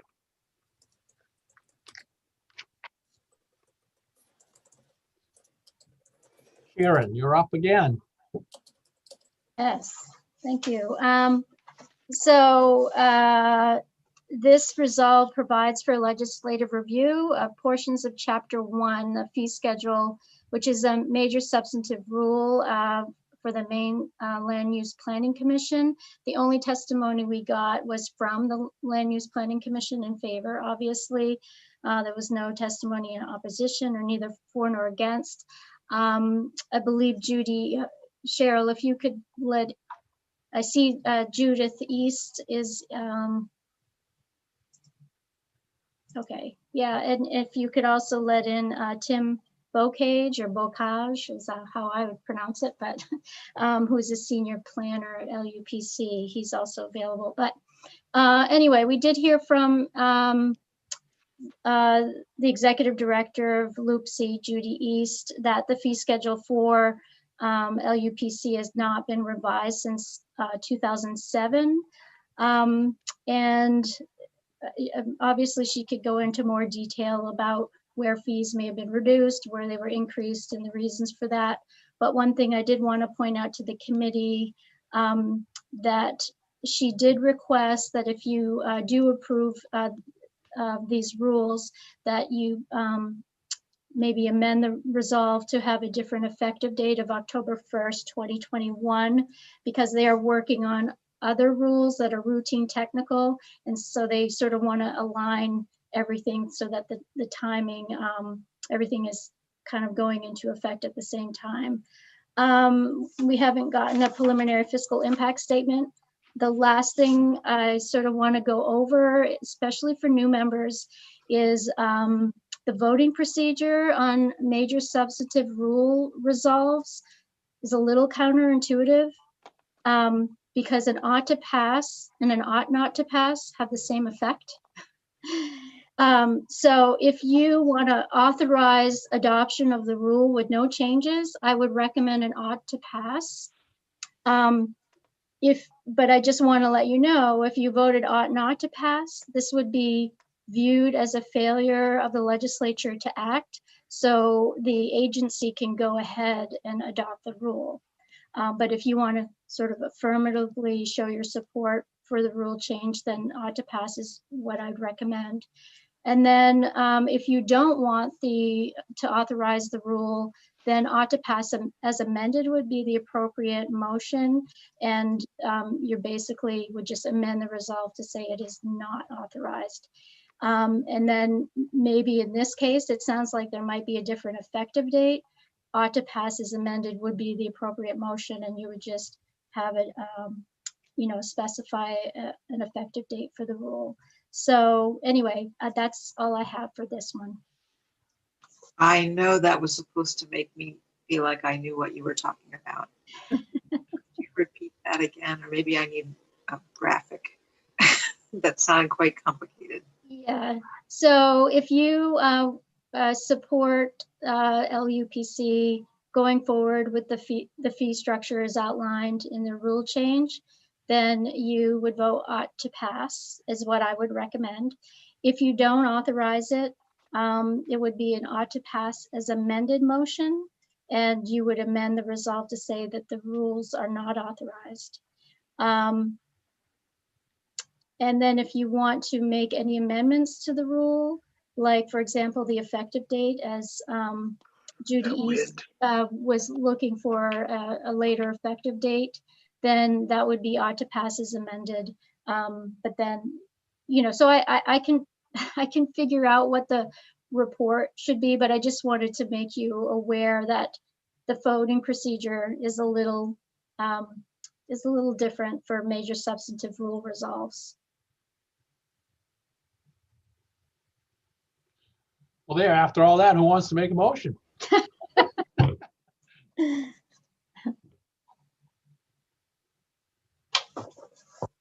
And Judy Representative East Landry, is, I yes. see her here, and her senior planner, Dim Bocage or Bocage, is Yeah. here to answer So any before I questions. ask for the motion, does anyone have any questions for either of two panelists that has joined us? Representative McCray. Yes, there was some discussion as to changing the timeline. So before we make that a motion, can somebody suggest what the new timeline would be or the new deadline? So that be either Judith or Tim. One of you want to answer that? I can try to answer that. I believe the way that the resolve was written, there are statutory timelines that I think they're written right into statute. It's on the second page of the testimony, where oh, sorry, I'm in the wrong document. Where you would let's see. Title 5, Section 8072 requires final adoption of the rule must occur within 60 days of the effective date of the legislation approving the rule. And then the final adopted rule effective no less than 30 days after filing with the Secretary of State. And so that first provision could put us to making this Chapter 1 effective sometime in July. And we are also, pardon me, we are also working on changes to chapters 2, 10, 16, as well as 3, 4, and 5, all of which relate to, or many of which relate to Chapter 1, because we're trying to pull all of our definitions out of Chapter 10. And the reason for that is that Chapter 10 is currently over 300 pages long. And we're trying to make it simpler and clearer and easier to navigate. And pulling all of the definitions out will, as well as some of the other changes to Chapter 10, we'll actually reduce Chapter 10 by 100 pages, which will just make it easier for all the applicants and the staff to navigate. So when you pull definitions out of Chapter 10, you also pull them out of other chapters. So that's where we have parallel tracks when we're affecting multiple chapters at the same time. We don't want Chapter 1 to be effective sooner than we take care of all those other rulemakings, which we anticipate will be complete by the end of August. Does that clarify? Except, yes, thank you for that. But except, how would we structure what we're doing right now to accommodate what you've just said? We recommended that you choose an effective date of October 1, 2021, which would then, we think, give us time for Chapter 1 and all the other chapters to align. And then we'll have a massive printing of all of the new chapters and file it with the Secretary of State. So now, Mr. Chair, are you ready for a motion? I am ready for a motion. Okay, I move that this ought to pass with the As amended. As amended to October 1. 21. I'll second that. I'll second that. It's been moved in second. Discussion. Representative Pluker. Yeah, thank you. I'm sorry, I don't have the name of our of the staff from Loopsy here. But ma'am. It's Judy East. It's okay. Thank you, Missy's. I see in the what we're proposing here is we're taking away the utility facilities permit application. Could you just, is there going to be re-added somewhere else in the rule? I'm going to have to defer to Tim on that one because I'm not sure that I recall that level of detail. Tim, are you seeing? I don't remember that we're removing a specific permit. Or it might be removing the fee. Correct. We are a part of this restructuring of the fee schedule includes combining some of the application forms that we have to serve multiple purposes. And so the utility facility would be, those activities would be applied for through another application form that will serve multiple purposes. And will there continue to be a similar fee as the one that seems to be removed here? Yes. And do you know the fee? Or what I'm seeing here is there was a $500 base fee and a $5,000 maximum fee and that kind of thing. Yes. So the base fee, if I'm not mistaken, would be covered under the non-residential development form, which is a $200 base fee and a $5,000 maximum fee. And as well, the activity-specific fees that follow that section, which include things such as cost for the towers or a utility line, that those per the fee for those portions would be similar as well. I'm just trying to get my mind around how this could or could not impact the corridor that is so important to all of us. Could you elaborate on that?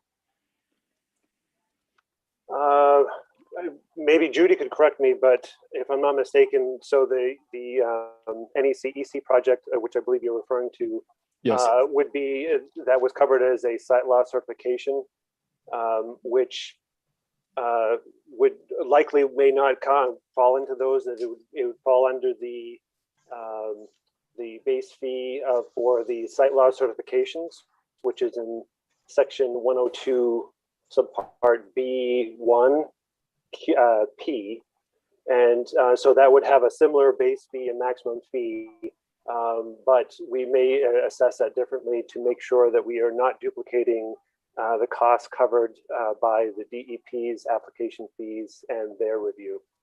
That our fees in that case would likely be more focused on our aspects of review of that proposal, as is limited by our authority for certification of site law projects. And so has that I'll just confirm that, yes, that it was very strongly recommended, required, discussed several years ago that we don't also charge a fee that DEP is charging.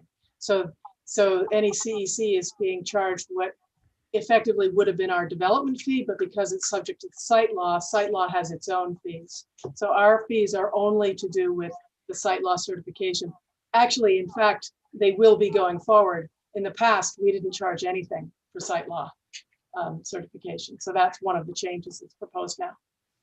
So would we expect them to be paying a fee going forward on this work, or has that already been done? That one's been done.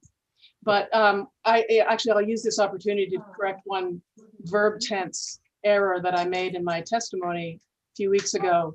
You had asked, in terms of the mining proposal from Wolfton, what fees they would be subject to. So there is the certification fee that, well, backing up a bit, there's a rezoning fee I explained, which was extraordinary fee for the rezoning. That is clearly in our bailiwick. But the second fee, I think I said will be charged to Wolfton, and I should have said would be charged, because I did not want to assume that that the rezoning passed. So I wanted to correct that verb tense. And the other issue is, until and unless this is passed, let's say they get they get the rezoning and they submit their application in July. I doubt it, but because of the timeline we've already got, this hasn't passed yet. So once it does, then they would be subject. So I just wanted to make that correction. Thank you. I appreciate that very much. No further questions. Any further discussion? All right, seeing none, there's a motion on the floor of ought to pass as amended. So Cheryl, would you call the roll, please? I will. LD 207 resolve regarding legislative review of portions of Chapter 1 fee schedule, a major substitutive rule of the Department of Agriculture, Conservation and Forestry, Maine Land Use Planning Commission. Ought to pass as amended. Representative Lori Osher. Ought to pass as amended. Yes. Yes. Representative Lori Osher? Yes. Representative Thomas Schofield, absent. Representative Joseph Underwood? Yes. Representative Joseph Underwood, yes. Representative Scott Landry? Yes. Representative Scott Landry, yes. Representative Randall Hall?